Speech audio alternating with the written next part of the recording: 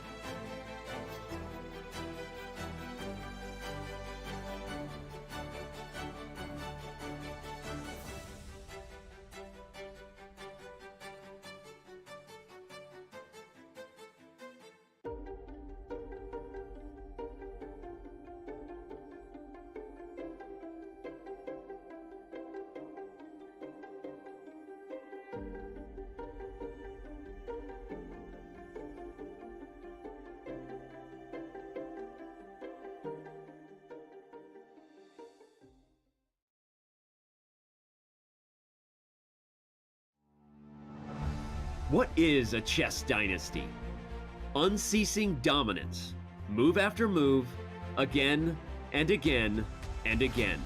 We have a resignation, we have history. He is the 5-time FIDE World Chess Champion. But a chess dynasty can also be cruel. It forces most to defer their dreams until next time. If there is a next time. That's losing. Oh my God, did he just blow? Yeah, he did. I'm blown away. The game is over. As the chess world turns to Kazakhstan, the Magnus Carlsen dynasty is set to close. The FIDE World Championship is finally up for grabs. For two chess superstars lying in wait, until next time is now. Jan Nepomniachtchi has methodically done what he needed to do to get another shot at the title. The pressure to seize the moment this time rests heavily upon him. They both know this is a draw. Yeah, there's the handshake. It is a split point, which means Jan Nepomniachtchi keeps his 1-point advantage in this match. Ding Liren knows firsthand what the end of this dynasty means. An unexpected chance to make history. Can China's best turn his good fortune into eternal fame? The path to come back is getting narrow now. With just 3 games, he will have to take maximum risk. The legacy of this championship spans across centuries. It reads from the names of chess giants. For the first time in a decade, a new name will raise the trophy and be etched into chess history. It's the 2023 FIDE World Championship. Whose name will next be called champion?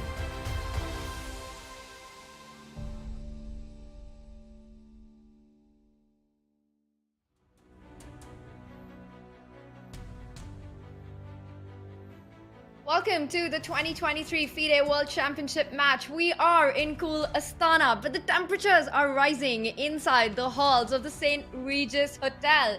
And that is where the action happens. We will take you live to the playing arena. In moments from now, Jan Nepomniachtchi and Ding Liren will arrive. It is the final phase of the World Championship match, and we are expecting a fiery Game 12. I am International Master Tanya Sachdev alongside my co-commentators and good friends, Grandmaster Robert Hess and Super Grandmaster Fabiano Caruana. Welcome, guys. The World Championship match resumes after the rest day. And now chat got some sleep. We as commentators got some sleep. Fabi, you've been on this stage. At this point, are the players getting any sleep? I hope they're getting some sleep. They're certainly going to need the energy today, and coming into the final super crucial games, they're going to need all the rest that they can get to have the energy to potentially win this World Championship. Robert, what's that been like for you? Sleepless in New York, calling the chess action? Is that the American dream? Well, no sleep for the weary. Thankfully, I have leftover preparation for the 2021 World Championship. I may not have been playing, but Fabiano and I were up at the crack of dawn every single morning. And so I'm ready. I hope Ding Liren is ready because he cannot be sleepy at the board today. Yeah, he needs to be. Well, time is running out. Just 3 games remain. Ding needs to find his chances to equalize. The match saw 5 decisive results in the first half. An explosive start. It was fire on board right from the opening phase. Big surprises in the opening, big time scrambles, big risks. But going into the second half, after 4 back-to-back victories that we saw, well, it's been a very stable affair. The players have been playing with caution.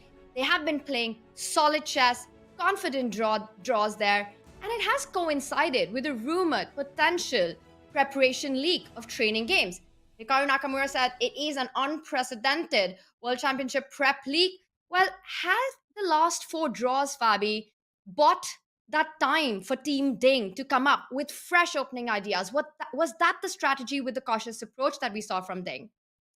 I think that we've seen with Ding's recent white approaches, and he's trying to feel Jan out and trying to feel out where there might be some weakness in the repertoire, but it generally feels like he has run out of ideas, and he kind of alluded to that a little bit in the press conference where he said that he will use the rest day to search for new ideas. And that suggests that the repertoire that was built up over the months and months of preparation before the match has run out. That's normal in a very long match. You can't create a million opening ideas with the white pieces or with the black pieces. At some point they run out, and I think near the end of the match, both players have started to slow down a bit with their opening approach. Also, we saw Jan playing rather steady, quiet, slightly poisonous lines, but nothing super direct or threatening in the last few games. And Ding Liren has been open, honest, respectful, emotional during those post-game press conferences. He's going to need to have the game be open. He's going to have to leave his emotions out there on the board today. He's going to have to be vicious, no more respect for his opponent, because Ding Liren needs a win, and he needs it now. There are only 3 games remaining in this match. Ding is running out of time. He is running out of games to make that comeback for Jan Nepomniachtchi. His ultimate dream is just 3 games away. He doesn't need to win a game. He just needs to make sure that he doesn't lose one. Robert, Jan's got to be feeling the nerves as well at this point. He certainly must, because it's a childhood dream for him, hopefully about to come true. It's only 3 games away. He can see that. He can see the glory. He can see that prize. He can see the title that he has wanted his whole life. So yeah, for Jan Nepomniachtchi, I'm not sure how he was able to get any sleep either, and he's going to need to be well rested because Ding Liren is going to come punching today.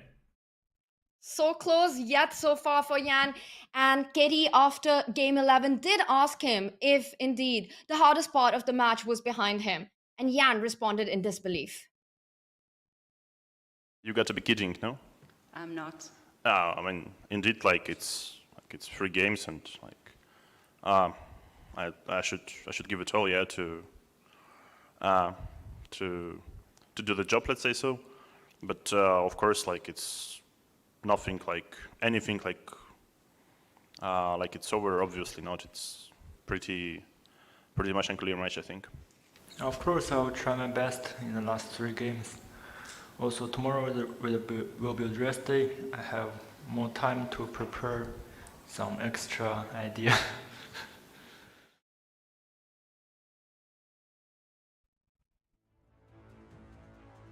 Jan Nepomniachtchi, the job isn't over. He's still got work to do, but it essentially will be over if he can get 1 more win in. And these are the odds that the Chess.com stats team gives Jan based on the result of today's big game 12. Jan starts with the black pieces. If he wins, it will essentially mean match over. It says 98%. I wouldn't be surprised if it said 99.9% for that in that scenario. Impossible for Ding to make a comeback from a 2-point deficit. But for Jan, a draw is also a great result. With the black pieces, the big question, Fabi, for Jan's team will be to figure out where will Ding try to poke and prod out of the opening. How in a World Championship match can Team Jan and the team of seconds try to figure that out? Well, I think the more interesting question is for Ding, in fact, because for Jan, it's I think going to be pretty standard going to the game with the black pieces. He is going to try to play normal repertoire, what he prepared before the match. He's not going to change anything up because changes take a lot of nervous energy and a lot of work, and you don't want to do that at the moment when I'm sure both players are super tired and they want to preserve energy as much as possible. For Ding, it's more a question of where can I search for new ideas, and I think generally speaking, you don't want to go into territory where you don't know where your opponent might be going. So he has information on what Jan wants to do in the English. He has information on what Jan wants to do in the Nimzo-Indian. Those are the places where I would be searching for ideas because at least you can kind of guess where your opponent will be trying to go. That would be my guess, one of those 2 openings, and I'm really thinking we might see another reverse Sicilian today, but who knows? At this stage in the match, all options are on the table. Well, Ding needs to choose one. He needs to pick one. He needs to go for it. And with complete depth of preparation there, he has to create his chances. That's for sure. Team Jan has to take that solid approach. And Robert, Fabi is alluding to a 1c4 start. I want to ask you, apart from the opening phase, what's the one thing that you'd like to see from Ding today? I would like to see him show no fear. Of course, the opening will play a part in that, but I also think that back in Game 7 and then in Game 8, he was nervous about the clock, and he was looking at the clock regularly, making sure that he didn't get into too much time trouble. So I want to see Ding just be loose. I want him to be able to play a game where it's must-win territory, starting to feel that way. But as he himself said, that he won the final game of the candidates over Hikaru Nakamura to earn his right to this World Championship. So he's proven that in the very last game, against all odds, he can get that dub. So I think that for Ding Liren, I want to see him come out fighting, not make a peaceful, solid draw. He really needs to throw everything but the kitchen sink at Jan Nepomniachtchi today. Ding Liren has to do, well, it is a tough task for him, but time is running out. It is one of his final 2 whites today. The last time he won a game in this match was back in game 6. And while we saw a lot of back and forth and punches being traded by both these players in the first half, we see an extremely high accuracy rate there in the second half of the match. And to me, it looks like, well, chess, if played perfectly, draw is a natural conclusion. Is that what we saw happen, Robert, there in the last 4 games where we witnessed 4 draws? I'll be fighting once. Yeah, because you'll see a bunch of games where the percentage is under 90, and that makes sense because one side has to make a mistake in order for the other to win. And game 8, that was a draw, but actually Ding Liren could have won that with proper execution when he could have taken a rook. So I think that the last few games, we've seen that elite super grandmaster chess that we all know and sometimes don't love because there are a lot of draws, but you can hardly fault the players because they're really not faulting at all. And there we see Ding Liren has arrived. Some anti-cheating measures of FIDE with the international arbiter Gopa Kumar are in order, and they're going on. Big burning question, Fabi, will Jan return with the pink shirt? Well, it's been working for him the last few games. He's been making solid draws, and that's what he needs at this stage in the match. As he said, he won't mind a draw with the black pieces at all, getting closer to the finish line. And I think for Ding, it's maybe already close to a must-win game, but he still has to straddle that line between, I really want to win this game, but I have to avoid a loss at all costs. While if you're in a pure must-win, you can just throw caution to the winds because it doesn't matter at that point. He's still at that point where he can't lose, and although he wants to win, still a draw would keep it more or less within that striking distance. But a loss is, as you said, turning into a pretty much desperate, practically hopeless situation. It's such a tightrope to walk, and where you have to take this calculated risk. You have to create your chances. You have to get your opponent into complication, give him the chances to go wrong. But in that deep dark forest of Mikhail Tal, where 2 + 2 is equal to 5, it can indeed backfire for either of the 2 players. And we see Jan Nepomniachtchi, he does indeed return with the pink shirt. It's been working great for him. All he needs to do is to make sure that things are kept under control with the black pieces. Robert, for Ding, is it time to start playing every single game like his last? I like what Fabiano was just saying there, that for Ding, he really wants to win, but he cannot afford a loss. And I'm thinking about this from Jan Nepomniachtchi's perspective, and not just because he would go full Damien from Mean Girl and say, I want my pink shirt back if someone took it away from him. He is doing what works well for him. That salmon-colored shirt has worked to perfection. He has not lost while wearing it, so he's got to keep rocking it. And I think for Ding Liren, yeah, he is going to just go into that forest. He's going to try to divert Jan into paths that are not so known to him, but easier said than done when Jan Nepomniachtchi is coming off not just 2 candidate victories, but it's his 2nd World Chess Championship, and he is extremely well prepared.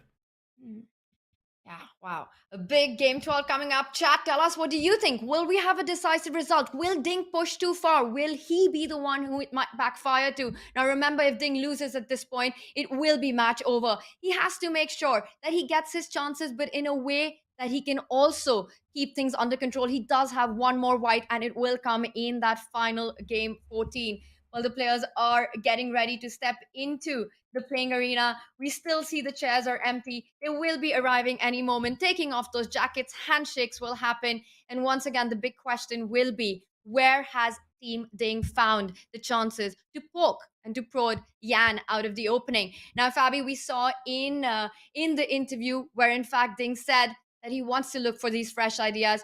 You're suggesting a 1c4. Robert, I'm going to predict a 1d4. What's your prediction for move 1? Well, I think I would be a bit silly not to just latch onto what Fabi said. I mean, that guy's played a World Championship match back in 2018. He's got elite preparation. So what he would do against Jan Nepomniachtchi, I think maybe Ding Liren should follow his advice. C4. I was gonna say I might actually change my prediction. Oof. Don't I do was that. I was Come thinking on. of doing that right before you said that, and now I'm like, I don't want to leave you, lying in the dirt alone with the C4 prediction. But I really like a Nimzo. It's kind of speaking to me now. A Oh, Nimzo with wow. E3, some sort of Rubinstein, maybe with A3. Some echoes of what we saw in that last game where Ding had super huge chances in the 8th game. That would be exciting. A Zamish variation, possibly. Maybe an F3 Nimzo. There's a lot of rich directions to turn to in the Nimzo. So, But Tanya, I also predict the Nimzo, maybe a same as variation. The Nimzo seems about right. So that's my prediction for today. 1 second, boys. I'm the one who said 1d4 to start with.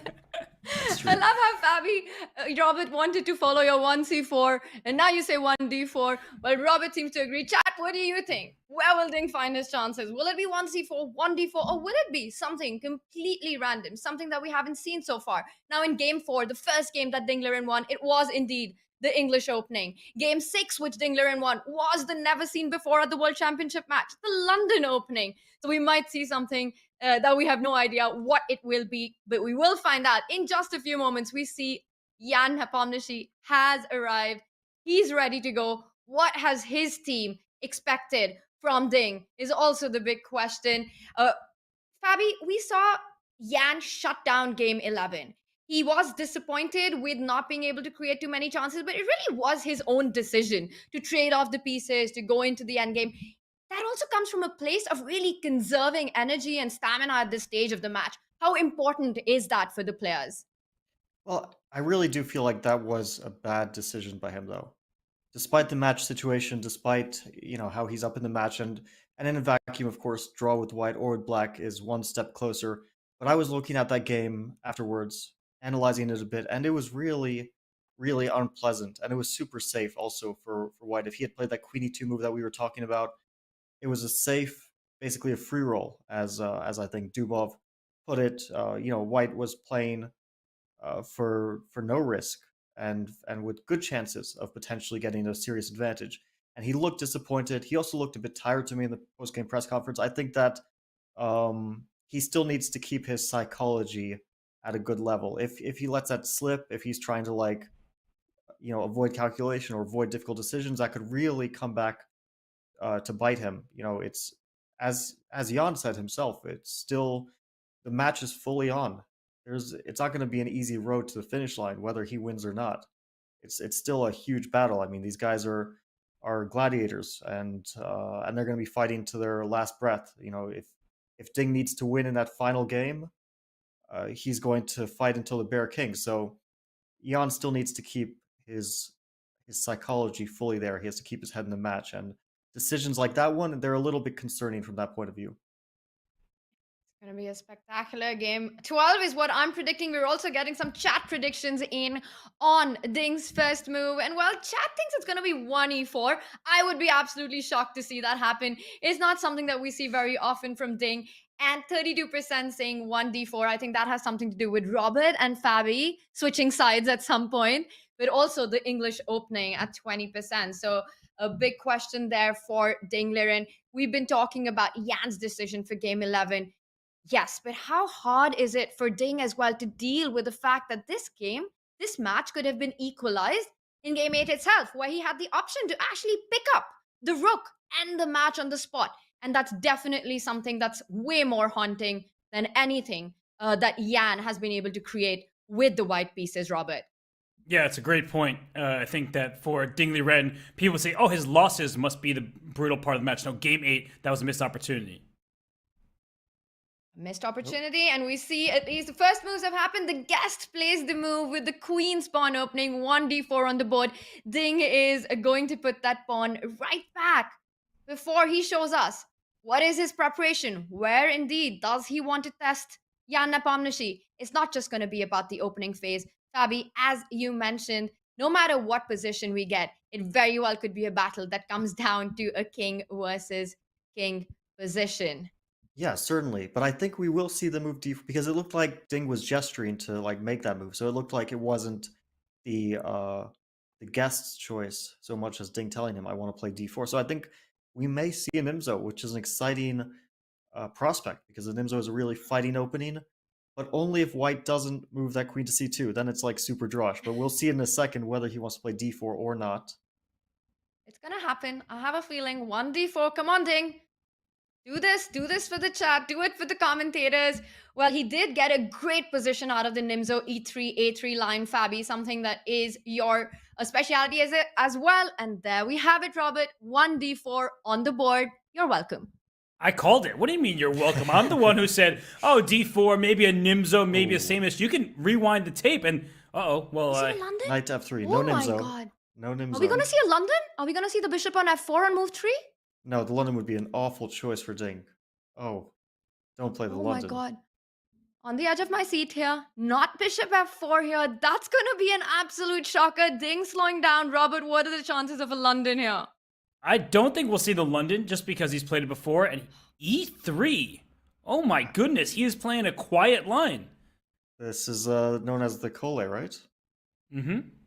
And yeah, I was kind of thinking that this could, when he was like hesitating, I was thinking he could play g3. He wants to play this against me, and it's sort of kind of pseudo Catalan approach. But e3, a favorite of Vladimir Kramnik, he was playing like this a lot in like 2017. Of course, it's a system that's as old as the hills, and you can play c5 here. I mean, basically the world is Black's oyster here because you can play what you want. C5 is super likely, I would think. And yeah, we're seeing a sort of quiet game, but it's a good place to get a fight. So I don't dislike this decision from Ding, because yeah, it's one of those kind of positional systems. If Black doesn't remember it super well, I don't know what like main move is here. Knight d2. I think that white also had like a lot of different approaches. And now knight to c6 looks like the most logical move. And we will at some point probably see white play with the development of b3, bishop to b2, bishop to d3, post a knight on e5. This is like standard stuff, right? For example, I think we could make a few moves like knight to c6, b3 in a blitz game, just like playing them automatically, or even a bullet game. e6, bishop b2, bishop to d6. At some point, white puts the knight on e5 and tries to create an attack on the king side with f4, rook to f3, and all those standard attacking moves. And for our viewers in the chat, I actually think this is a great opening for all levels to play, because if you know it well, you can just completely blow your opponent off the board with the kingside attack. So it looks quiet, but it has that long-term poison. And Bobby, I want to make a quick point that you're saying knight c6 here, and that does sacrifice a pawn. Now, before this knight went out to d2, queen a5 would have been a check to win that pawn right back on the spot. And Jan says, I don't even want to give you the opportunity to take on c5, and he takes on d4. So I was actually just thinking that for Jan Nepomniachtchi, when you just need a draw, you're kind of in this weird territory where you have some results-oriented thinking. You don't want to allow Ding Liren to muddy the waters. Let's just trade pawns. Now he can play knight c6 if he wants. That didn't cost Black anything to trade in the center. Sometimes we want to keep the tension. Often we do. But I think this was a good decision to kind of minimize the risk. This entire opening choice by Ding, it feels like he's saying, I don't want to get into any theoretical battles, any theoretical lines. I just want a game. I just want a position where we have a lot of pieces on the board, a lot of pawns, and it's going to be a long fight. What Ding seems to be signaling here is that it's not going to be about the opening, but more about the middle game and the end game phase of the opening. And what you mentioned, Robert, about Jan taking a decision based on the match situation, a result-oriented decision on the board, sometimes that could lead to a player not making the most optimum choice on the board because your psychology is so dependent on trying to shut down the game. Fabi, do you see that as a factor, as a challenge for Ding? For Jan, sorry? Yeah, it definitely potentially could be. As we mentioned before, like psychology will play a huge role in this match coming into the final games. It's not just going to be about chess. It's also going to be about nerves, and is your mind in the right place, and all those other factors that we think about chess as in just the moves, but of course it's about it's about everything. It's not just about moves. It's about how you feel physically, how you're approach mentally, the psychology behind it. Everything is an important factor. But in terms of the pure opening at this point, I think it's too early to say where these guys' minds are at. But we do know that Jan has come with a rare approach. Queen c7, not a move which comes to mind immediately. And obviously Jan is prepared because he played it very quickly, and it's not a usual move. It's not like what you would first think of. You would think, okay, get my knights to the center, develop my bishop out, and standard knight c6, bishop to f5 or g4, that sort of stuff. So why queen c7 first? I would guess he doesn't want to play knight c6 here. So what is the point of this? It kind of looks like an exchange Caro-Kann, right? So we can get this type of position via the Caro-Kann, but the queen often goes to c7 in those variations. I'm not sure what is gained, but I do want to quickly take a step back and go back a couple moves, because I think it's instructive to our viewers, the point that we were making in the early stage, if we could bring up an analysis board, that after this knight d2 move, black went c5. If you took on c5, black can regain the pawn with this check over here right away. So the point I had made earlier was that after knight d2, now that's no longer check. So if black had started with knight c6, white can take this pawn on c5. And if you play queen a5, this can get black into an iffy situation. You play a3, saying have that pawn, and then you quickly play b4, and you see the evaluation going up in white's favor. With rapid development, black is going to be lagging behind because white puts the bishop on b2, takes this diagonal, can strike with c4, gaining space in addition to time. So I just wanted to highlight that in that variation, white is happy. Robert, go ahead. Sorry to interrupt, but in case of e6 here, is black regaining the pawn in a very comfortable way? I was wondering that. Yeah, the only way to defend it is knight to b3, right? Mm-hmm. I guess this is probably the variation that you were thinking of. But after knight to e4, I guess we get the pawn back quite comfortably. And I wonder if this exchange of the central pawn for the c pawn is going to lead to an advantage for white, or if it's just going to lead to quite easy equality for black. I was wondering the same thing. I was like, does white have c4 here, maybe trading queens? And we know that Ding Liren, he can make the most of small advantages. He is kind of a maximalist in that sense, where he gets this tiny edge and he puts pressure like he did against Fabiano. You're Fabiano. It's Hikaru in the final round of the candidate. So I was just thinking maybe he's just trying to take Jan out of preparation and try to get a more comfortable position for himself. But you're right, that black would regain this pawn right away, and maybe it's not really so much of an opening advantage, but a decision based in comfort zones. Yeah, it's. Well, I think that was definitely a possibility after knight to c6, but we're seeing a totally different type of position. In fact, the same structure that we saw in that London game, which Ding eventually won, a very important game for him, of course. Different material balance. There, the dark square bishops were exchanged. Here, it's hard to see how those dark square bishops would be exchanged in the near future, but the same exact Carlsbad sort of structure. an offbeat opening choice by Ding Liren, and we see Jan having his first think after the move c3. Well, often in these positions, black's light squared bishop wants to arrive on that f5 square.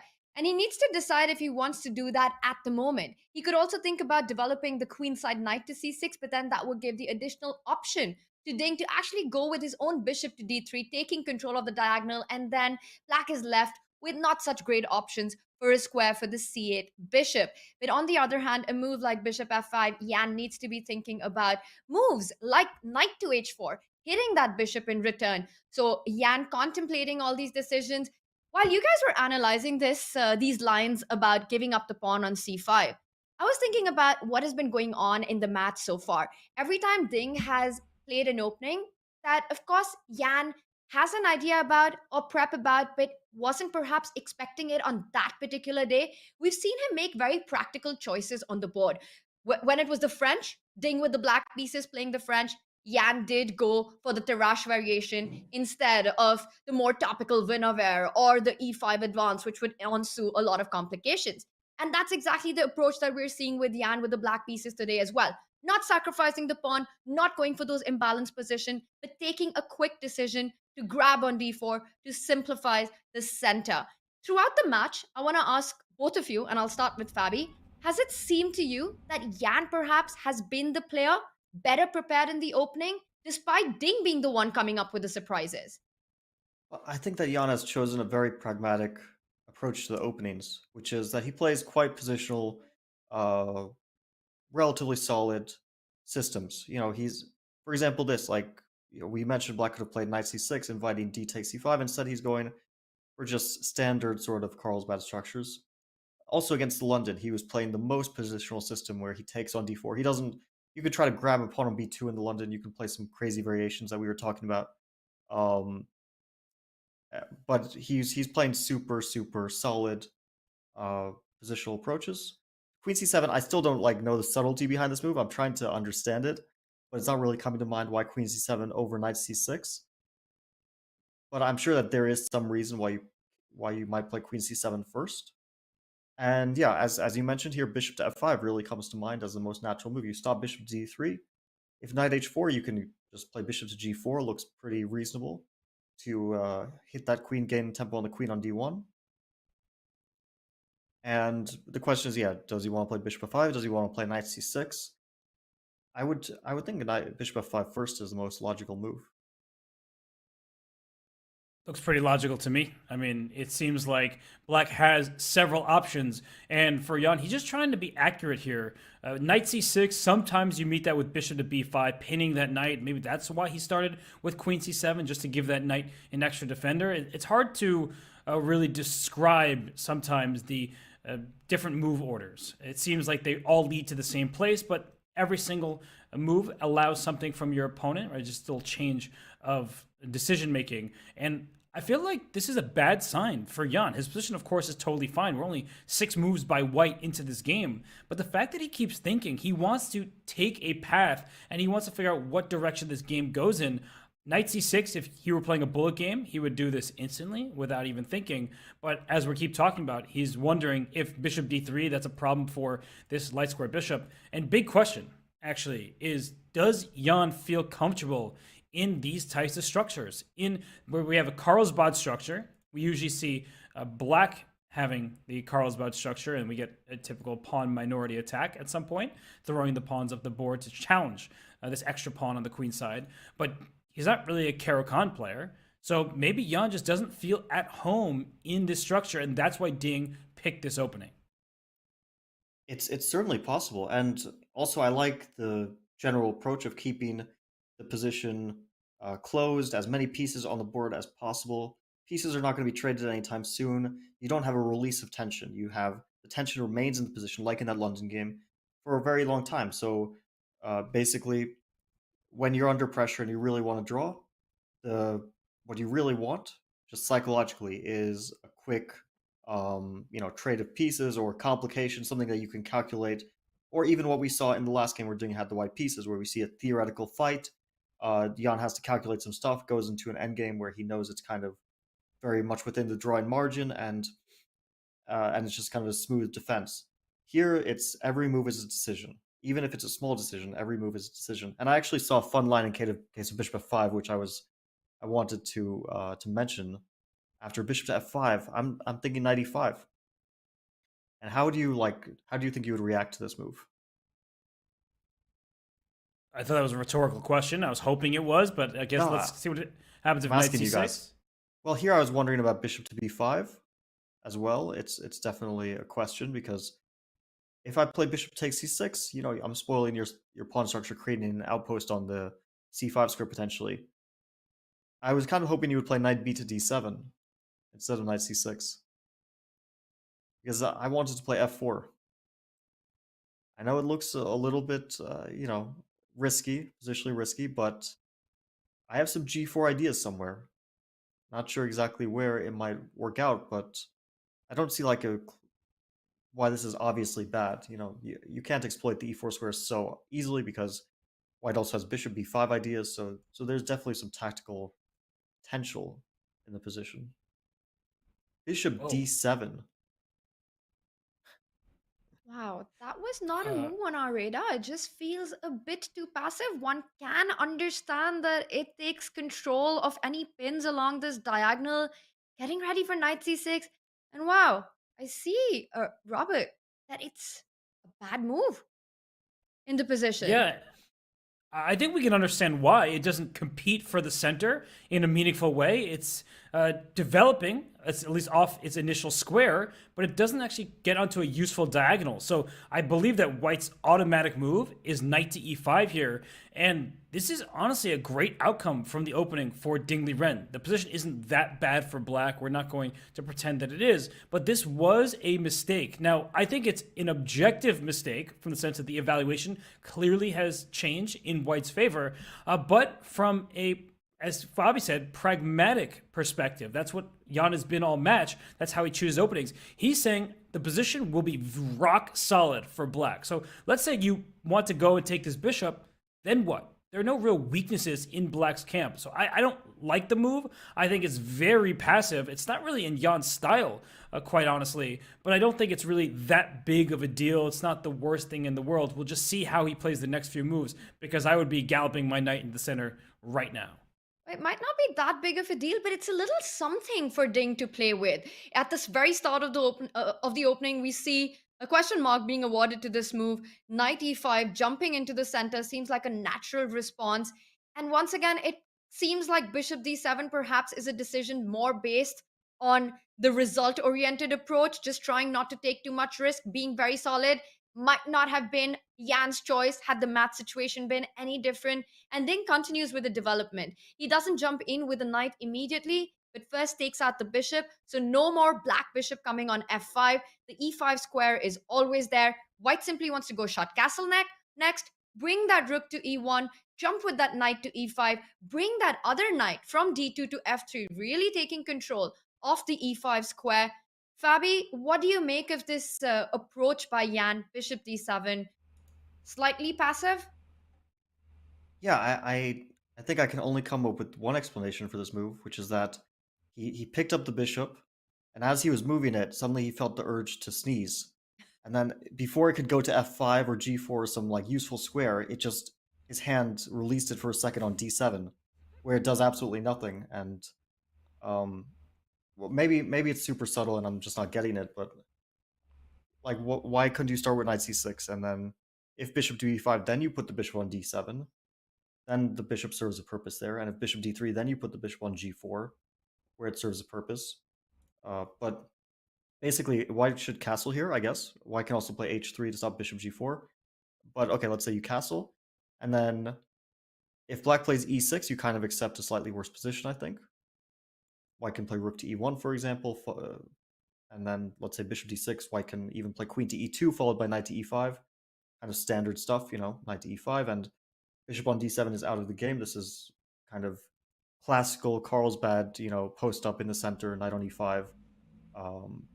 Classic stuff, how you know, you might see in the good old days how people get outplayed in these types of positions, knight f3 and so on, and you start to attack on the king side. And he does indeed castle. Ding is playing quickly. If you don't play e6 and you play bishop g4, you lost a tempo. So of course you can, and I actually think maybe bishop g4 is the best move, but you just lost the tempo. So I'm not really getting it. And besides those moves, I don't see any, like black obviously doesn't want to castle queenside because it's just inviting a pawn storm, you know, after castle queenside. Okay, maybe we can stop e5. Castle queenside is so risky that it even like almost loses to knight to g5, which is kind of, but there's bishop to e8 there. But even without like winning immediately, white can simply play rook to e1, followed by a4 and b4 and so on. You know, standard pawn storm on the queen side. So, does he want to play bishop g4? Maybe it's the best approach. But didn't you just lose a tempo? Like, okay, it could be super subtle. It could be that this is like the best approach for black, but to my eye, it's kind of strange. It's also psychologically so difficult to make the move bishop g4 once you've just played bishop d7, one development move, and then to move the bishop twice out of the opening. Even if it is the best move in the position, it's a hard one to make. Just to accept that, yes, it was not the optimal decision, not the optimal choice for that bishop to move to that square. And Fabi, you said a really insightful thing there, that if you're not sure in an opening where to place a piece and you've got different choices, you can always start with another move that you know you have to make. Instead of picking up that bishop and moving it to a square, bring out that knight. The knight has only one good square. You want to place it on c6, and you can just keep the options open, keep it flexible, and decide on the next move where indeed you want to place the bishop. And as I speak, in fact, Jan does go for a second move with the bishop, and he doesn't take much time for it. He plays bishop g4 instantly. Is Jan still familiar with this position, or is this some over-the-board inspiration? What's going on there, Robert? I'm very surprised, and I know that I was saying bishop d7, he's just trying to be solid, and it's not a good move. It's not the opening theory that is recommended to players, but I do see that even though he's losing a tempo, what do you really get from that tempo? Black's next moves will be e6, and the bishop is outside the pawn chain. That's definitely a good thing for Black. e6, bishop out to d6, castle at some point. So it's not like Black is under immediate threat, which gives him the time to step on d7 just to go out to g4. It's weird. I don't know how this happened. I would never have predicted this in my life, that this bishop would make 2 moves as early as move 8. But e6, and where is white going to strike? The key is covering this e5 square, rook e1, get this queen out of here, play knight e5 at some point. That still is in the cards, but I just feel like Black isn't risking all that much just yet, even though I am very, very shocked by the fact that he played bishop d7 and then bishop g4. It feels like he just gave Ding a tempo for free. Can we go back one move? Because I'm thinking that, of course, this looks strange, but what if h3 here? I think I mentioned this was sort of a possible option because I really want to keep that bishop bad on d7. And if e6 short castle, bishop d6, rook e1, like what does Black do exactly with this? Castle, queen e2, same plan. I want to put the knight on e5. How does Black make use of the fact that we played h3, which is sort of a half tempo for Black? Like, what's Black's plan here? I don't really see it. I think we're silent because we also don't really see the exact plan. Is there some kind of e5 available at some moment? That's really the big question, because if Black can play e5, even though it gets you an isolated d5 pawn, you get space, breathing room for your pieces. A rook on e8 will be nice. Your bishop on d7 will be better, but I don't think that e5 is going to work out here. I don't think that you had time. And the reason why I say that is because, let's say, after h3, that was probably the only moment that I could see you playing e5. And then I think d takes e5, knight takes e5, and queen to e2 is quite tragic for Black, because bishop d6, we take an f4. Also take a knight f3, but take an f4, okay. Good enough. And so e5 I don't see ever happening, because I always cover that move in time. And you don't even get the isolated pawn position, which might also be better for white. So I understand why Ding quickly castled, but maybe it was a moment for a bit of subtlety, and I really feel like Jan mixed something up in his prep. Like, he's going, maybe now he's in something familiar, but something was mixed up. Like, after the c3, it looks like he was a bit surprised, and then he played this bishop to d7. I don't feel like bishop d7 was a good move. It also allowed knight to e5, which was super dangerous, or maybe not dangerous is maybe not the right word, but super interesting. If we go back to like bishop d7, knight e5, I really feel like that was an interesting approach as well, because knight c6 comes to mind, but I don't want to take on d7. I want to play f4, and I feel like this is a very, very interesting approach for white. You see, I mean, the engine is saying it's kind of keeping it level, the bar is staying level, but how are you approaching this as well? Like, if e6, bishop d3, I think white's play is pretty clear-cut. Bishop d3, short castle, and this doesn't look very good, or at least very easy for Black. So it's a genuine question. Maybe Black could play g6 instead of e6 and try to put the bishop on g7, and if bishop d3, maybe eventually bishop to f5 to trade the bishops. Some kind of, these are sometimes ideas, right? So also it was a question, but I can't imagine this was his prep. Bishop queen c7, bishop d7. No. Bobby, the reason I'm laughing is because after knight e5, like in this variation we're looking at here, even if you don't play f4, so we understand that f4 compromised some squares. Let's say you just bring this knight to f3. you're just reinforcing your knight on the square. This bishop is passive. There was nothing gained for black by putting the bishop on d7, especially if e6 is the next move. You could have already had the dark square bishop out instead of the light square bishop, which is not very active. So yeah, it's very strange, right? We're not going to deny it. What Jan has done thus far, he has developed.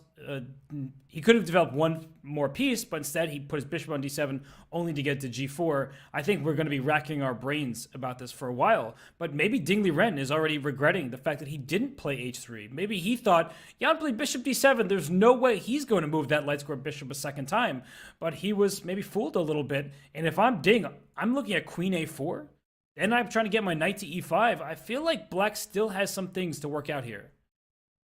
Yeah.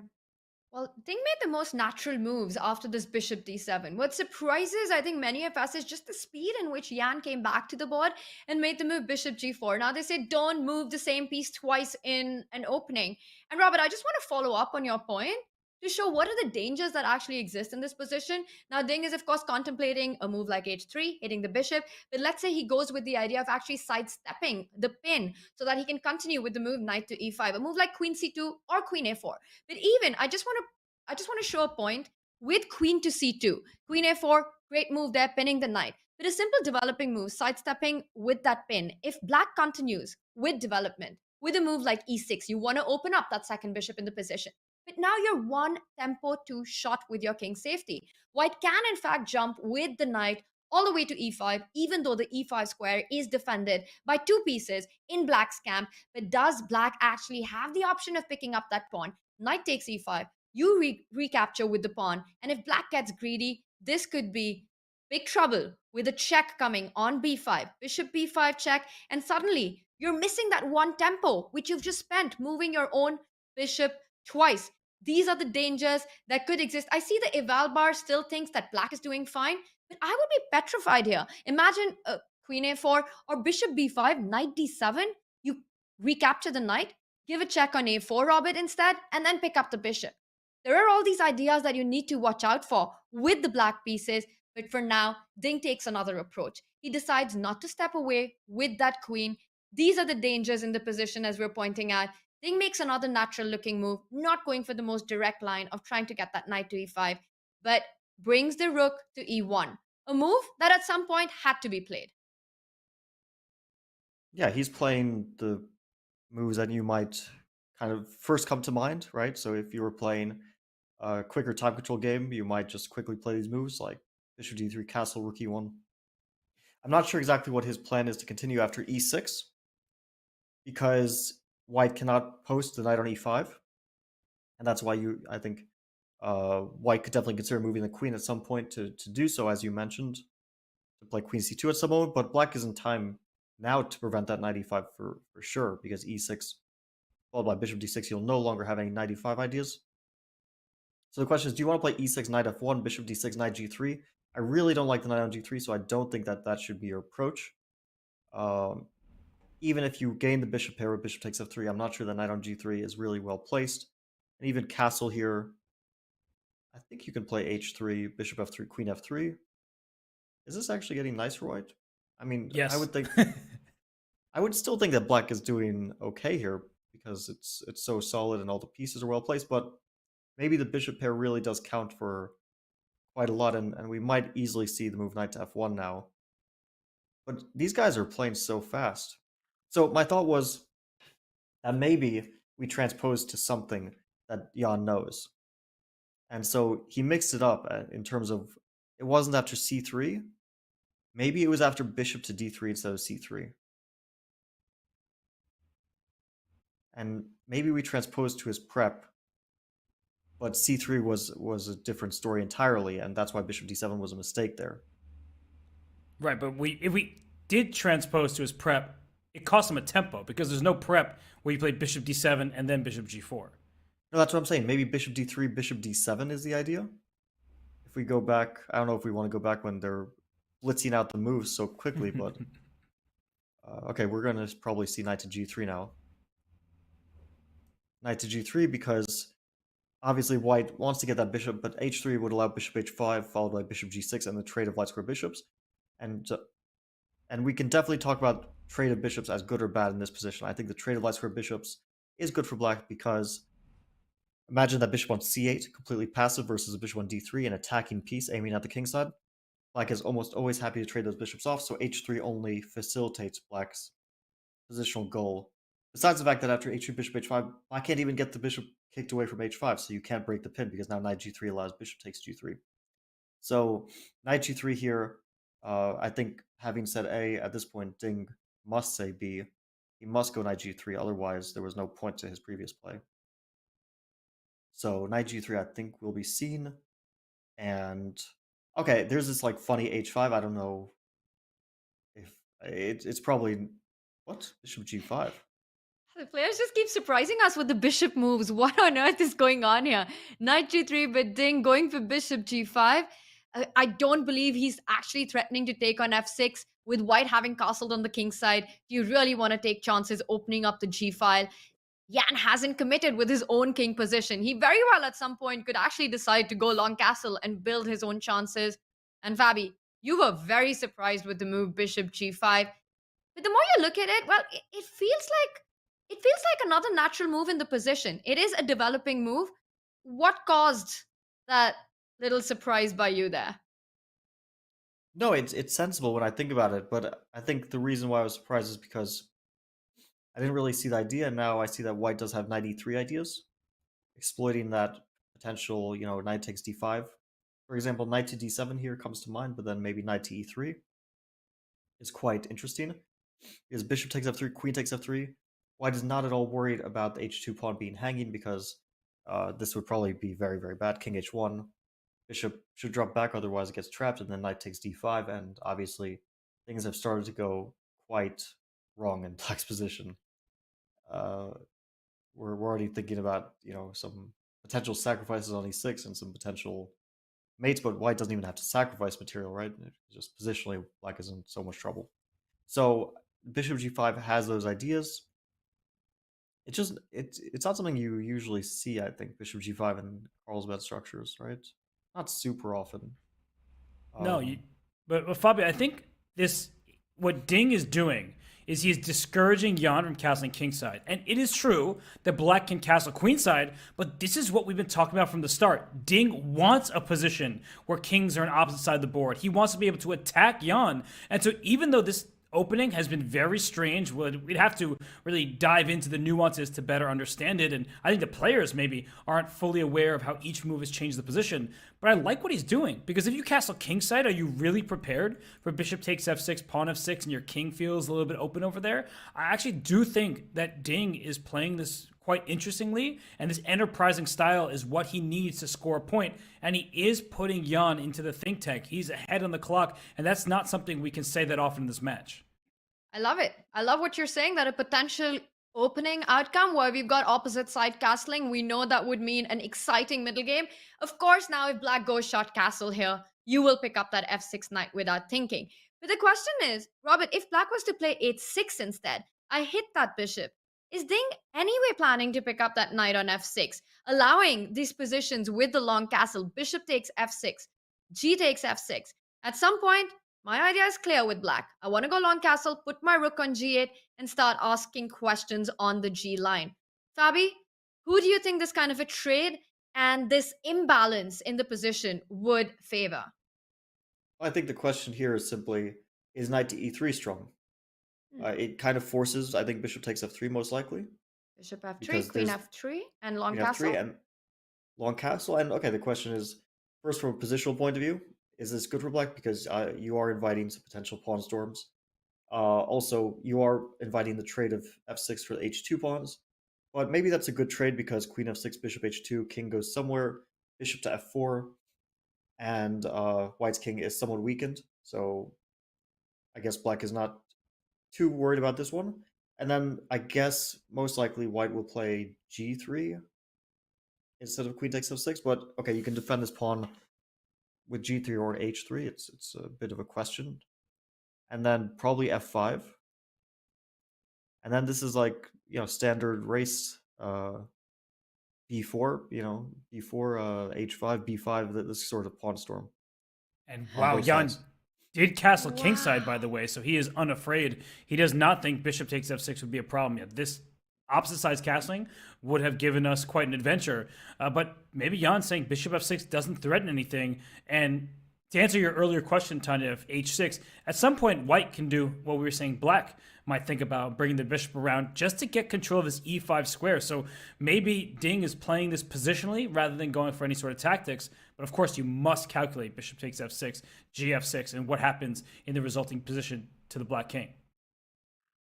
The speed with which Jan just played that is a fearless decision on the board. You know that your opponent can destroy the pawn shield in front of your own king, and you yet bravely just take a decision like that to go short castle, inviting bishop f6, inviting these pawns in front of black's king to be actually destroyed for the rest of the game. A doubled pawn on the f line. And Fabi, I want to understand this. I mean, is this what does black get in return for something like this, which feels like a big compromise on the king side to me? Yeah, black gets the bishop pair, and black also gets some other ideas. So let's say you take on f6, take, and you play some waiting move, just to illustrate. Like let's say you play a3. And I would like to play bishop h5 here with black. There's also e5 ideas, so maybe there's even some tactics there. But bishop to h5 followed by bishop g6, and followed by, at some point, preparing the move e5. And the doubled f-pawns are usually not a big concern with the bishop on g6, because that bishop almost acts as a pawn. It acts as a defender. There's like even some lines from the Kazakhstan where you have this sort of thing where you allow doubling of your pawns. In that case, it's like sometimes in the Kazakhstan, the advanced variation, black plays knight to h6, and white follows up with bishop takes h6, and black plays g takes h6. And you'd think, how could you do this to your pawn structure? But then the bishop, which is on f5 in the Kazakhstan, drops back to g6, and it turns out that the bishop is a wonderful defender, and the more salient factor is the bishop pair. The bishop on d6 in this case is a very strong piece. It controls the dark squares in a way that white's pieces cannot do in the same way, right? It allows things like here, queen to d2, there's bishop to f4, these sorts of ideas, right? So, but let's go back, because I see concrete lines. First thing I think of after castle, it's bishop takes f6, g takes f6, followed by knight to g3, with the very standard or very clear idea of preventing bishop h5 and preparing h3. And here I'm wondering how black would react to this. It's kind of like, I think you probably will give the bishop. You could play f5 maybe, h3, and I guess bishop takes f3, queen takes f3, and you might consider, I don't know if immediately or maybe king h8, but you might consider bishop takes g3 as well. But I would think king h8 followed by rook to g8, and white could put a knight on h5, black could put a rook on g8. It's just a very complex position. But it's not clear how white is attacking here. So given that, it might be completely fine for black. You have some kind of g4. You definitely have your ideas here. g4 followed by king to h1. Obviously, you can't take on g4 because it's simply checkmate after queen f6. So yeah, this is disaster. So after g4, I don't know exactly what black does. You could play maybe queen to d8, kind of discouraging any sort of king h1 and preparing fg4. But it's a tough fight. This could go on, and who knows who's better. Either side could be better.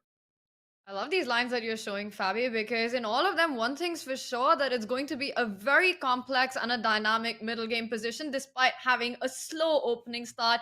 But it looks like Ding has managed to create something, and we might be seeing that forest of complications after the trade on f6, while Ding is in a think right now, trying to navigate his advantages, the pros and cons of this trade. We will go into a short break and be back with Ding's decision. Fire on board is coming up.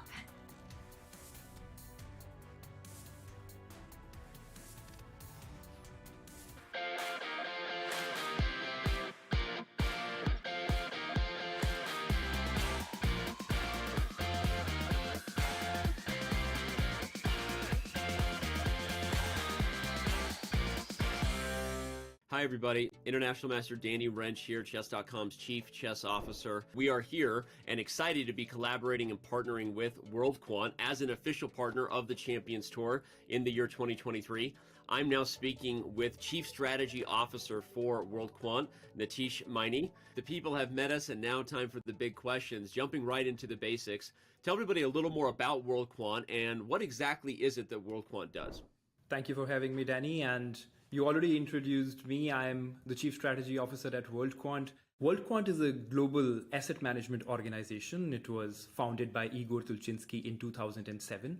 World Quant today has over 850 employees who are working towards designing investment strategies in multiple asset class across global markets.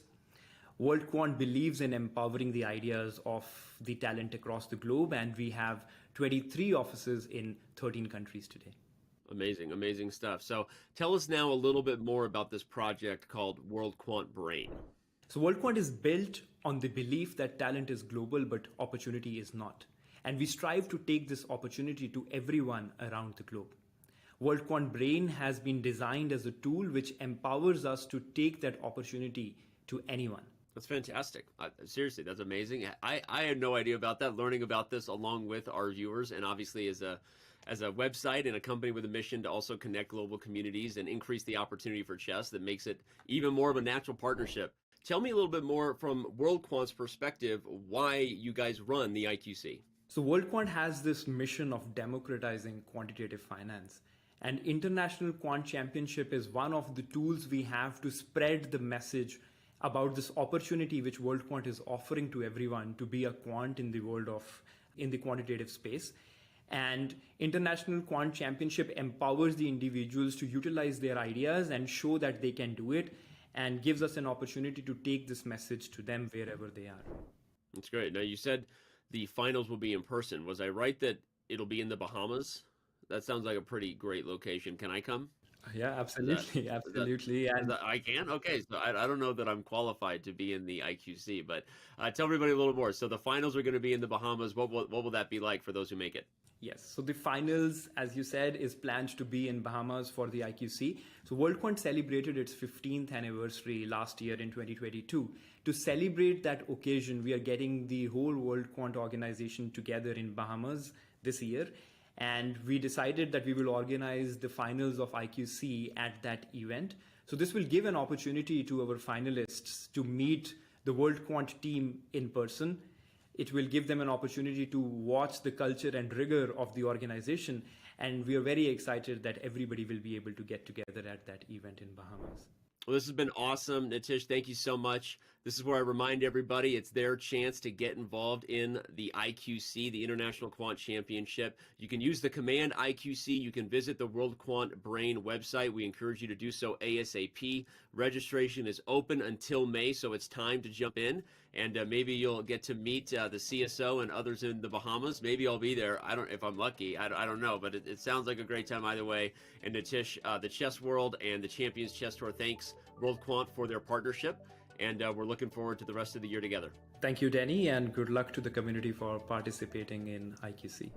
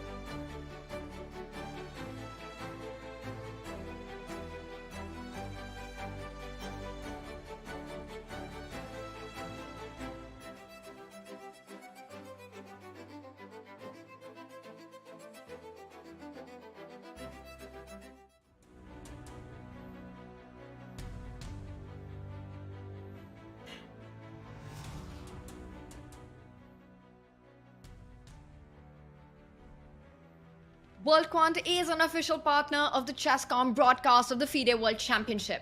They are a global firm that builds complex mathematical models to identify market inefficiencies. Now, World Quant Brain is bringing together its international quant championship and the chess community to hunt down the next generation of quant finance specialists. Because nobody knows how to analyze a position better than a chess player, right? If you think you have what it takes, register for the International Quant Championship, head to go.chess.com/IQC or use command IQC in chat for more details. And we are back with game 12. Ding Liren has been in the think for about 11 minutes in this position, surprised by Jan's speed and decision to actually go for short castle. He still hasn't taken the decision to trade on f6, the positional imbalances that we were talking about. But given the mat situation, Robert, is that the best decision for Ding? Does he need to grab on f6, regardless of how it is objectively? Well, I guess part of the answer to the question is, what is Black's next move? If we handed Jan a free turn, what would he do? I don't necessarily think there's a great place to move the knight. He can hop back to d7 for sure, but I'm not sure Ding is afraid of that. And so bishop takes f6, g takes f6, that will change the complexion of the game. It'll become into more tactical waters, and the big question is the bishop on d6, is that better than the knight that white will have remaining on the board? So these are very difficult questions to answer, which is why Ding has been thinking for now over 11 minutes. He's spending a lot of time here because it is a critical decision. It changes the nature of the game entirely. Yeah, this is a really big moment because bishop takes f6. It could be good. It could turn out well, or it could actually turn out very well for black. And you're taking some risk with white once you do that. I am looking at a move, I think, Robert, that you did mention this idea. I don't know if it was in this position or a similar one, but it's an appealing idea, and it's to play bishop to h4 here, which is mimicking black's idea of bishop h5, g6. The bishop on d6 is an excellent piece, so white is just trying to trade it off, and it would crucially kind of slightly weaken that e5 square, right? So at some point in the future, yeah, there might be a knight coming to e5. Probably knight takes g3. But maybe black would also just at some point capture on f3.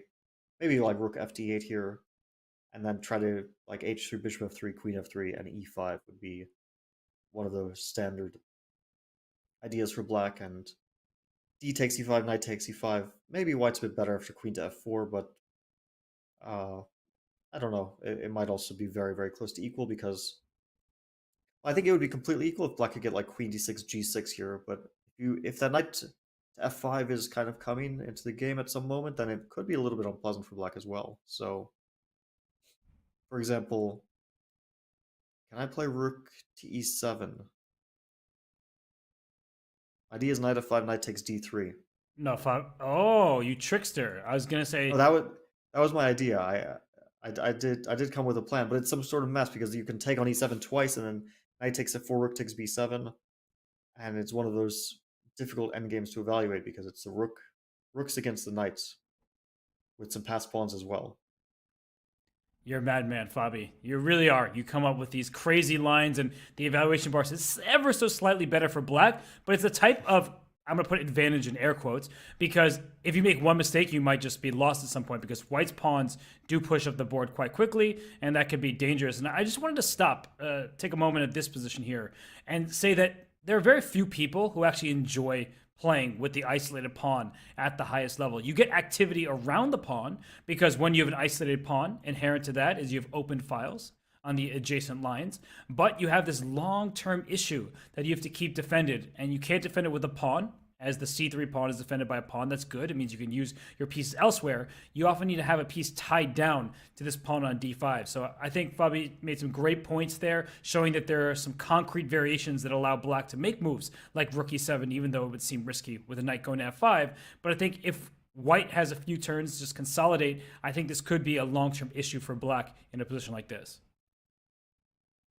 I think it's not really a relevant variation because you made this half move a6 kind of to illustrate white's idea, which most likely would never be played by Jan. He would probably choose a more a move which meets the demands of the position more so. But still, bishop to h4 does come to mind as a very relevant idea. And also, white could first kick the bishop, like let's say you played a6 again. I could consider kicking the bishop back with h3 first, and then after bishop to h5, then maybe bishop to g3. And maybe I'll gain like the h3 tempo here. Possibly, it's not 100% certain that this move matters at all, but also I just want to point out that bishop to h4, it does kind of stop this knight d7 move that you were mentioning, because knight d7 would just lose a pawn due to the tactic bishop takes h7, king takes h7, knight to g5, followed by queen takes g4, and white has one material end. Obviously, this is not something that Jan would fall for, but just to point out why the bishop on h4 might be a bit better than on g5. Wow, there are definitely some tactics that Jan needs to watch out for. He needs to keep that bishop in g4 defended. And you guys are looking at these lines, Robert, with the retreat of the bishop. I just really feel that if you are in a situation in a world championship match where you need to score that point, where you need to find your chances, and you don't see anything immediately wrong with the move like bishop f6, it doesn't lose on the spot for white. In fact, it keeps a balance in the position, but in a dynamic way. And maybe that is the option that you need to go for instead of something where you can just have this slight pull for a long game. Jan might be able to keep that under control. Bishop f6, g takes f6, and I want to take a look at some of those lines as well. But before we do that, Robert, I want to ask you, those kind of positions and those kind of dynamic imbalances, is that also something that stylistically Jan would be happy to get into?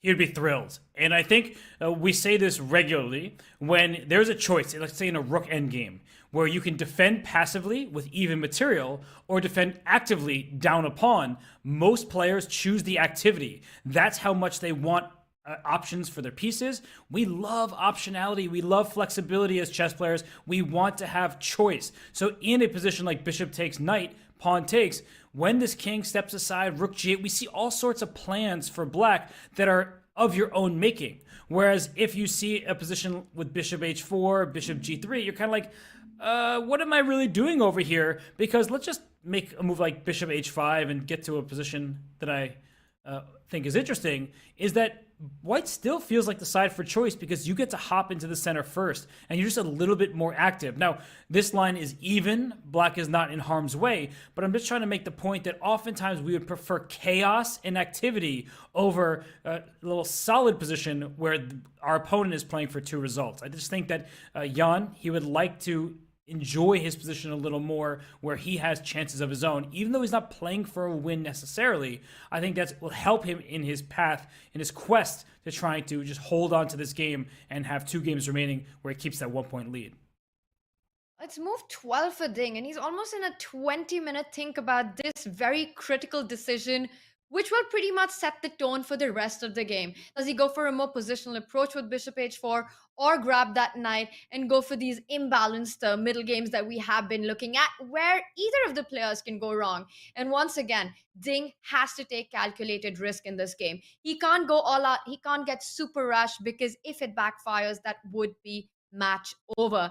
Now, with this 20-minute think, Robert, that Ding is in, it's only move 12. It's kind of reaching that point where Ding needs to make that decision fast now. There's still a bunch of moves to be made, and I know he's got time on the clock, but bigger decisions lie ahead of him. How much more time can Ding afford to take for this one? Well, just like I did pre-game when you asked me at the opening, I'm going to do the same thing. Hey, so Fabiano, you played in a world championship. You play against these two all the time. So how much more time can Ding spend on this move? And do you think he will and should play bishop takes f6 here? I think it's a moment where you should be spending time, but also I think that he could have saved himself spending time here by taking a bit of time earlier when he was rushing through some decisions that, as we saw, were not so straightforward. That bishop d3, knight e5 was an option. I think especially he castled, and if he had made that h3 move, I think it would have been really unpleasant for Jan to have come up with like a very obvious continuation, and he would have secured a slight advantage. While here it looks like Jan's moves have kind of seems to know what to do in the position. He's playing quite well, quite quickly. But if Ding had played h3, I don't think it would have been so simple for black. And I actually saw a tweet by Anish where he was looking for where bishop to d7 is the engine's recommendation. In which position does the engine actually say you should play bishop d7 here? And he found a position where the engine likes it. And it was if Jan had played knight to c6 instead of bishop to d7, queen c2, and here Anish says bishop d7 is the computer's first choice. And I assume he's talking about a very strong computer because I don't think this is a weaker engine would understand why you play bishop d7 even here. But, and I don't understand it either, but I guess it's because bishop g4 is met by bishop to b5. So you play bishop d7 first, and then you wait for something. And I still don't really understand it, but okay, let's trust Anish and his engine. I'm sure it's very powerful. But no longer relevant to the game position. Just kind of funny to think about, like, why Jan played bishop d7, where it was in his preparation, where he came up with this idea, which is so unusual. Yeah, definitely very unusual, and especially how quickly he moved that bishop on the next move to g4. So it's something that he's seen in a similar position. So very insightful there, as you mentioned, that perhaps just mixing it up a little bit with this queen c2 and feeling that there is a transposition. And it looks like Jan's the one who's feeling the comfort in this position. Ding, head and hands there.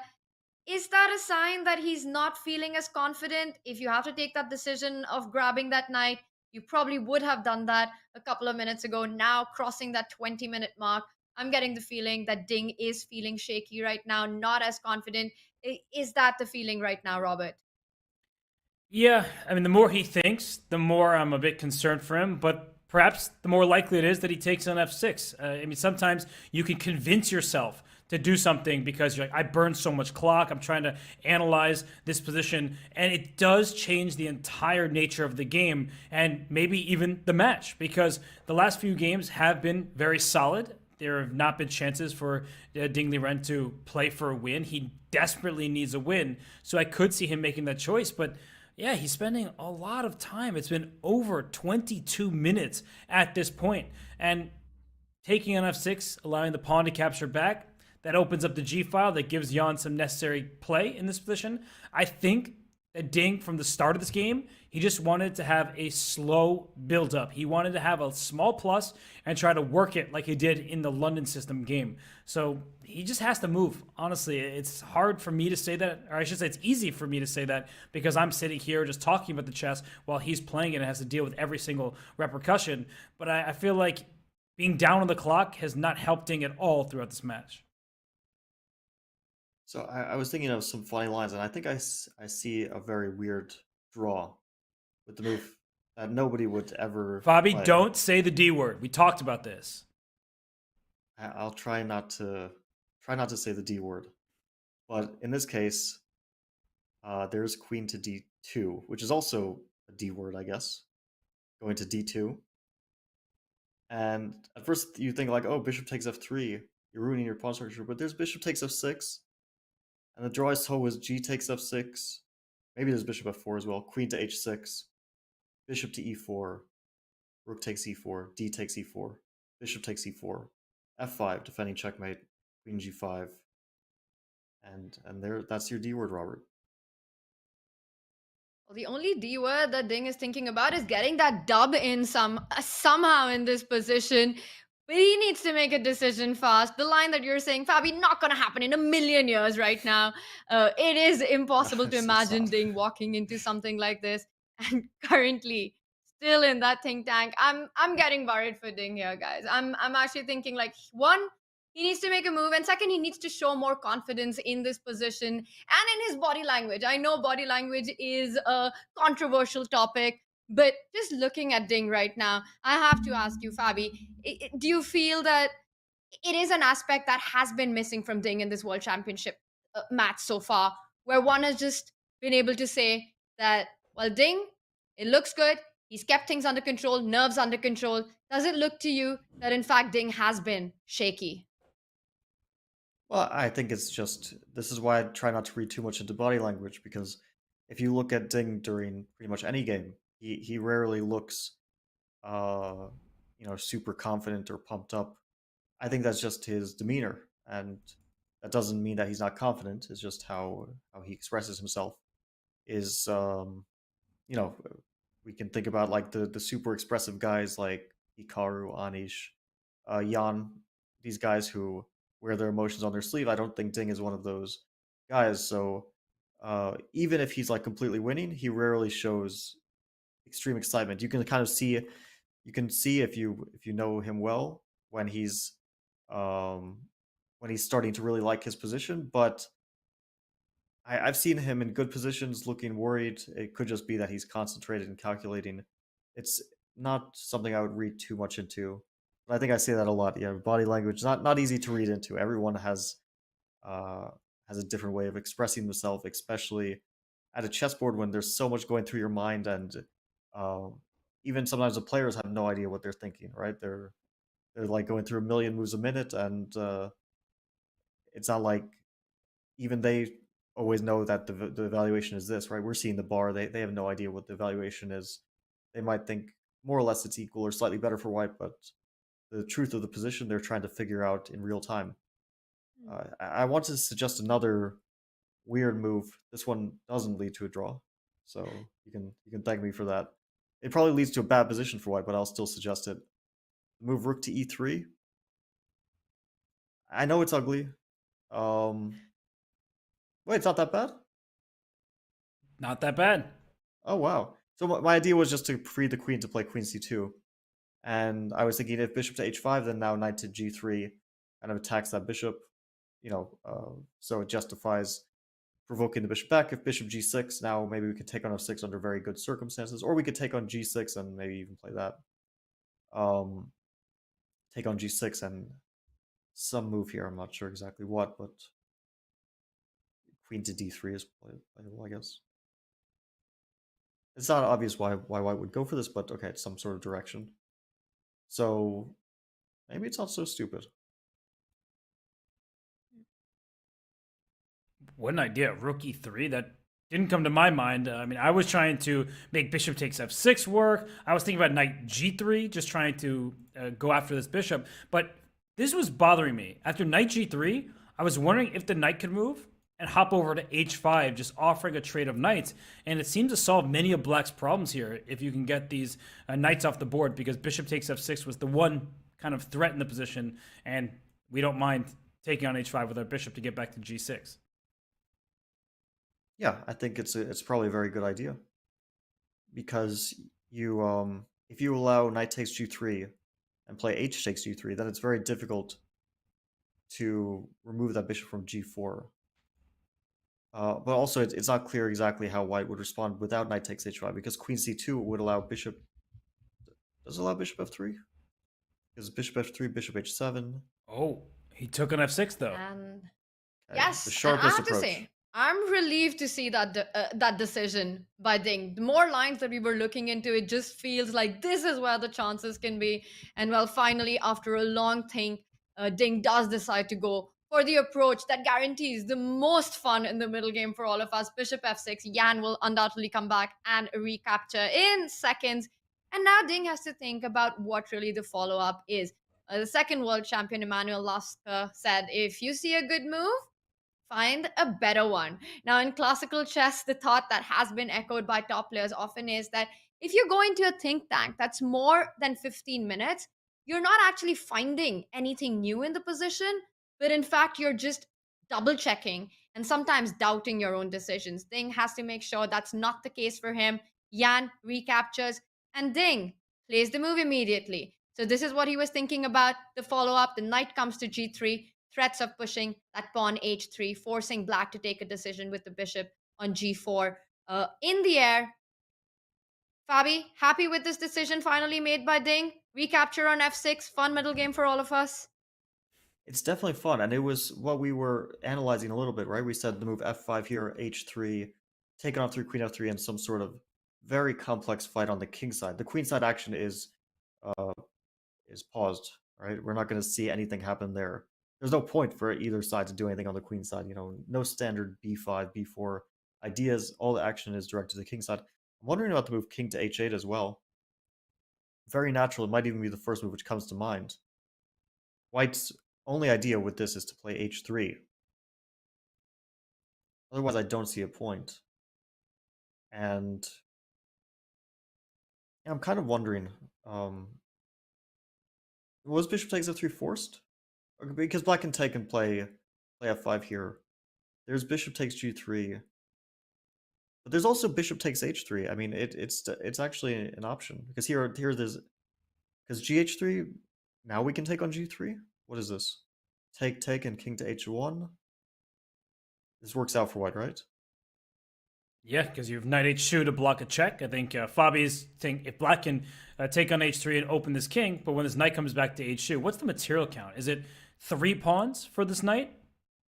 3 pawns, right. But the piece is more valuable because the pawns are not passed. They're not, well, I guess the f and h pawns are passed, but they're not really dangerous for the moment. Yeah. So, but wait, what about I just want to push back. Yes, Fabi, because I think this could be really dangerous, and maybe to think about whether to play rook g8 before giving a check on h3, or even with the queen on g3, because you're threatening a mate in 1 on g2. And Robert, if we just back up rook g8 in this position, this bishop h3 sacrifice, because the eval bar approves, it looks like something that could be a point of worry for white. Queen e2 is the move that comes to mind. Is there another defense? And then you pick up the h3 pawn with a check. Was the idea I wanted to check with you. Knight h2. Bring up that rook into the attack, Robert. I'm hoping you'll help me with a square. Maybe to g3 with a tempo. Hit that bishop. Get that other rook onto g8. This looks like dangerous territory for white.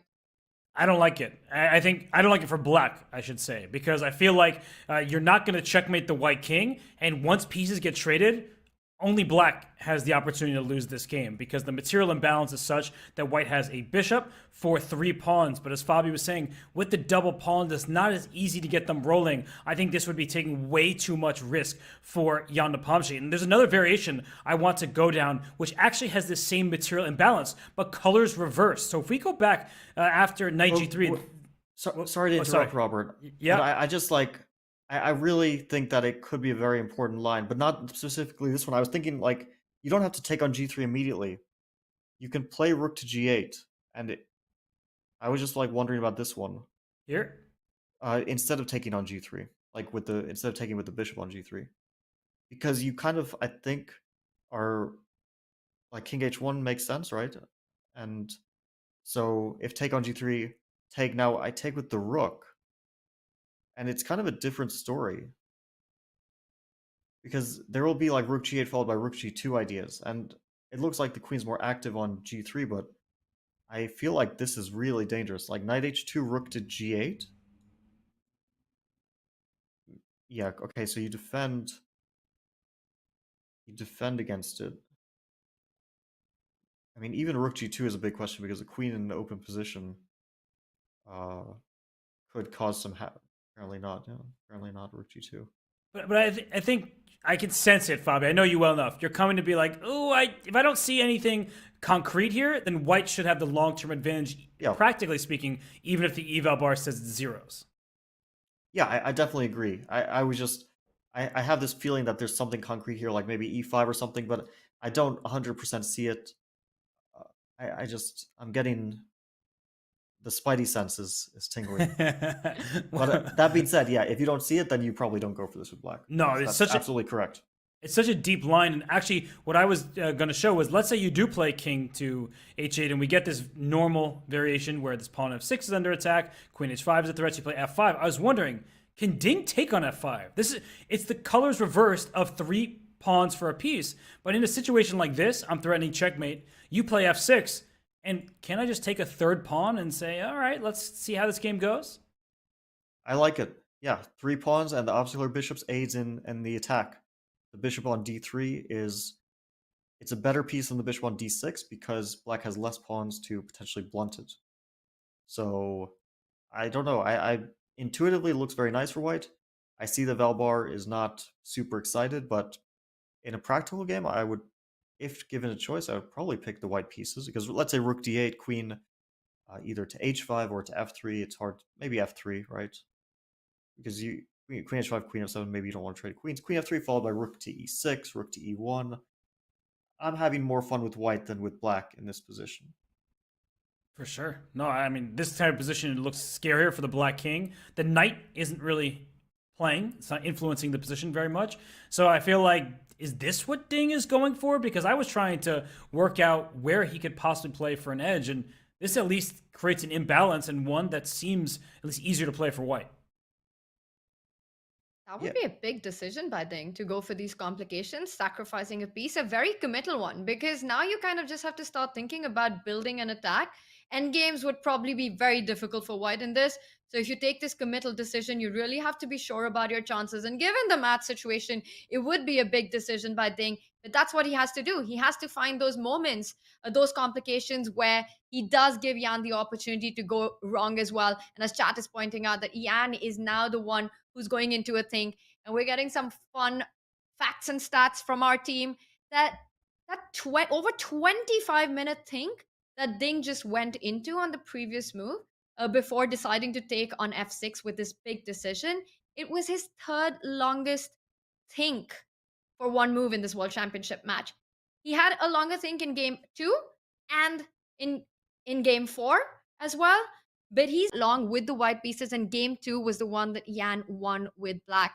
So again, just repeating this, that Ding needs to be careful with his clock management. He has to be judicious about his time management. Yes, that was a big decision. He took his time for it, but I'm expecting Ding now to play a little faster, to pick up the momentum. Will he take these decisions of these sacrifices that you're pointing out? Well, knight g3 is on the board, and Yan's the one who's thinking whether to trade the bishop for the knight. What are the other alternatives that Yan can perhaps be looking at in this position to keep things and material more balanced here? I think f5 is a very natural move, and it's a bit less exciting, unfortunately, but like f5, h3, take, and besides allowing the sacrifice that Robert mentioned, I'm not sure I like bishop takes g3. I think probably white is better there because you can play g4, like king h8 g4. It's starting to get very dangerous for the black king because you have that extra g pawn as like a battering ram. But maybe knight to e7 is a sensible option. On the other hand, I don't like spending time on the move knight to e7 here because knight to h5 followed by g4, king to h8 g4. What is this position? It's a very unclear one, but it's very dangerous. Very dangerous for black as well. Yeah, Fabio, I was about to agree with you, and I was thinking, we looked at knight takes f5, but even these knight h5 variations, they look worrisome for black because there's this tension on f5. This king can step out the way of the g file, and you really are never taking on g4.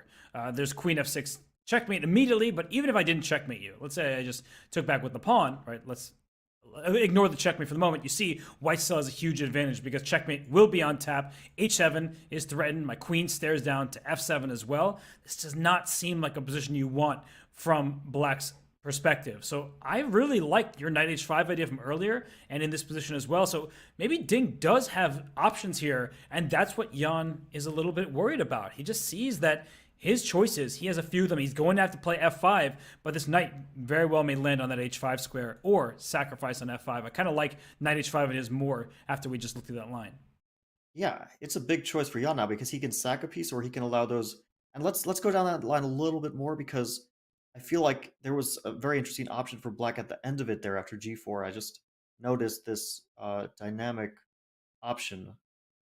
And it's a line which could easily happen. So like all these lines are definitely relevant. So f5, h3, take, knight to e7. In case he's worried about knight takes f5, I'm not sure he would be. Knight to h5, castle g4. King h8, sorry, that is g4. And knight to g6 is super tempting. G takes f5. I think white should go for it. Knight to h4. So queen to g4 loses a queen. So queen to e3, I was thinking. Yeah, this is dead in the water. And okay, white has enormous threat, queen to h6, followed by queen g7, queen f6, etc. But rook g8, how does this continue? Because it's very concrete. King go to either square, I think. And it's hard to say which one. But king h1, there's rook to g2. What's going on? Queen h6. Rook h2, king g1. And rook probably just loses, but Oh, is there? Wait, what is the refutation here? Is it like some kind of queen e7 simple move or something? Or that looks scary because f6. Yeah, it's not obvious. White has a lot of threats, so yeah, we can figure this out. Wait, rook to g2. Queen f6, king g8. So rook 8 to g2. Yeah. Oh, or not. Oh, because queen takes h4. Oh, there's queen f6, queen h4. That is sickening. The queen actually goes back to steal the knight, and that would be, in fact, winning for white. These lines are crazy. Why is chess so difficult? Where's the win? It's so not obvious here. Like it's really really looks like you might just get mated with black in this position. Is it this move? Don't tell me it's this move. And you give rook f2. Oh, Queen h2 now. Yeah, f6. That's gorgeous. That's a nice move. Oh, no, it's not that either. What? Rook. How do we? Rook takes f2 is not the move? Is it? How do we find this? I'm so confused. Because queen h7 is checkmate. I'm really searching hard in this position. I promise, I'm not slacking here. I'm No. This is what happens, right? People think, oh, but chess is so easy. It's completely winning. What's wrong with you? What's wrong with them? But where's the win here? Because this king can always slink out to e2. Yeah, if it's not rook takes f2, because rook g1, king g1 doesn't seem to change anything. Yeah, so in fact, it just right. Yeah, it just gives the rook. So like the tactical options are, what are your tactical options? I mean, you can block the mate on h7, but what does that like achieve? Like knight f5, bishop takes f5, e takes f5. This is it, really? This is winning? Whoa, it wasn't? Now you take on f2. Now you take on it. Now it's rook f2, king f2, queen h2. No. Oh, queen c4. Queen c4 is checkmate. Oh, okay. Oh my goodness. This is like stuff out of the puzzle books. That's actually sick. You distract the bishop from the diagonal. You can't move this king on the g file. Thank you, Fabi. This was really bothering me. And rook e2 takes away the king's escape square, and rook h1. That is so difficult. I think this queen c4 wasn't too difficult. It was just some blindness. Because we're looking in this direction. Yeah, we were looking with the queen coming to h2, and it was an unexpected direction for the queen. But yeah, these are complex lines. Yeah, we should get back to the game position where none of this might happen. Who knows what will happen? You guys just saw a line. I don't even know how many moves deep was that, with queen c4 checkmating in the end. Just some amazing ideas. Easy to miss when you're focused on one side of the board, when you're so concentrated on finding a mate on the king side with sacrifices. Incredible line there, Fabi. Just shows the kind of attacking ideas that do exist in this position. And we see that now it is Jan Nepomniachtchi's time to take that time on the clock to figure out his way in this very difficult position, which could blow up with all these lines that we're looking at. Also, the one thing that I keep noticing is how the players have really taken to twirling the piece in their hand in these big think moments. We know the champion of that is Boris Gelfand, who we see the top players resort to that a lot to calm their mind and to stay completely focused, while Jan Nepomniachtchi has a think in this position, trying to navigate all these possibilities and see how he can keep things under control. We will go into a short break and be back with his decision.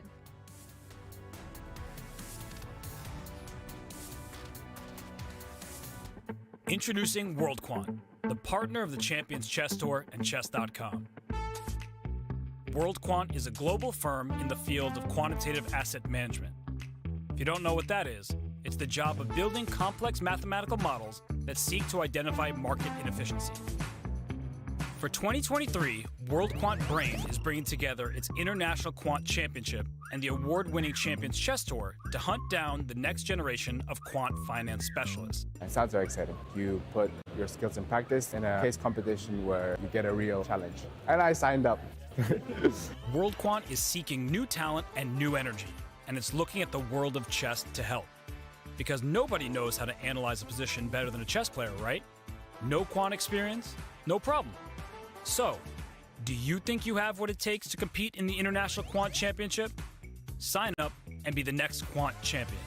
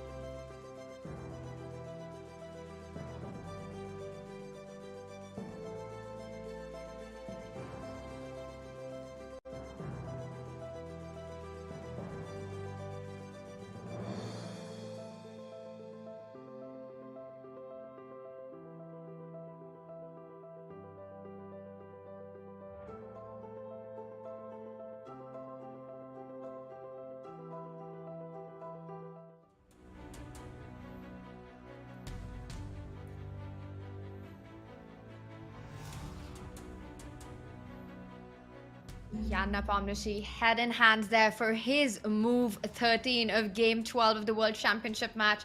He leads with a 1-point margin. He is a point and a half away from the ultimate dream of becoming world champion. But playing with the black pieces today, there are questions to be answered with the approach that Ding has had in this game so far. And we see there, Ding has left the chair. Jan is still there having a big think right now. One of the bigger ones that we've seen burn the clock with the black pieces there. Knight g3, Ding's last move. The two moves that do come to mind naturally for Jan in this position: sidestep with the king to h8, open that g line for the rook to come into other lines that Robert and Fabi have been discussing. Also the move f5, blocking that bishop on d3, taking control of all these attacking ideas, just consolidating the position on the king side. But the good news for all of us is that in both these lines, we can potentially see big piece sacrifices from either of these two players. I'm going to ask Robert. Robert, looking at Jan, what do you think is his mindset right now in this position? He can't be too pleased about getting this kind of a fiery position on the board in this game 12. No, it's going to require a lot of calculation here because we saw piece sacrifices from either side. There is a lot to work out. Even a forced checkmating sequence that we were trying to discover was so much more difficult than the eval bar would make us believe. So I know Chad is busy. Tanya, I don't know if you saw this, but during the break, I asked them an important question. I said, would they rather play the London in Budapest or the Budapest in London? So I think they're all busy trying to answer that question right now. They're definitely busy trying to figure it out for the question first, Robert. That's a fun one. Well, we didn't see a London, but we saw a very quiet opening by Ding, and it has completely exploded. Fabi, when you start with the white pieces and you make these small moves in the opening, you play e3, you play c3, we expect it to be a slow, long game. But this one is anything but. And we're seeing with all these ideas, the attacking ideas that you're mentioning, the one thing that really got me by surprise, as you mentioned, chess is hard. When you've got the best player in the world, well, one of the best players in the world, Fabiano Caruana, struggling in that position with Robert to see Queen C4, you know just how difficult and tricky chess can be. So easy to miss. Well, Jan Nepomniachtchi not missing much. He does choose one of the two options that we were looking at, F5 on the board, blocking that bishop. Now the big question will be, what does he have in mind after H3 and the trades that we're looking at? Fabi, what do you make of this decision by Jan? Yeah, it was, I think, a 50-50 choice. Both King H8 and F5 were very logical. I don't know if one move is necessarily better than the other. They might be equivalent choices, but in a very kind of funny twist, one way would kind of encourage black to sacrifice a piece, and the other one encourages white to sacrifice a piece. Although the question will remain after bishop f3, queen f3, does Jan allow knight takes f5? Or does he play that knight e7 that was leading to those wild variations that we were looking at where we struggled to find a checkmate? And to be honest, I'm sure that a lot of the moves that we were checking there were not at all forced. So there were definitely potential improvements for both sides in that variation. And I want to look at this piece sacrifice a little bit more. Bishop f3, queen f3. If Jan decides to go for king h8, would he be afraid of knight takes f5? Does white even have to go for knight h5 because there's also the move knight to h5? Certainly very logical. In fact, let's have a look at knight h5 because I don't think we explored this one too much. And it's the same idea, g4, but here black can, let's say after rook g8, g4, can find some move that covers f6 square. I think queen e7 is a mistake. Also, I know it's probably not a mistake because bishop takes f5 is met by queen to g5. Oh wait, queen g5, bishop d3, and you can't take the knight on h5. That's quite funny. Oh, that's a nice one, Fabi. Because let's just show that line on the f6, board, Robert. Yeah. And then you just give up your queen, but take the rook that was actually pinning the g4 pawn, and you end up winning that queen. Good stuff. So tactics everywhere. Queen to d8 or queen to e7? Queen to d8 is a bit more logical because anyway the queen's going to go on that diagonal, so why allow bishop takes f5 at all? And if the king moves somewhere, black has all these like queen h4 ideas. So for example, king to h1, black can certainly consider starting to sacrifice some material. Oh wait, here you can already take on g4 and queen h4, so this is simply bad for white. So you have to move the king to f1 instead.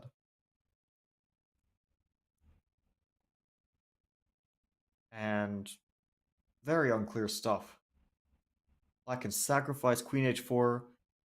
G takes f5 followed by e5 is definitely coming to mind as a very interesting option. And who knows? I mean, white is taking just as many risks as black in all these lines.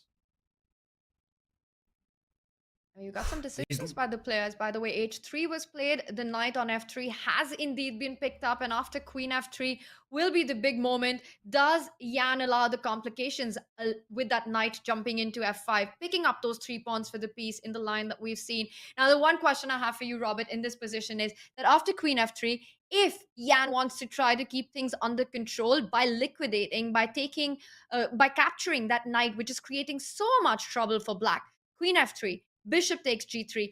Is that a capture that actually ends up favoring Ding Liren? Because then we can see a recapture and that pawn actually pushing over to g4.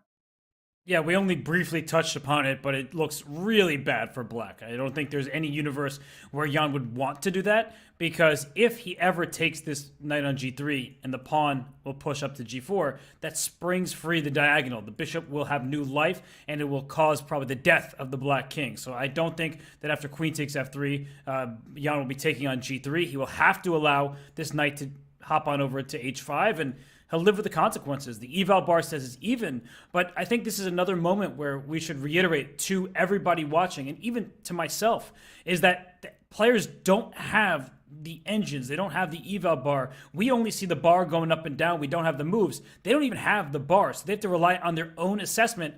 And sometimes in positions as tricky and complicated as this, you may think, oh, I'm worse, when the computer says you're equal. You may think the position's pretty dynamically balanced, but you're actually losing. So it's not very easy to figure out the exact evaluation, and he does bring his knight to e7, so he defends preemptively this pawn on f5, and I do think we're going to see these crazy variations with knight h5 and g4. White's most logical move here is knight to h5. How else do you get the attack in? Because queen to h5 will allow bishop takes g3. You don't want that at all. Or although you can consider queen g5, knight g6, f g3 there. So I wouldn't say that you net, but queen h5 just feels a bit wrong. Black can also play knight to g6, and yeah, knight to h5 is really coming to mind. And after knight to h5, I think king to h8 is the most logical move. There is knight to g6 again. It's a position which is rich in options, but king to h8 is super logical. And then white has the move knight to f6 as well as the move g4 that we were considering. Will Jan continue to blitz out? Tricky, because you're just threatening queen h5 and there's no way to fight that mate on h7. So will black actually have to be super precise and start offering the trade with knight g8? Would that be the way to counter the threat? I think so, but then it allows knight takes d5, the piece sacrifice that he seemed to have been avoiding. So knight f6, knight g8, knight takes d5 is the same, pretty much the same position, no? The knight magically transported from c6 to to g8, but besides that little detail, it's the same position. But it is an important happy detail, transformation, because that knight is there closer to the black king, which makes the black king feel safer. Because actually, I would like to analyze it just very quickly to show the difference, because it is an important distinction. And sometimes I think a lot of our viewers, they may say, these two lines look identical. How do we tell the difference? Well, here, if this knight goes to g8 and we take here, we take on f5, we're threatening checkmate. So you have to stop that with f6. This knight actually defends this pawn on f6, whereas in the other position, the knight was on c6. So that knight is a very important defender, which means moves like rook e8 will be possible, because you don't need to be tied down to this pawn on f6. So it's a really important distinction. A move like rook e6 was probably available with the knight on c6. With the knight on g8, rook e6, you want to double your rooks, but you're too slow because you're not threatening this pawn on f6. So it is actually a nuance that would be good for black. And so I don't think we are going to see a piece sack in this particular variation. Yeah, it's really difficult for me to say, because this is such a complex position. And I even think rook e6 here, although it does threaten a lot less, is still a viable move, because rook to e8, I just want to play a position. I want to play. Oh wait, actually, rook takes d6. It's just threatening to win on the spot, but rook takes d6 there, as you highlighted. So how does black plays rook to d8 here? I guess to defend that. Yeah. Then I'm just playing with compensation. Rook a to e1.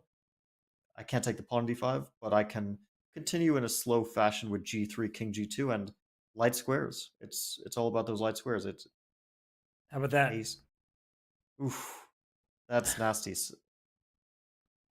Yeah, so he played g4, the line that we were looking at. Yeah, exactly the same line. You guys are calling out the game. This knight is incredible stuff. Let's go, knight g6. Knight g6 would be such a brave decision from Jan, but this is probably what the position calls for, is instead of just becoming a turtle and going into your shell when there are predators around you, you have to fight back. And look at Jan. He's actually about to make a move very quickly, and he plays rook g8, so I think that makes perfect sense. And we could see a transposition, because knight g6 could be next anyway, heading to h4. Yeah, it's probably very likely to transpose, because white decides where to put the king. And so we saw that king to f1 was not working out, right? Just to reiterate that line, king f1, knight g6, g takes or at least if white takes on f5, which is not obligatory. But let's say king at h1. Let's put that king on a square where it allows rook to g1. I'm actually kind of liking this for white. So That how being would said, it it's go so after king complex. h1? And if black continues with knight g6? Rook to g1. And you jump in with the knight to h4, hitting your queen? I don't know if that's too terrifying because I can play queen to e2. And now can black actually try to just consolidate on the king side and say no more open files with the f-pawn push on f4? Or is that too dangerous to allow the bishop to open up on the diagonal? I just realized you have bishop h2, which is kind of annoying. Hmm. f4 I was happy. f4 I was happy for white because then you could even maybe, I don't know if like f3 makes sense, but you have knight of 6 ideas, you have queen c2 ideas. I would really hesitate to play f4 with black because you f3 followed by queen f2, it feels like you're really closing off your play as well. Right. It's one of those positions, we've talked about this type of style where maybe the engine says, yeah, no reaction, it's still equal, but you've limited yourself, you restricted your own pieces. So I think objectively, Tanya's decision is a great one, but I think also at the same time, it makes some of the next choices a little bit more difficult. So I understand both of you here that f4 saves your king because now you close the position, but it also closes off your play. And that's the dynamic question that we are asking here. That if we just pause for a second, we've looked at a variety of options, some of which black is just sort of waiting and just saying, I'm going to defend against your threat. And others is black taking the initiative himself and being like, let me jump forward. And that is actually a better form of defense here. So I'm actually surprised that Ding is thinking after rook g8, because after g4, bringing your rook closer to your king, pinning this pawn on g4 as well, seemed like a very natural move. Probably the most natural move by Jan, and then Ding doesn't have his response ready whether to move his king to the side. Yeah. Robert, before we deep dive further into this position with all these tactics, the chat has been diving into your burning question about whether they should play London in Budapest or the Budapest in London. And I am going to report that the London is the big winner in this. Not that much competition there. Everyone loves the London. I wonder if that has something to do with the 100% score that London has in the World Championship. Played only once so far in a World Championship match, and it was this one with the white pieces in game 6 by Ding Liren, which he actually won. So London, a good choice there by chat. Fabi, do you approve? I think it's a good opening to play at any level. It's one of those eternal openings. You know, we've seen it maybe not at the forefront of theory throughout history, but it's always been there as a viable option. And then we had guys who were popularizing it a lot. Obviously, Gadakamsky comes to mind as like one of the big experts, and I would also say Alexander Grishuk comes to mind, and even Magnus, who didn't play it as much as those other two, but Magnus also had his time when he was playing the London a ton. So we see the very best in the world playing the London, succeeding with it at the top level, obviously in this match as well. So it's a good opening for any level, whether you're just starting out, whether you're a very proficient player, whether you're a grandmaster or even the best in the world.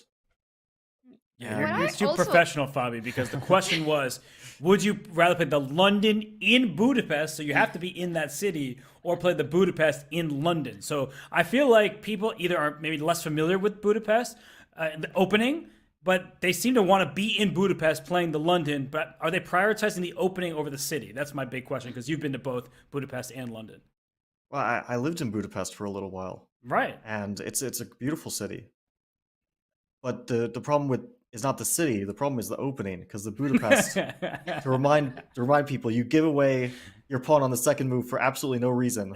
You don't have to. You can play any move, you can do whatever you want, but I guess it was some guy from Budapest back in the day. He was probably having a few pints, and he was like, okay, let's see what we can do here on move 2. Let's give our e-pawn away for no reason.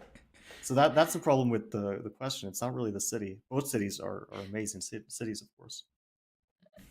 Yeah, voluntarily just giving not just any pawn, pretty much the most important pawn in a black's position there, just the e pawn. I completely agree with Fabi there. And I think the other thing about London that has traditionally changed is that one always used to look at the opening as super solid, where you take out your bishop on f4, you're playing e3, c3, you take out your knight on d2. But over time, there are all these other options where you can go for the Jabava London. You can also play h4 at some point. So you can decide if you want to have the traditional positional approach of the London or create more dynamic chances, make it an attacking fight. So it's just a very flexible opening. And especially in faster time controls, we see it becoming more and more popular. Meanwhile, Ding goes with your idea of playing the move king to h1. It is on the board. He's the one with head in hands right now. Slightly surprised because it's not his move, but he's clearly trying to think about what happens after the natural looking knight g6. It's also a move that's screaming to be played. You're simply bringing that knight to h4, hitting that queen on f3. I love that line, and I would love it if we deep dive a little bit into it and we see Jan Nepomniachtchi has left his resting area and is about to walk back into the playing arena. Has he made his choice already while he was in the rest area, or will he take a little bit of his time to make the move knight g6? But apart from that, do we see an alternative here for black? Yeah, absolutely. There's a move rook to g5 is also very logical. The thing is, I'm not sure if after rook g5, rook to g1, this is helping black's cause, because I could see the rook trade being a lot of danger for black. Like rook g1, let's say other rook to g8. Yeah, and if like rook a to g8, I think g takes f5 could start to be very dangerous for black here. Because if you... Sorry, go ahead, Fabi. Yeah, if you take on f5 with the knight, then I can take on f5 with the bishop, right? Potentially. And if you take with the rook, I take on g8. Is a king this king is escaping to the center though? That's queen g4, king f8. I thought it would be dangerous, but maybe it leads absolutely nowhere for white. So white would have to find something better than this. Maybe the problem is after rook g1, rook g8, there's like a knight f6 to throw in because your rook can't easily move up. I have knight e8 ideas in some of these positions, and there's tactics galore at this point. Yeah, knight e8 is a crucial idea. Also, after rook g6, I'm wondering, is it knight e8 or is there's also this move h4? Very tempting. h4 allows rook to h6. What a crazy position. This is crazy stuff. But at the very least, white can probably play knight e8 here and probably queen d7. It's not clear if this is leading to an advantage, though.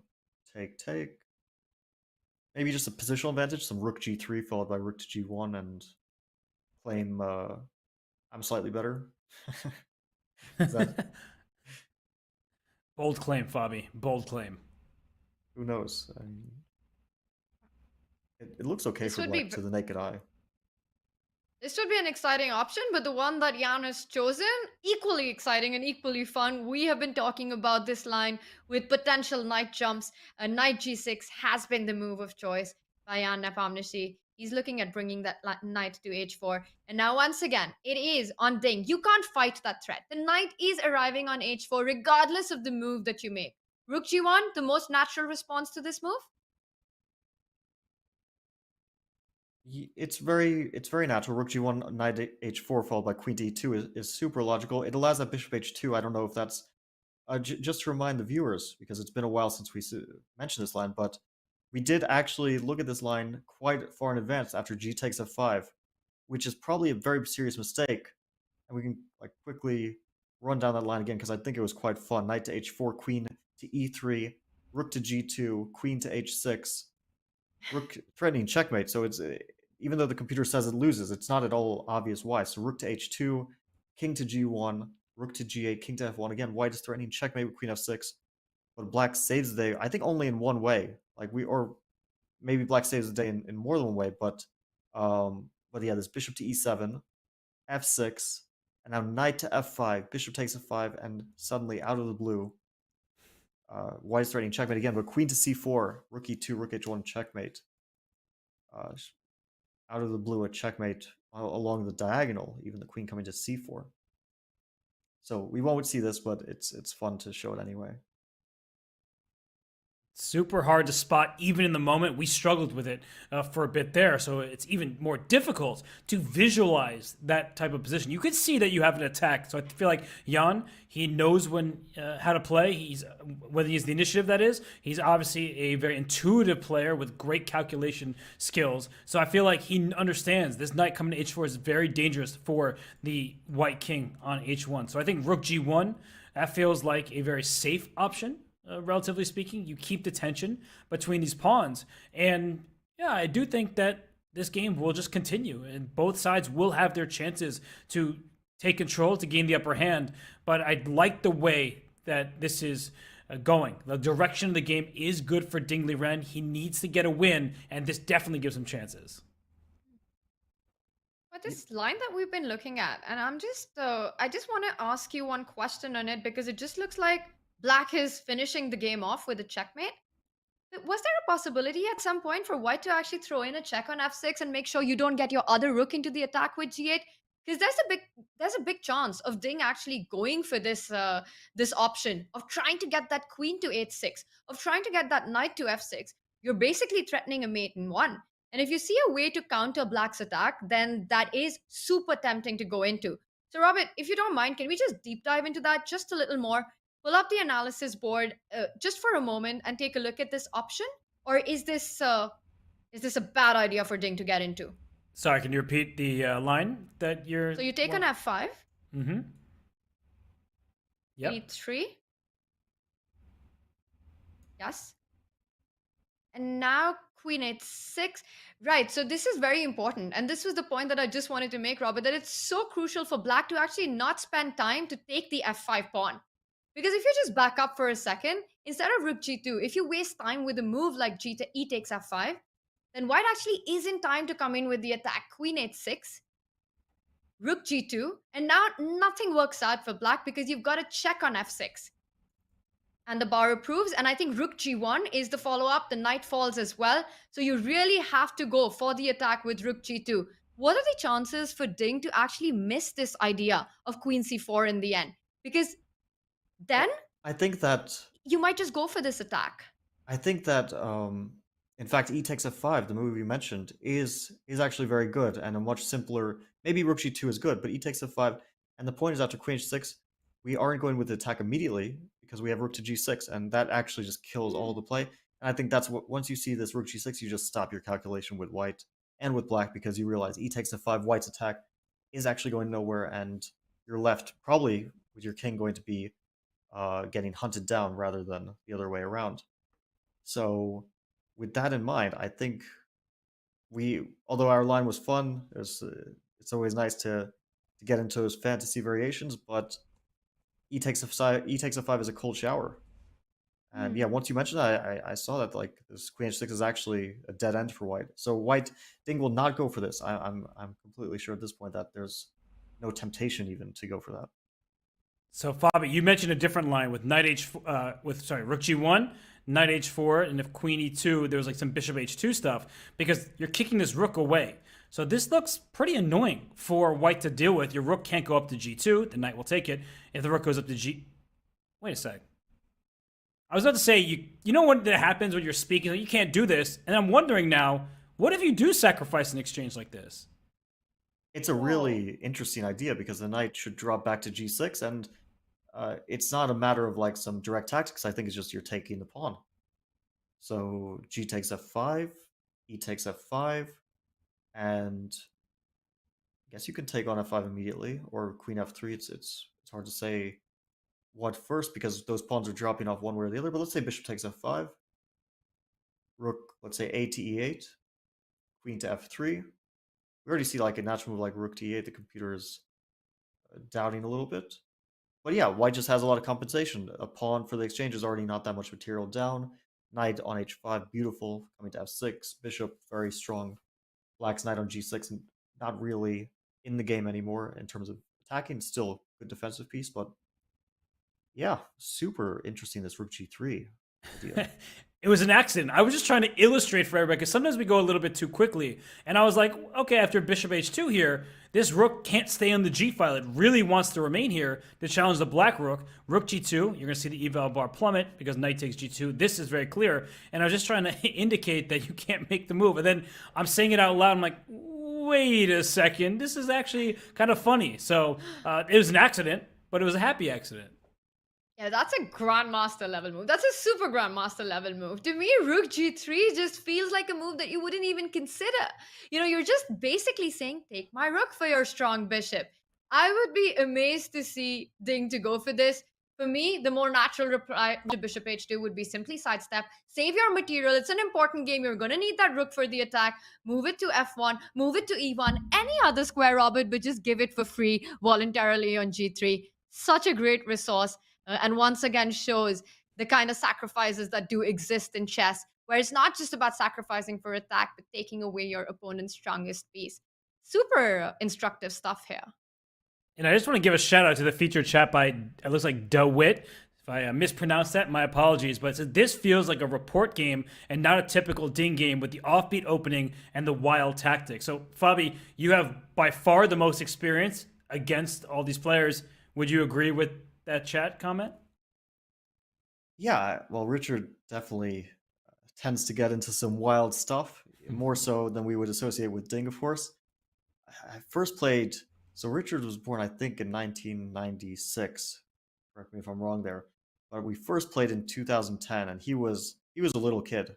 I was also a kid, but he was still like not even, I think he was a grandmaster, so he was a prodigy, but that was one of the craziest games I've ever had, and I remember it pretty much from beginning to end. I don't know why it was so memorable. It was a draw, but it lasted like 100 moves.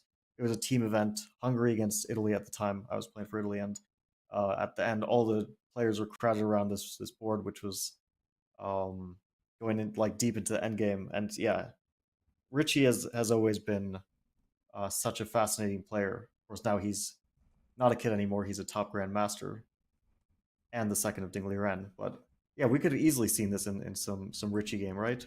We can speculate on the inspiration that he's given Ding to play some of these creative, openings like the Cole or the London system. It's been very interesting all match long, just the kind of influence that we're seeing of Richard Rappo, his preparation, his opening ideas, the kind of dynamic middle games that we're seeing from Ding. And as you mentioned, well, stylistically, we know Ding to be an absolute beast in these positional strategic fights, but he's been so much more open to playing these kind of setups which do demand tactical precision as well. And it's always been fascinating the role of seconds in these matches. And I'm thinking about the 21 World Championship match, Jan versus Magnus, where it was Peter Lecco who was Jan's second. And we saw such a big shift in Jan's style in that match, where he was sort of not sticking to his usual aggressive options that he would intuitively be more inclined to take on the board, but a more positional approach. Do you think, Fabi, in these matches, that spending months with your trainer, months with your seconds team in preparation, it's not just the opening, but also your style of play that gets influenced? Yeah, I think definitely whoever you're working with, they could easily have an effect on how you view chess, how you approach chess. It might not change your style because obviously these guys have been playing chess for so long, and it's not like they're being formed, right? They've already been formed as players. Although you continue to learn things, even if you're a top grandmaster like Jan or like Ding, you continue to learn and evolve your chess in some ways. So for sure, I mean, if they're working with, let's say it's Richard Rapport or it's Peter Leko, they're doing so because they have something that they could potentially learn from these guys.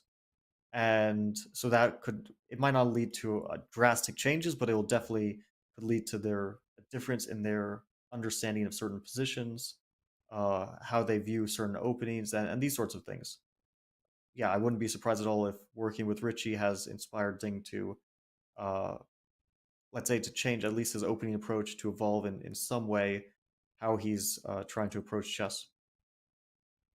Indeed, we are seeing inspired play in Game 12 of the World Championship match. Ding plays his one of the two final whites in the match.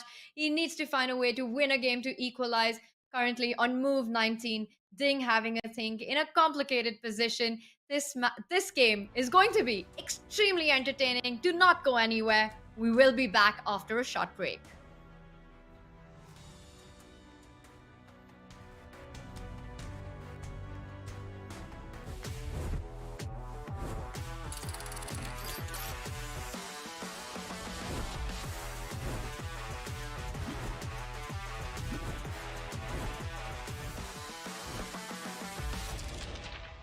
We have Magnus Carlsen's most incredible moments as world champion. This one right here is Viswanathan Anand with the white pieces versus Magnus Carlsen in 2013. Here we go. So this is a Nimzo Indian, famous variation, right? And the last move here was B3 from Magnus, just saying, hey man, I'm trying to queen this pawn. And of course, Anand is saying, I'm trying to mate your king. Cool, you can get your little queen. I'm just gonna try to checkmate you, right? So of course, this is a hint to move F5, B3.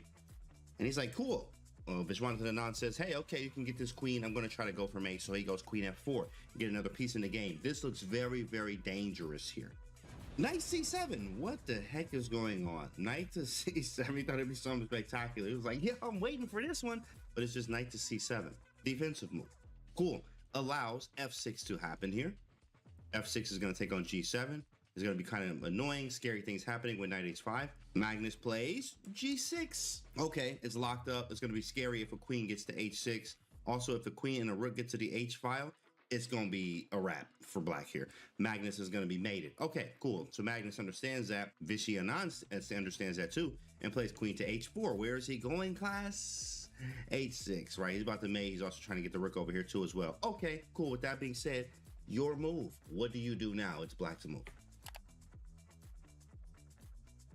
Here's the move, hence knight c7 to put the knight on e8. The saying goes, a knight on e8 is actually f8. That's is what they say. There is no mate. Anand understands this. He said, oh, there's no more mate. That's cool. I'm gonna put my queen right here. What I'm trying to do is bring the rook up to f3 or f4 and actually go for this mate on h7 because you stopped the g7 mate. That's cool. Perfect. Well, Magnus understands this. So what does Magnus do in this position? Black to move. Here it is. Magnus says, cool, you want mate? Okay, that's cool, that's cool. Go for it. B2. Do your thing, big fella. Go ahead, Viswanathan Anand. So he says, okay, I will, young fella. Rook F4. He goes here and he's going for rook H4 mate. Wow. This is scary. Well, are you going to get your queen? You did all of this. Are you going to get your queen or not? Of course we are. B1 queen. Right, and after B1 queen, knight to F1 from Anand. And the move here that seals the deal is what, guys? There's two queens on the board. Magnus has two queens, but is he getting mated or not? It's black to move. He goes queen e1, and then the game's over. The game ended right here, believe it or not. There is no more PGN, right? What do you mean, queen e1? What sense does that make? Well, let's see what happens. The idea here is after queen e1, where were you putting your rook? H4. Well, I can just go rook H4, but guess what? After I capture it, queen sacrifice, sacrificing one of my two queens. After queen takes H4, let's do a piece count. You have a queen, you have a bishop, and a knight. I have a queen, a bishop, a knight, and a rook, guys. So after that, this is done, right? I have an extra piece, an extra rook, and there's no mate here. So that's a resignation. And Magnus wins. That's incredible, right?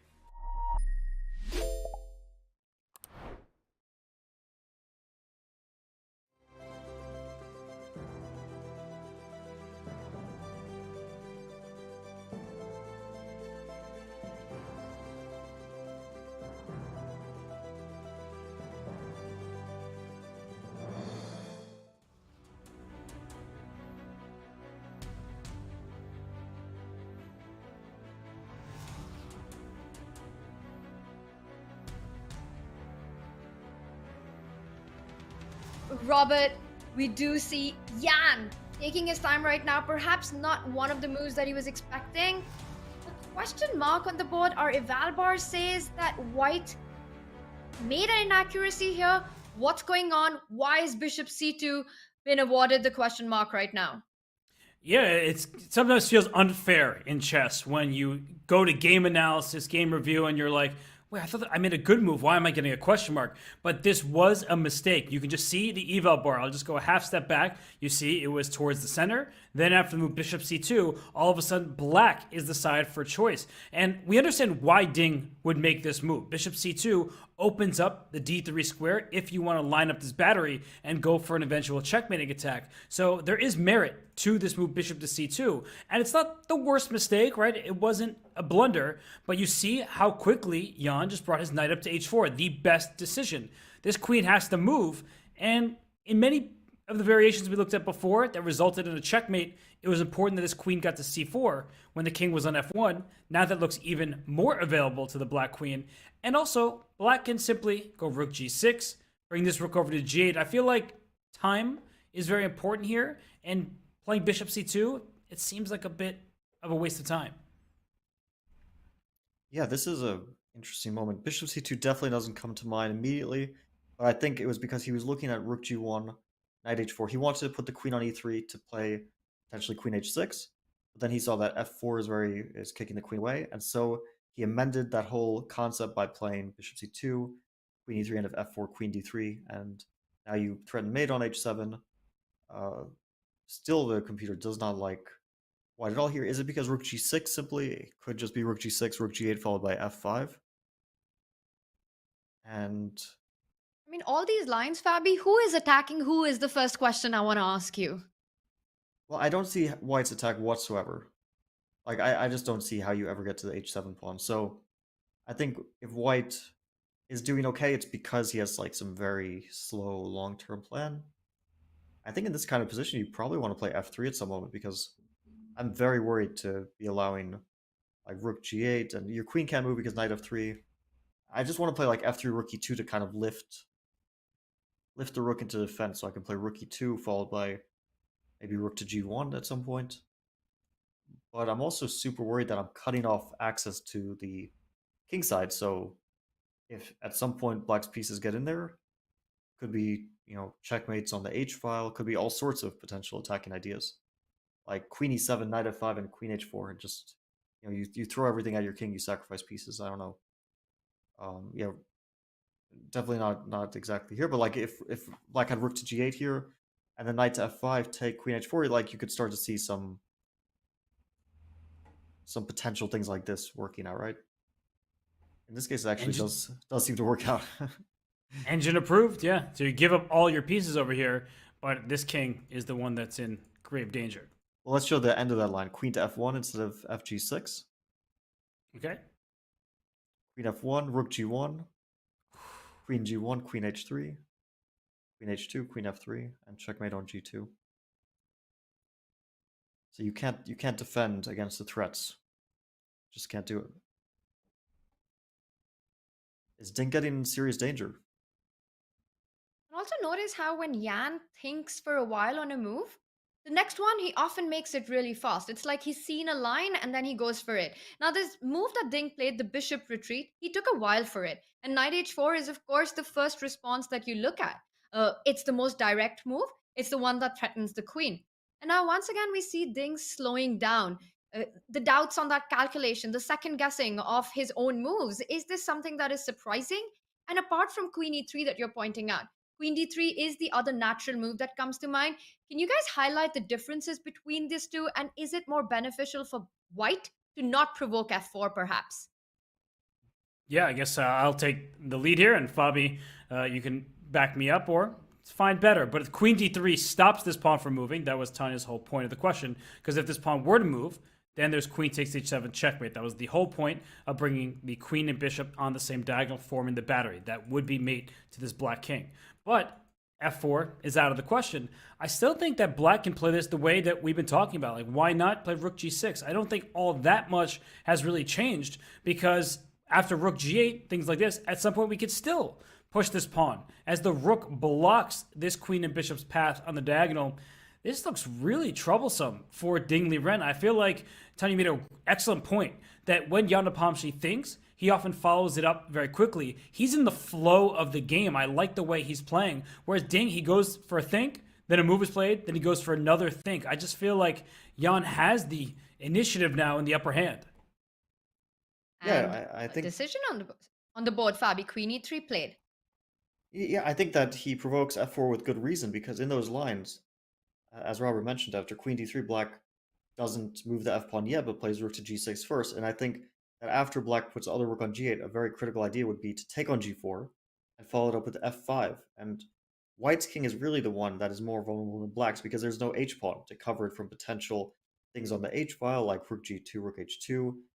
Black's pieces are just attacking more efficiently than white's are. And so he wants to prepare f4. At least it keeps... he wants to provoke f4, that is. At least it keeps the position closed. And black does still have rook g6 here. I am kind of wondering about this move. Because if g takes f5, you always have to watch out for rook to g2 as well. I think maybe in this case it's already a bit too late to be watching out, because you queen h6, we've seen like the same idea already. Here it's much easier. Queen h6, rook h2, king g1, rook g8, king f1, queen c4, because the bishop went to c2, right? So the bishop doesn't even have to be distracted from that diagonal with before black has this checkmate. So rook g6 is also... I suspect that Jan might consider his option a bit here, because both f4 and rook g6 are very tempting options.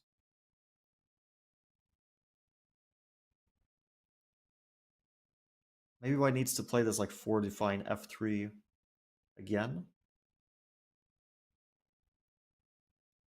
Doesn't look good though, right? I mean, if you gave white 2 free moves, besides let's go Pac-Man and eat all the pieces, if we gave ideas more so than moves, what is white's idea in the position? I don't think you ever want to take on f5. That opens the g file, especially with the rook coming over here. So what's the plan that Ding Liren is trying to make work? That's a great question, Robert. It's not a great question because I can answer it. It's a great question because I can't answer it. I just don't see white's idea here. I mean, slowly get c4, but I don't even know if you want to get c4, and it would take like a million moves anyway. So prepare b3, c4, and so on. So I guess your idea is rook e2, queen f2, but then just queen e7 defends it, or queen d8, so that doesn't really change anything. f4 followed by g5. Maybe. But then h6 will kind of open things up. I'm a bit concerned. Maybe you have no ideas, you just say, I'm not winning this game anymore, but I'll try not to lose it. And I'll still hold this position together and wait for black to try to break through. That's not the best case scenario for Ding Liren at all, given the mat situation, Fabi. But maybe things have gone wrong and backfired in this attack that Ding was looking for on the king side. Now, f3 to consolidate the king side also has its own drawbacks of creating these dark squared weaknesses. I want to ask you instead, is there another approach that perhaps Ding can be thinking about in these lines with rook to g6? Maybe just slide his own rook to g1 and start offering rook trades on the g line. Is that something that Ding can be looking at? I think so. My concern was that, like, let's say rook to g6, rook g1, rook g8. Let's make those moves, and let's just consider if white takes on f5, then maybe rook to g2 is still a concern. I have to trade once. It's a mate in one. So yeah, that's an easy one to answer. You have to trade that. Rook g2, rook g2. But rook h2 is no longer a critical threat because black doesn't have that second rook to get into the attack. So maybe white can play like fe6. Nope. I just want to point out, I almost fell for a checkmate there, trying to get the queen to h6. And there is a checkmate, in fact, with a rook check on h2, the knight jumping to f3 after the king moves to g1. And what we were pointing out, that move by Ding of the bishop retreat, and suddenly the queen comes to c4 with a check, and this would be game over. So easy to fall for these tactics. Yeah, this is showing why bishop c2 was not really a great move, because the bishop is actually more of a better defensive piece on d3. And although Ding did have an idea, and it makes sense in a vacuum, but in this specific position, it just doesn't meet the demands of the position. But still, that's an option. Rook g1 followed by g5. At least it's a very concrete option, and I think Ding will be looking for concrete ways to solve his problems. The other issue I think though is let's try that again. Rook g6, rook g1, rook g8, and g takes f5. Super direct approach for white. I'm wondering, what if I just play e takes f5 with black? Like, yeah, what is better here? Oh, rook takes g6 followed by knight f6 is... What are yeah, you because recapturing with? Not with if you the take with the h pawn for rook, sure. it's very dangerous because suddenly there's queen e8 ideas on the table. So here I'm like very worried. There's even... okay, just rook g1 maybe is simple enough. And the queen e8 is a deadly threat. Really looks like the pressure is on for white. Robert, do you think Jan taking his time, spidey senses tingling here for him? Makes a move, goes for rook g6. So we might be seeing these lines. Yeah, sorry. What was that about Jan taking his time? He didn't even allow you to finish your sentence because he said, "I have this one under control." He's making very logical moves. He's making very good moves, and it is confusing. Bishop c2 by Ding in this one. We've had some confusing light square bishop moves. Jan in the opening played bishop d7. We kind of were scratching our heads trying to come up with a reason why. And then here, Ding brought his bishop to c2. So he may have had a point, but this is not going to lead him to the full point that he needs. I'm looking at this position. I really like black's chances. I'm seeing doubling of the rooks. Jan can start thinking about taking this match here and now. If he wins the game, the match isn't officially over, but then Ding would have to win both game 13 and 14 just to send to tiebreaks. Jan's position is good. He's up on the clock. There's 20 moves left to make until they reach the time control. And this is a hectic position, so the moves will not be easy. And we've seen Ding in time trouble in this match. It hasn't been particularly good for him. Oh my god, Fabi, is it the time when Jan starts getting ambitious with black right now? Oh, absolutely. But so I was just gonna say rook to g1. Let's say immediately. It's sort of inviting bishop h2. Maybe Ding will think, I invite bishop h2. I play rook g to f1. What? This loses? You know why, Fabi? Oh, rook g3. Oh, we already saw this idea. Oh but it's my even God. worse because the knight doesn't Yeah, have a yeah. retreat square. That's hilarious. You cut off circulation between queen and bishop, and then once it takes, after pawn takes, the knight is just trapped. I forgot your idea. Yeah, it works here far more effectively. It was effective there, but even far more effectively here, where it just wins the game. Okay, so little trap. It's kind of it's a seductive trap. It would. So what's the problem with rook g1? Because rook g8, we saw g takes f5 is kind of unclear, bit of a mess that would have to be calculated, but wasn't clear cut at all. So what's the issue with this logical move, rook to g1? Is it f4 followed by rook to h6? Queen d3, rook h6? It's not easy to do something like this. Well, you could also play rook to g8 now, right? Yeah, I guess so. That's true. Well, let's say, does the queen have another square? Let's say queen to e2. But now the rook can also go to g5 as well. But h6 is, it's kind of, it protects against against any like queen h7 threats, and that h file is scary. I'm seeing some exchange sacks in the future. I'm seeing some knight f5 ideas like rook h6, f3. At some point, knight f5, you know. Fabi, I got something. Can I play g5? Because if you play f3, can I sack my queen? And after you take my queen, I have rook g7. I'm trying to mate you. You're it's a fascinating idea. And if knight to f5, like you take a knight f6, and that actually is checkmate. Exactly. That was my whole. This is the ridiculous checkmate, but. Oh wait, what's the defense then? Is it just f5 resacking the queen? No, don't do that. Are you kidding me? Oh, and then it's a duo. f5, rook c7, bishop c7, rook e1. Wait, it's not this apparently, but still. Oh, no, because I thought rook g8 or knight f3 first, knight f3, rook e2, rook g8, but there's knight to g7. It's actually important. Otherwise, black just wins this position, but knight g7 stops the checkmate. Oh my gosh, that's so. This pawn on h6 is a hero because you just tried to turn the tables on me. You sly dog. You were trying to mate me. I tried to mate you first, but it didn't work out. Oh, that's very funny. So, what was the reputation of this variation? Normally I'm very, I'm composed. I don't start cracking up mid broadcast, but that was quite funny. I don't know what the refutation is because that looks scary. Yeah, it is very scary. It's not the thing that you would immediately say, oh, black wins. You would say maybe black wins, but first um let me, cry a little bit inside that I'm getting mated, and then eventually maybe I'll find the defense. What is the defense? I have no idea. Zero clue. We do have a move, so we will be finding out what Ding Liren has in mind here for the defenses. Rook G1 has been played, so all these lines might be appearing with mates in one, counter checkmates in one. There is so much at stake in this game. If Jan Nepomniachtchi, with the chances that he's been given, and we see the eval bar going in his favor, does indeed win today, essentially that would mean match over, a 2-point deficit. Robert, as you pointed out, Ding will have to win with the black pieces the next game and with the white pieces the final game.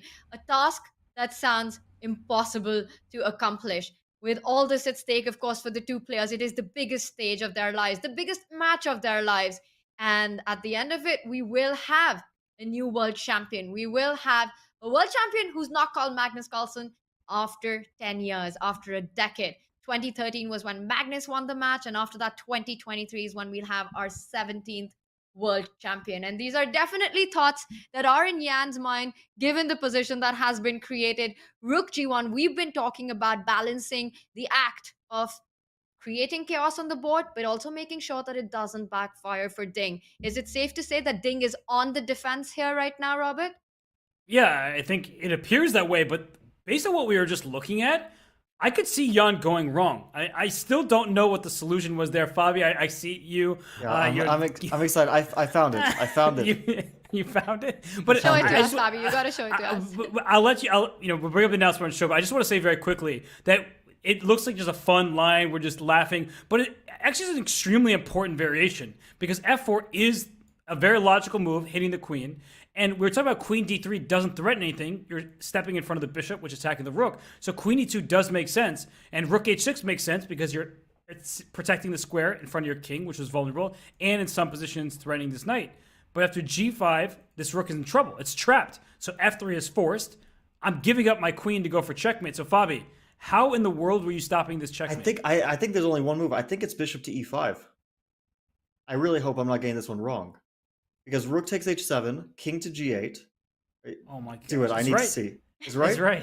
Yeah. King g8, and now the bishop defends all this stuff. Like, if you were trying to defend the f6 square via, let's say, bishop to e7, then white would have this rook g7 followed by h7. Let's say bishop e7 here. Rook takes h7, king g8, and at least rook g7, and, okay, king h8 draw, and king f8, h7, and white promotes. Yeah, we see that's winning. But bishop e5 defends against the rook g7, and then after, let's say, rook h7, king g8, take on e5, queen e5, the other point is that the queen not only is defensive, but also threatens e1 queen. So now rook to g7, I can just play king to f8. And now I'm queening, e1 queen is a deadly threat as well. So it's not just like h7 here. Okay, probably has a bunch of problems, but at the very least, e1 queen, right? So bishop to e5. I didn't see any other moves. I think it's the only real way to win the game.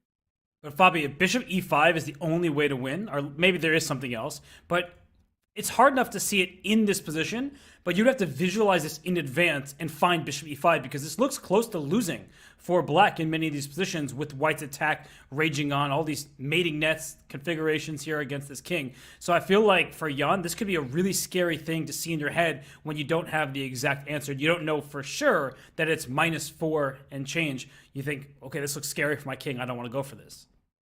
Yeah, absolutely. I think what would be a relief for him is that he did have like this f5 move. Like, he wasn't risking in this line. It's only that there was one way to win, but probably f5 is leading to some sort of equality. And even we saw like bishop to e7, the engine was saying that it's some sort of draw, although you are kind of terrified to play bishop e7 because you could also lose, right? It's not, for a human, you might easily think that white is checkmating somehow here. So super scary looking stuff. I mean, amazing find by you there. as let's say a practical try. And we have a move. We have a F4. move, F4 on the board, so we could be headed in these directions that you both are pointing out with these checkmating ideas. Jan Nepomniachtchi, how far has he calculated? Hitting that queen right now, queen e2 is one of the moves that you were looking at. Can White also think about maybe sidestepping to d3? A big moment for Ding. He's definitely feeling the heat right now. And once again, Robert, this is such a big moment in the chess world. Regardless of who wins the World Championship, it will be indeed an end of an era. Yes, because at the end of this match, we will have a new world champion. Magnus Carlsen has been the world champion since 2013. He's been the highest rated player in the world for even 2 years before that. So for Magnus, he has to hand that crown over. He didn't do it in a match. He has not lost a match, but he has abdicated the throne. And it is looking like Jan Nepomniachtchi is ready to pick up the mantle, to take home that title, to become the new world champion. But Ding Liren, is he able to dig deep? That's the big question right now, because it has been a true brawl in this world championship match. And for Ding, it started early in game 2. He lost to the white pieces, but then he was able to strike back. He's proven that throughout this match, when he goes down by a point, he has been able to even up the scoreboard. But right now, this looks like a determined Jan Nepomniachtchi. And throughout this game, he played a weird opening. But right now, he is not in harm's way. In fact, it looks like Ding Liren is the one who needs to find a way just to salvage some sort of equality. And look at that eval bar. It is inching towards Jan. So he is in driving seat. This is his big opportunity to actually close the match today if he continues to play accurately in this position. But again, it is a position for all 3 results where draw is the least likely outcome. Fabi, how scary is this looking for Ding, and how big is this a moment for Jan to actually just shut down the match and get that second victory? We also have a move by Ding. He has made the move queen to d3. Yeah, I think it's a really scary moment. I mean, White is in a great deal of danger here, and Black's moves flow very naturally. I think that rook to g8 could easily come on the board quickly, and White still has to prove that the plan. Or wait, rook g8 allows knight to f6, I just realized. So maybe that move is not actually effective at all, because it would probably force Black to play something like rook to f8, losing time. So he's playing so quickly, queen to e7. And he played it so fast. He didn't even take a moment on the board. He just comes back, makes the move queen e7. He's really putting the pressure on Ding, on the board and the clock. And I want to ask you, Fabi, before you deep dive into it, how much of this narrative is because of Jan's match experience in the World Championship? I think this is Jan's natural style. He's intuitive. He's going back to what he used to do very often, which is play instant moves. Sometimes it would backfire for him, but here I think that he can afford to do so because he has control over the position. I am wondering about a very sharp option for White here. It's very double-edged. Could easily backfire. It's the move g5. We said, what is White's plan? Well, White doesn't really have a clear plan, but White does have a temporary moment to break free with the move g5, followed by rook to g4, rook g1, knight f6 ideas, and you can't take that pawn. The question for me is, after knight to f5, are you losing that pawn? And it wasn't 100% clear to me because there's knight to f6 here, and we do in fact see that knight to f5 is a serious mistake, and the computer hates every move that I make, even though like they're not. Oh wait, is knight f5 h4 good? Like they're not obviously bad to me. I mean, with the knight on h5, maybe h4 was strong. You mean here? No. Well, we played sorry, knight to h5 to f6. Yes. h4 is the reason. But after knight h4, I still don't see it. It's because queen to h3 allows rook takes g5. So Fabi's point is that the queen defends the knight. So if you take what looks like a free piece, rook takes g1 is check. The rook gets out the way. That means the queen would be lost. So okay, so it's probably knight to f6 after knight h4. Knight f6 followed by queen h3 next. Yeah, I give up too. No, don't worry, Fabi. I have no clue. It could be rook g4, knight f5, rook g1, but yeah, the bar is teasing me. Like, this does not look necessarily bad for black, but it could potentially be. Yeah, I guess rook g8. There's knight f6. So you Yeah, but have there's queen carved takes f6 there. I mean, it's very sharp. Queen takes f6 is an option. Oh wow. And then rook h6, king g2, rook g4, and king to f1. Oh my goodness. Still, okay, I guess white is now completely out of danger, but still remains kind of complex. Yeah, I guess the point is that after rook f6 is queen b5, things like that, you'll go after the queenside pawns. Because black does have a knight, a rook, and a couple pawns for the queen. That's quite a lot of material. But there's play on two flanks, and unfortunately black is not prepared to deal with some of this queenside pressure. I'm with you, Fabi. I see what the eval bar is doing. It's rejecting some of our moves, sure, but it just goes to show how complicated this position is, because I see the eval bar saying white is better. I wouldn't be surprised if you super GMs play this position out in 1,000 games, if black actually wins a healthy percentage of the time, because black's king is way safer. Black has just more pieces on the board. You have some pawns that can go forward, some rook checks. This actually is quite dynamic, so I don't really care what the eval bar says. I know that neither side is lost, but I feel like it's a very, very tricky position. Yeah, this is some crazy stuff. Of course, none of these moves that we made were forced, and some of them were certainly mistakes, but stuff like this definitely running through the calculations of both players, because I think g5 is a very natural, straightforward move, and we saw knight f5 is not the response, but that does beg the question, what is the response to g5? I think it's a very, very critical, and we don't see him play it, but it seemed to me like a critical option. He makes another natural move, well, g5, a critical option, but perhaps a committal one for Ding, and he decides to keep the pawns intact on the king side, but brings the final piece, the final toy, into the nursery with the move rook e1, placing it on the e-file. And I want to ask you guys and understand this.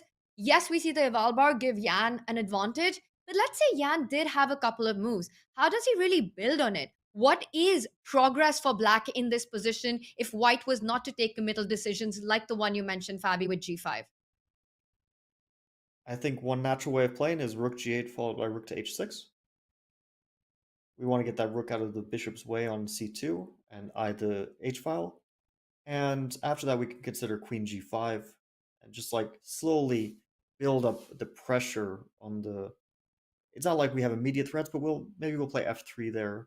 Maybe we'll play f5, and white is not going to have fun waiting around, waiting for the breakthrough. So you just build up slowly. You don't have immediate knockouts here, right? White is still relatively solid.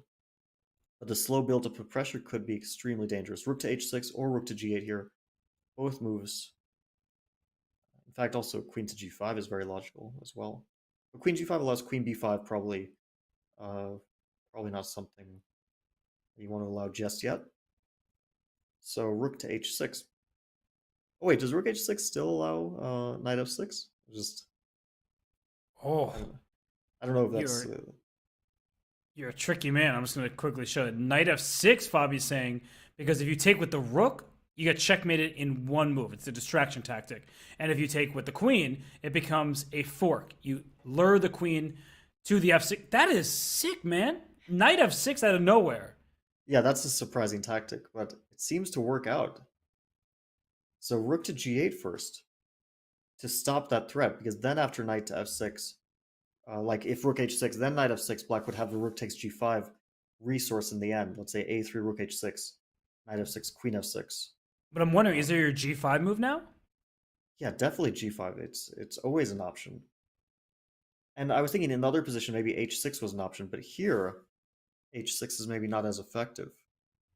Also because there's simply knight to f6 again, right? Knight to f6, and then knight takes d5 tactics, and all sorts of messy things are happening here.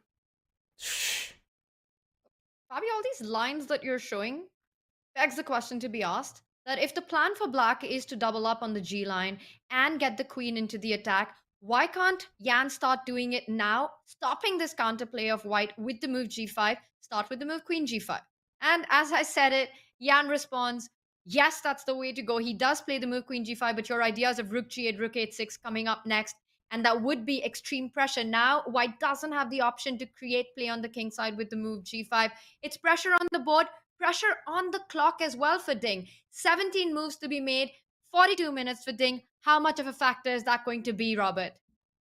Oh, it's a huge factor because this position is really complicated. We have looked at so many tactical variations involving queen sacrifices, some lines where you give up material and almost checkmate the other person's king. With this pawn on h7 is still an issue for black, but maybe rook h6, maybe f5, maybe rook g8. We see so many ideas for Jan here, and for Ding, there are kind of not really that many choices. So I don't like this position for Ding. I think Jan played the best move, queen g5, stopping all of potential counterplay, and he can just sit on this position. I don't think that Ding Liren is going to get much in the way of winning chances. We mentioned an idea with queen to b5. At some point, that may be an option, but it does allow this black knight into f3, and that's also a problem, not just for the rooks that are forked, but for the white king in the corner. Yeah, I think that's Liren. a super... sorry, Tanya. Go on, Fabi. I think that's a super important detail because queen b5 would allow a lot of would give a lot of counterplay for white, attacking the rook on d6, attacking b7, queen d7, all those things. But knight f3 is probably absolutely crushing, not because you take a rook, but because you're going to play queen to h4 with the threat of queen h3, and white's king will just get like completely destroyed in all these variations. So if you can't play queen b5, like what do you do? I'm starting to really be concerned that Ding is like on the verge of just getting rolled over here.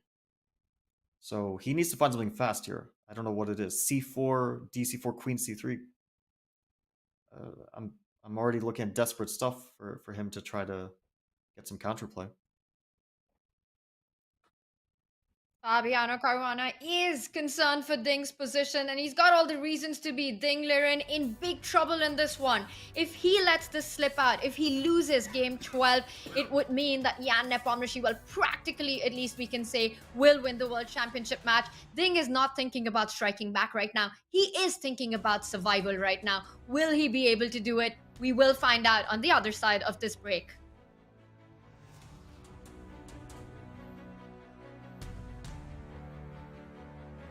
This right here is how I use Chessable and why. I've been using it for a long time. I mean, if you look up here, I actually have my streak. It says 1,231 days, right? You're gonna forget a lot of the things that are in the book. Chessable came around. When I got on Chessable, it's literally, I was already doing that. So this is now a game changer because I can do it faster. It's online, it's in front of me. All of my books are here. There's gonna be folders now so I can categorize by white, black, and tactics in game. But I literally have everything in one area. As you see, I'm scrolling here. This is why I like this. So they're like, how many Chessable books you got? I'm like, all of them. How I use Chessable is actually, I do a lot for the opening training. I do tactics on here. I do calculation. I do in-game. I do everything but the database. All my training on here all the time. Chessable is the wave. This is why I like to use Chessable. It's actually helped me. I remember even online, I was only like capping out at 2350, almost 2400 and Blitz and Bullet. My Chess.com is 26 with a high of 2774 in Bullet. And I blame all of this, like success really is just working on Chessable, just being honest with you.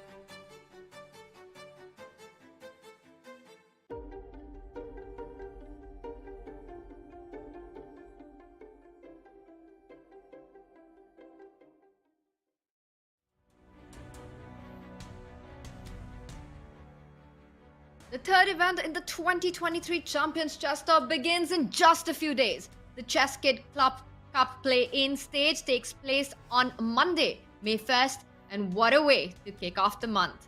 The play-in determines who will join Hikaru Nakamura, Nordebek Abdusatrov, and our very own Fabiano Caruana in the fight for the third Champions Chess Tour trophy. Don't miss a moment of it. Use command CCT in chat for more details. You've seen so much fun at the Champions Chess Tour, and Fabi, there's a lot of fun on the board right now as well. So we're gonna jump straight into the chess, and we see quite a few moves have been played in the position. Yeah, right before we went into break, I briefly mentioned that this was kind of a desperate try with two ideas. Well, actually, only really one idea. The idea is that you need to get that bishop to the c2 from c2 to e4, where it's quite an active piece. So, for example, rook h6, I don't think the idea is to take on c4. I don't think the idea is to play d5, because then rook h6, d5, e5 doesn't really lead anywhere for white, I think. But you play bishop to e4 after rook h6, and at least your bishop is very active. It's a very logical idea. I see the computer is not at all happy with it, but it makes a lot of sense, and it came to mind as a potential plan for white. Is okay, if you pick up the b7 pawn, yeah, we're starting to get somewhere with the white pieces in terms of getting counterplay. The question is, can black go for some sort of direct attack? I don't know. It's f3, something like that. Easy to imagine also that white will get into some serious danger. And Jan is having a think here. And Fabi, while he takes his time, I want to ask you, right after we do crown the new world champion, we do have the Champions Chess Tour coming up. And Chessable Masters was an amazing event. You had a fantastic run. I know at the end it didn't work out for you, but what a tournament that was. Are you looking forward to the next event of the tour? Yeah, very much so. It's I'll be playing an event before that, and then I'll have a little bit of time, I think, to prepare for the CCT event. And I think so far, like the other players who are playing, obviously Hikaru is qualified, Nodirbek and Magnus is qualified, right? For getting the third place. I don't know if they'll all be playing, but I mean, it's always super strong, no matter who qualifies. Like to get to that Division 1 or even Division 2. I mean, all of these divisions are so strong. I remember playing Division 2 and it was like Jan was there and we were on the same bracket.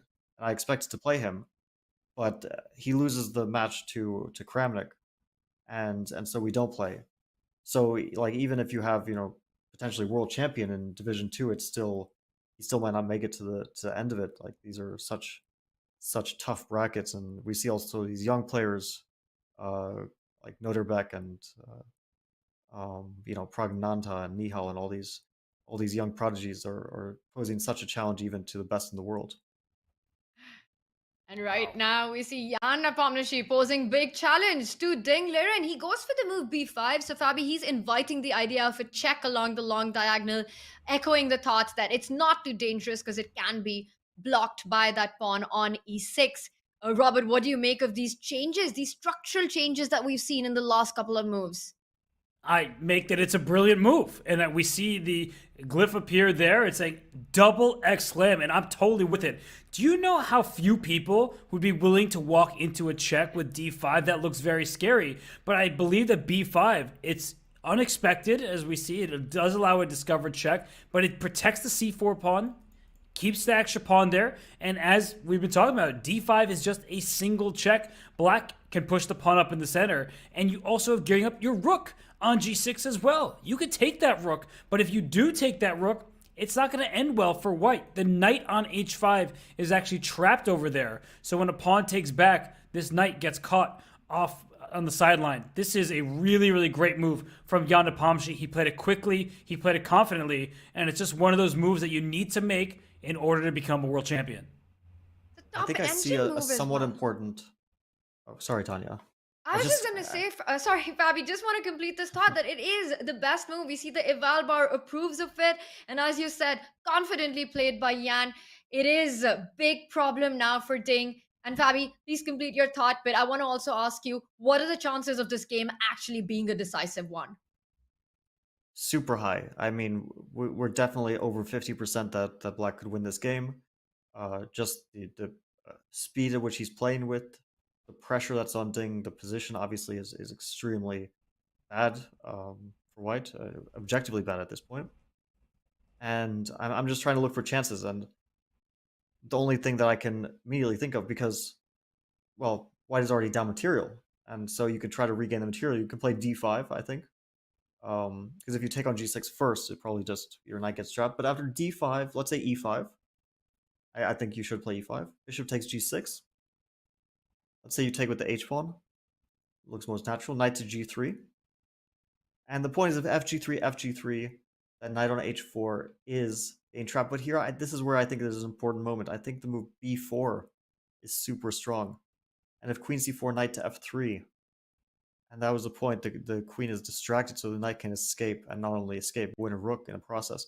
And if g takes h4 after b4, then this is the most brutal end that you can imagine, because b takes c3, take the queen, and then cb2, and it doesn't matter that White is temporarily up in exchange, because those 2 pawns will cost you at the very least a rook. So White cannot, let's say, shoot his way out of this position. There's no, the direct tactics just work out for Black.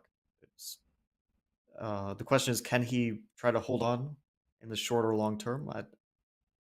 I'm not sure. It's very, because I think also Black, like after, let's say, a4, some sort of move to undermine the structure, I think Black can just play a6 possibly. I don't think you have to go for anything super, anything super like concrete after a4. I think you could just play a6. You defend against the threat of ab5. You keep your structure intact. Black is actually up a pawn, and if you can't take that rook on g6, then Black will remain up a pawn. The question is, what does White have for it? Not much that I can see at the moment.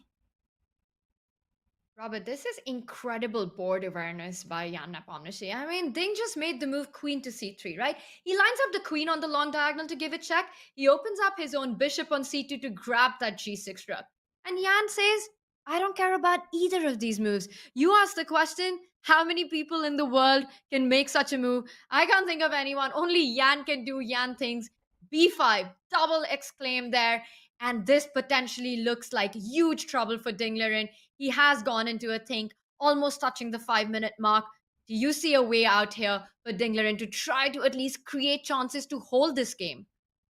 I just think the most impressive part about all of this is b5 is not an impossible move to play. There are plenty of people, at the top level who would make this move in the position, but he did it in 2 minutes. It's as if he didn't even need to think. He already had it all figured out. He plays this move understanding this knight is trapped, but it's not just that the knight is trapped on h5. As Fabiano was just indicating and highlighting in those variations, there is a lot there where b4 needs to be flicked in to distract this queen. So I think that this is a brilliant find from Jan Nepomniachtchi, especially considering how quickly he played it. That's going into part of my calculation. And I'm looking at this position, Ding down to 33 minutes. He has 15 moves to make. He's down a pawn. His king is more open than Jan's is. Jan Nepomniachtchi is working his way to a victory in this game. And if he wins this game, I have a very hard time seeing Ding Liren getting back in this match. I mean, this would be a great victory for Jan Nepomniachtchi. And if he wins this, he could end the entire match tomorrow. It would be a 2-point deficit. We have seen 2-point deficit comebacks in the World Championship, but with just 2 games remaining, it is hard to imagine a task that's even possible. Ding will need the biggest of miracles to come back in that situation. b5, Jan has done everything flawlessly, and I have to again ask you to deep dive into this position, Fabi. The rook that can be picked up on g6, you've been pointing out these lines that the drawback in White's position is that the knight on h5 doesn't have a retreating square. But if White does get greedy with the rook to g6, is that an absolute disaster in White's position? Yeah, I think that you cannot take the rook on g6. You just have to try to hold this move by move, just not lose on the spot. Probably lose long term, but the only way to even try to defend this position is just not to lose on the spot. I was thinking of b3 to get some counterplay, because you need some space for your pieces, you need some air to breathe. But after b3, I think rook c8 is super strong as well. And now the threat is b4, and if b takes c4, rook takes c4, you start to collapse also on the d4 square, d4 pawn as well. And yeah, Black is just crushing. I mean, work remains to be done even here. Queen to b3, work remains to be done. It's not, automatically black wins. Black can take on d4, but there's still stuff to calculate. And we already see that rook takes e4 would be like a bit of an inaccuracy. Maybe it's because queen c3 followed by queen to c8 becomes an idea, potentially. So definitely not. Like I think Jan will still have to go through some difficulties to win this game. But if he wins this game, I mean, it's not match over, but effectively, we've seen, as you said, we've seen 2-point recoveries. But the last time that I can think of that was 1972, when Fischer lost his first 2 games against Spassky and won the match. But that was the first 2 games. That wasn't the last 2 games. I mean, having to win 2 games on demand against anyone is difficult. Against Jan, who was looking extremely stable the last few days, yeah, pretty much an impossibility. So Ding really needs to hold this, and then at least it's still a bad match situation, but at least he a4, okay, a6 now we expect to be played. Right, so hitting that pawn in b5. Well, b4 isn't possible right now because the c4 pawn would be hanging in that case. So just keeping everything under control with a6. And once again, the problems are not solved for white. Yes, you make one move a4, but after a6, Ding will have to answer the exact same questions that are posed right now. The black rook is coming into the game. Threats of b4. After a6, do you see anything changing with the trade on b5? Not really. Because you can't contest the a file because there's always, you need the rook on e1 to answer queen d5 with bishop to e4, so you don't ever want to play rook to a1. Like, let's say a6, if you ever, after ab5 play rook a1, you lose on the spot. Take and queen d5, or queen d5 immediately as well. And you just lose on that diagonal. So probably he just played a4 in the general sense, like, okay, trading pawns, I guess, can't hurt white. It maybe doesn't help white, but it probably doesn't hurt him either. And he gains a little bit of time on the clock to think about his next move, while Jan thinks about his move, probably from the comfort of his rest area. But I suspect a6 is going to be on the board pretty quickly because it just is so logical, so simple. Just white has nothing. That's the problem for Ding right now, is you can't even dream up an attack. You know that the move d5 check is always going to be met by e5, just blockading in the center. This knight on h5 is trapped over here. We keep talking about how you can't afford to take on g6 because the pawn takes back and that trapped knight is won. So typically to survive games like this, you need to find some sort of potential plan, some net that your opponent might fall into. Your opponent has to see some ghosts. I just don't know where those ghosts will be seen. And this is just a position where Ding Liren, down 10 minutes, down a pawn, not really with threats of his own. I just fear for him right now. Okay, I got you, Robert. I have a little idea. Yes, I'm listening. So, a6, I take on b5.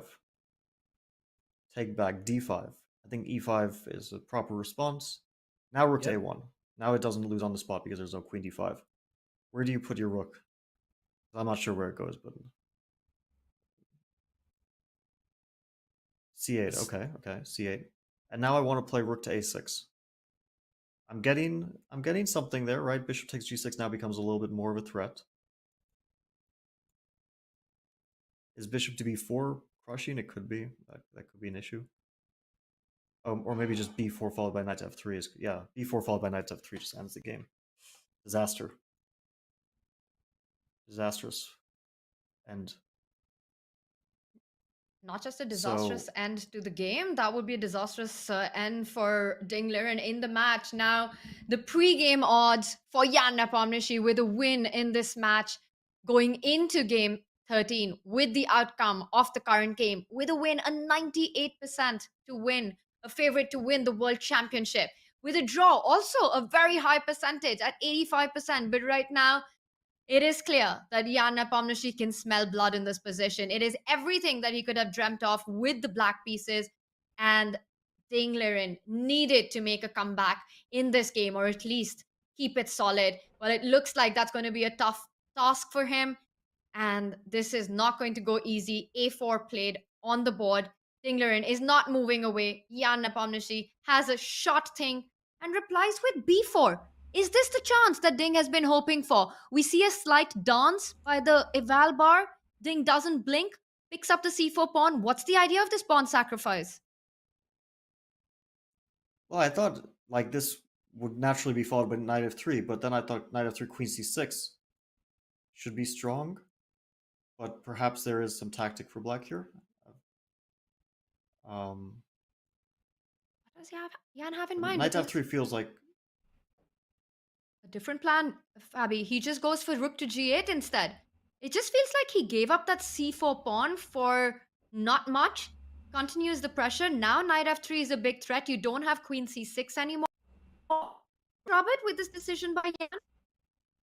Extremely surprised. I just don't know why he did this so quickly. And you see the X, usually it marks the spot, but here it marks the big mistake here. I mean, this was just a rushed decision. And Fabi was talking about the old Jan, the Jan that we know. I mean, this was a miss. He didn't find the move that would have kept him with the advantage. And I'm pretty sure it was knight to f3, Fabi's first instinct here. But why did he rush this so quickly? He's probably playing into Ding's time trouble a bit. But if we just go a half step back over here, knight f3, yes, it allows queen c6, but you see after knight takes e1, queen takes a, you have to calculate that step further. After the rook blocks the check, this bishop is under attack. This queen d5 idea is definitely in the equation. Queen h4, come in and try to checkmate this king on the h-file.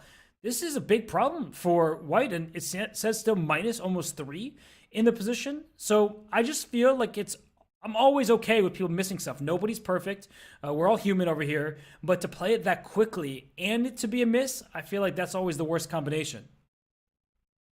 Yeah, absolutely. And I think the point that maybe, of course, he rushed and he shouldn't have, but the final point in this position, which, like to me, didn't come immediately because I thought white has queen e4, attacking h7, so black is kind of obligated to take on c2, not to lose, queen c2, and it's possible to stop in this position and think that white is consolidated, but that final move you mentioned, the idea queen d5, that's the crushing move.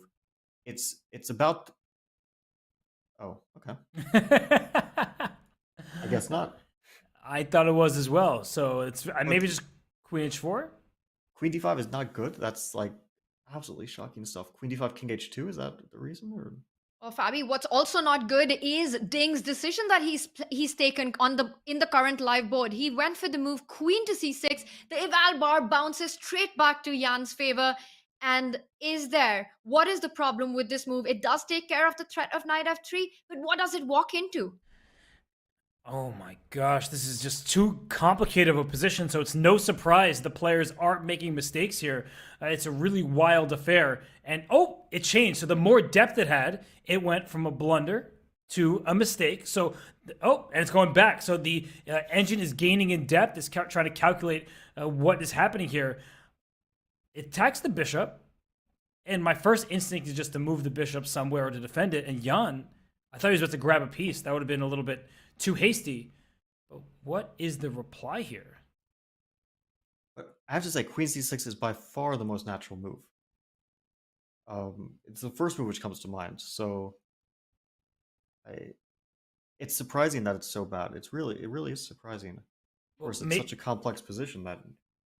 Maybe there was a bishop takes g6 that should have been played first, but he plays bishop b8, does Jan Nepomniachtchi, and oh my goodness! Whoa! The evaluation bar went all the way up in Ding Liren's favor. Oh my goodness, what has happened? Bishop to b8, a natural defensive move, but now it is advantage Ding. What is going on here? You just pick up the rook on g6, but then there's hg6. Fabi, can you knight throw the g3. line? There's this knight g3 tactic, like we mentioned in another position. I think it might work here. Bishop g6, pawn takes, and look, Ding looks excited, or at least he looks like he's very concentrated. Is it? But I don't know if that works out because knight g3, fg3, fg3, and queen d2 is coming to mind. So what's going on here after queen d2? Oh my gosh! Well, let's just pause. We all need to breathe. We all need to breathe for a second. Oops, sorry, I keep refreshing the game to the beginning. We need to go. We need to start from the very position. beginning. But Bishop b8's play, we saw Ding perk up here, but Jan continues to play too quickly. Like, it's okay to miss things. We keep talking about this. Everyone does it. But this is clearly a critical position, Fabi. You played a World Championship match. And I don't want to be overly harsh. I mean, Jan Nepomniachtchi has played a very, very excellent match thus far. But when you have a position that he knew was much better for him, to rush these decisions feels odd to me. Maybe he's getting excited. Maybe he thinks he's just winning. Maybe he wants to put Ding in time trouble. But now it's backfired completely. And it definitely, Bishop takes G6, we saw as the first step. It's about finding what happens after HG6. These things are easy to miss, but they're easier to miss when you don't spend the time to calculate. You know, I'm looking at a little idea. After Bishop G6, HG6, I don't know, this could be a terrible blunder. I'm sure the Valbar will hate me. D5? Okay, moment of truth. You're brilliant. Oh, it worked. You're brilliant. Well done, Fabi. If you take, there's knight f6. And if knight f3, I think d takes e6. Yeah, this is just winning because the knight escapes, and obviously black was counting on trapping that knight. And if knight f3, I think d takes e6, and then knight captures one of those rooks, and then e takes f7, and it kind of probably starts to fall apart. Yeah, you don't even care about that knight on g1. It's all about like rook f8, rook e8, and that stuff, or queen e8, as you pointed out. Yikes! Well, I think rook d8 is actually the way. So not to allow bishop d6. Oh my god! And then there's the final option after d5, and it's g takes h5. And here I was hesitating for a second because I thought the response was g takes, but then queen f5 is actually threatening checkmate. So this is not the way to go because the queen h3 is checkmate. But the way to go is actually d takes e6. And you don't care about hg4 because rook g4 is just like attacking everything. And in fact, black is falling apart. It's easy to miss this, but black begins to fall apart because f takes e6. I think maybe now gh5 is a better version, but also rook takes c6 with the threat of rook h6 is coming to mind instead of hg4. Rook e6, gh5 also, but this one is very, very, very scary looking for black because rook h6 could just end the game. This So is wow, a yeah. big moment. Ding needs to calculate. He can find us. This is definitely findable for a player of his caliber. He's got 25 minutes. He needs to burn the oil right now. He needs to burn the clock a little bit. He needs to calculate this line. The tables have completely turned over the last two moves. And we've been talking about one of Jan's biggest strengths, the ability to play fast, to play confidently, and to make those good moves on the board. But these are exactly the time when the biggest strength that Jan has backfires into a weakness in his game and often brings out the inconsistency. And we saw that with just two moves, b4, giving up that c4 pawn, and the natural looking rook shift to g8, a complete turnaround. Ding Liren, he needs to find this option of picking up the rook. He's definitely looking at that with the move d5. It reminds me of game 6. d5 was the move that got him that point, Robert. d5, bringing that mating attack to the black pieces. Will Ding find this for the second time in this match with this killing blow of the pawn advance? I think he absolutely will, and I just want to give a shout out to everybody watching. Your enthusiasm is felt. I know you're losing your minds, but you're going to lose your mind even more when we go through what Jan Nepomniachtchi just, I don't even want to call it overlooking. That's how complicated chess is. And engines, they make it look easy because they just go up and down and tell you who in fact is winning. Calculating all of it is nearly impossible. So let's just go back a step here, because after queen took on c4, rook a8 was a mistake, queen c6 apparently also a mistake. But after knight f3, we were struggling in this position to figure out, okay, rook g8, queen e4, all this is forced, checkmate is threatened, you have to take away this bishop. And after queen takes, queen d5 check looked very good, but the bar went back towards the center. After queen h4 here, you have this move, attacking the h3 pawn. Oh, and a move has been made. It is queen to b7 and a mistake back. I will get back to this in a second, but this was a very complicated line. We'll show this later because queen b7 was Ding's choice. He also doesn't find the best move. Yeah, I have to say these guys are just fried at this point. Like they've stopped calculating, and you know, players they're super strong, but they're strong because they can calculate. They're not strong because they can instantly spot the best move. Nobody can. So yeah, they turned off their desire to calculate, or maybe just their tiredness caught up with them that they don't want to exert that effort. But they're like, it's such a complex position. They're just blitzing, and I have to say, I know that there's no increment, and of course, time trouble is an enemy of all of us. But you still have 25 minutes. Jan has 35 minutes. Look, he's getting ready to move instantly again. I mean, it's not a bullet game. This is pure nerves. That no longer is this about chess. It's just pure nerves at this point. Every move is a mistake, and we're seeing that just because the players are no longer like Ding is ready to think they're playing like it's literally a 30-second game, not not a world championship where they both have 25 to 35 minutes. Not only caution has been thrown out a window in this game, but also the accuracy, as we see the bar go up and down, the players keeping the pressure on the clock, but they're just blitzing out moves in such a critical moment. Fabi, you were mentioning about fatigue and tiredness setting in, the inability to perhaps sit down and calculate at this point. But I have to say, this is the World Championship. This is the biggest stage. It decides the best player in the world. This is what we expect from the world number 2 and the world number 3 to figure out. But it clearly shows the aspects of the match, the psychological pressure that is on, the fatigue that sets in, the emotional and the physical toll that it has taken on these two players. Now we are currently on move 30, and we see that Ding has made the choice to move bishop e4. He still has 10 moves to make to meet time controls. The player has 2 hours to reach 40 moves. And then after that, an additional 60-minute gets added on the clock. We often see that it is the time scrambles reaching towards move 40 that often decide the game. And it looks like this one is going to be about that. There is no increment from the start of the game. It's only after move 60 that the players get a 30-second increment. So we are going to come down to those moments, those critical decisions. Bishop e4, and the eval bar says we are back to level. Yeah, bishop e4 was a correct choice by Ding Liren. And I hope that Jan stays away for just a second, because I really need to show the variation that was missed, that there was a mistake, because it was so complicated that you can't fault anyone for missing it. So I am going to go back in time. Let's bring up an analysis board really quickly. I will just rush through the variation. But at this point, after queen takes c4, knight of 3 was correct. But the reason why is crazy. And I was informed of this. Of course, I didn't find this myself. I would never pretend to. Takes, queen takes. It wasn't queen d5. It was queen h4, threatening mate in 1. You play queen d3. Black strikes with f5. Please take me. Your knight is loose on h5. You can't afford to do that. F takes g4 is a deadly threat. Your h-pawn is pinned. And after queen f3, you defend. But after pawn takes, rook takes. Don't take a knight. There's rook takes g8 check. And the queen stares at the queen through the rook. So this would be a check, and you win the queen. Instead, you trade everything. Checkmate is threatened, so you have to take. And then b3 wins at the end of the line because your knight is out of play. And if you bring your knight back, there's bishop a3, giving up your piece. And after pawn takes b2, b1 is unstoppable. Black wins the game. Okay, Jan, he missed this. It was super easy to find. This was like a 10-move variation, and this is the only winning path. Yeah, this is insane stuff. Line. Yeah. No, this is a completely crazy line. I don't think that we can fault Jan at all for not spotting this line.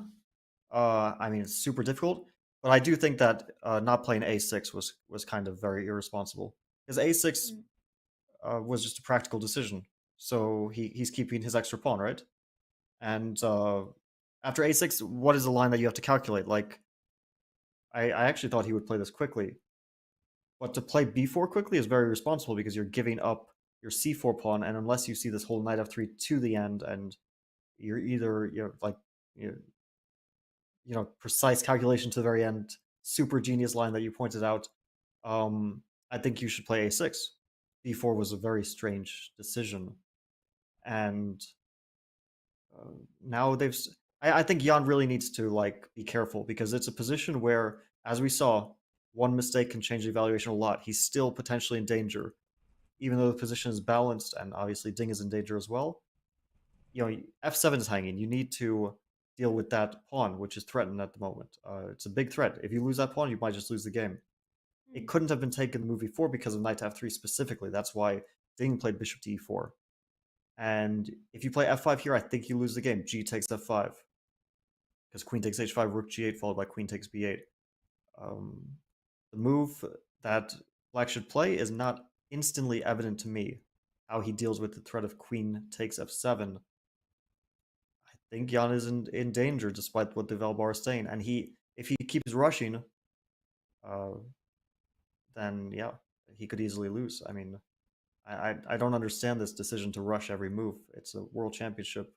You have usually one chance in your lifetime, maybe two. Like Jan has, obviously, this is his second world championship match. How can you play every move like it's a title Tuesday game? It's really, these are responsible decisions to make. Very big misses we've seen by both these players in the last few moves. Yan missing the most natural option of just defending it, the b5 pawn, keeping everything under control. All your ideas are still on the board. Ding would have had such a tough time to just respond to that little move that you were pointing out, Fabi. And instead, he goes for this line that requires complete precision. It requires you to look at a variation that is at least 10 moves ahead with some very unnatural moves. And if you don't make them, then you allow your opponent back into the game. We saw another big miss by Ding, where in fact the eval bar would have completely turned around in his favor, the line with d5. So both players making inaccuracies, and even though the eval bar says it's level, it's far from an equal position. You're pointing out a direct threat on the board that Yan has to deal with. The f7 pawn is hanging, and simple defensive moves like rook coming to f8, defending the f7 pawn, do not do the job, because it's not just the f7 pawn, but also the b4 pawn that you need to watch out for now with the black pieces. Rook f8 would run into a move like queen takes b4. So definitely not an obvious way to actually fight against the most direct threat of picking up the f7 pawn. Yeah, Jan should really be kicking himself for getting into such an unclear situation when he had complete control over the position. The position is the same, except he doesn't have a c-pawn, and white's queen is more active. He could have had the same position with an extra c-pawn and white's queen passively placed on c3, not particularly threatening black, while here the queen is threatening two pawns. So black, I guess the b4 pawn is the less important one, so black should deal with the threat to the f pawn. But how do you do that? At this point, I prefer white's position. I don't particularly care what the evaluation is, because that's not the reality. The reality is that Jan has to find a way to deal with the threat. It's not obvious. It's really a very dangerous situation for him here. Looks like the tables have really turned in Ding's favor right now, regardless of what the objective evaluation of the position is. Jan Nepomniachtchi is currently in the resting area. He is definitely thinking about these problems that look like they're very self-inflicted with the last few moves that we saw by Jan with the black pieces so close to actually wrapping up the game. While we wait for Jan to return to the board and deal with the immediate threat on the board that Ding has of capturing the f7 pawn, we will go into a break, but you don't want to miss the action on the other side. We'll be right back.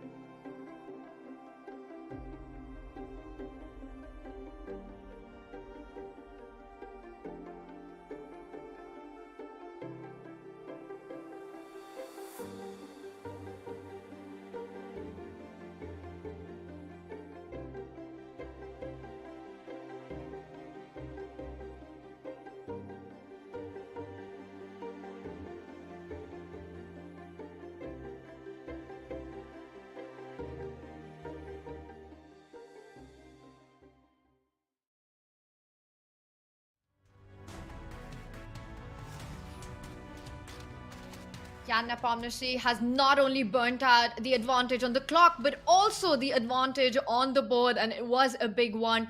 We see that he has returned on the board. He's made a move. He's made his choice. And Fabi, you were discussing a fascinating resource that Black has in this position. It wasn't the choice that Jan has gone for, and we see that his move has been awarded by a question mark. That's not the kind of award you want in this position. No, it's not the kind of award you want in any position, but it's especially in this one where the value of each move is so high because it's so complex and the valuation can swing.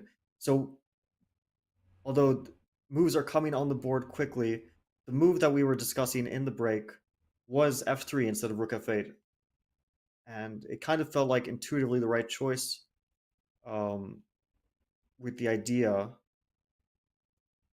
that after f3, if white... So my idea was if white takes on f7, then knight comes to g2 and starts to create some threats, right? Black needs counterplay.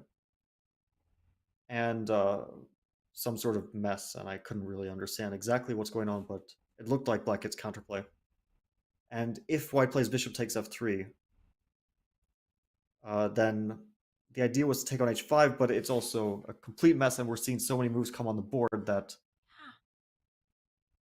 that we should probably... Complete shift in dynamics. Black's pieces are moving back now, Robert. From being on the attack, on the offense, we suddenly see Jan Nepomniachtchi has lost the c4 pawn. He's lost the b4 pawn. The queen from g5 has moved back to d8. The rook, which was on an open g line, has now shifted to defending that f7 pawn. This feels like disaster for Jan. It is a disaster because not only is the EVA bar saying white is better, unlike in like the 80,000 different positions we've looked at where it was confusing and it said that white is better somehow, but it didn't look like it, or black was winning even though it looked dangerous. This position actually looks good for white. Your king on h1 feels much safer. There's a bishop on e4. That bishop is just defending across this exposed diagonal. This king on h8, if this queen gets back to the diagonal, it could be in big trouble. So that's why I'm thinking about the move d5 here. Let me free up the d4 square for my queen. And if you don't take this pawn on d5, I may take you on e6. I may put a rook behind my pawn and try to push it up the board. We saw Ding with a dangerous d pawn in that game 8. He didn't win the game, but he should have. I don't know. This position is starting to look very, very shaky for Jan Nepomniachtchi as he's on his back foot. His pieces are sort of scattered at this point. His knight on h4 is looking good, but it's alone in enemy camp. I really like Ding's position right now. Let's continue that line, Robert, because d5 was the move which came to mind to me as well, because black has the idea of playing f5 at some moment, and if e takes d5 here, queen to d4 will regain the pawn, and white will probably enter a very nice endgame. But after d5, I'm wondering, the move e5, because black still has that threat of f5, and this is a concrete position. This is not immediately obvious how white is dealing with the threat of f5, which could become very dangerous as well. So what's the follow-up here? It's not immediately evident. I'm actually thinking of the idea queen c3 because I want to play knight takes f4, but then f5 comes, and there's bishop to f3 there. It's hard to, like, yeah, probably this doesn't work out because bishop f3 feels a bit shaky, right? Somehow. But yeah, but the EVA bar is like, it's, inching in one direction then back to a center. Even it's confused. Like, this position is that crazy. This king on h8 in the open. This king on h1, not the safest king either. Both knights on the rim, they're not looking particularly dim. They actually look quite aggressive and threatening. Fabi, d5 was just a move. I didn't really calculate ideas behind it. I'm being honest with everybody. You should come up with plans, not just moves. But I'm just looking at this position and I want to go after this king. Maybe there's a better way. I don't have to rush. I mean, what is black's next move? Is it really f5? I think so. I think f5 is coming. And the reason why d5 is a bit double-edged is because after f5, that bishop can go on the diagonal somewhere, and d5 cuts off a lot of those squares. For example, the c6 square is an option. And he plays queen c3, which is more logical without playing d5, indeed, because now after f5, white can play bishop to c6, for example, with the idea of d5 at a more opportune moment and potential exchange sacrifices in the air. For example, if f5, bishop c6, and if black makes a waiting move just to illustrate what white might do next, Oops, sorry, as a mouse slip. I mean, these guys are just playing instantly every move. It's amazing. What's going on here? I mean, they've got more What? than 20 minutes on the clock. This is a world championship match. The title is at stake, and the players are just blitzing out their moves in a position where you could be lost in one move. One bad move, and the game is over. Yeah, it's craziness. I mean, just to like illustrate something, the tactical details are white can actually play the move knight to f6 here. It is a tactical option. It might not be a good option, but it doesn't lose the knight because queen f6, g5, and you pick up the rook on h6. And obviously, I don't know if knight f6 is the right move, but to play instantly in this position where there's some kind of sharp stuff like knight f6 on the cards, and who knows what happens.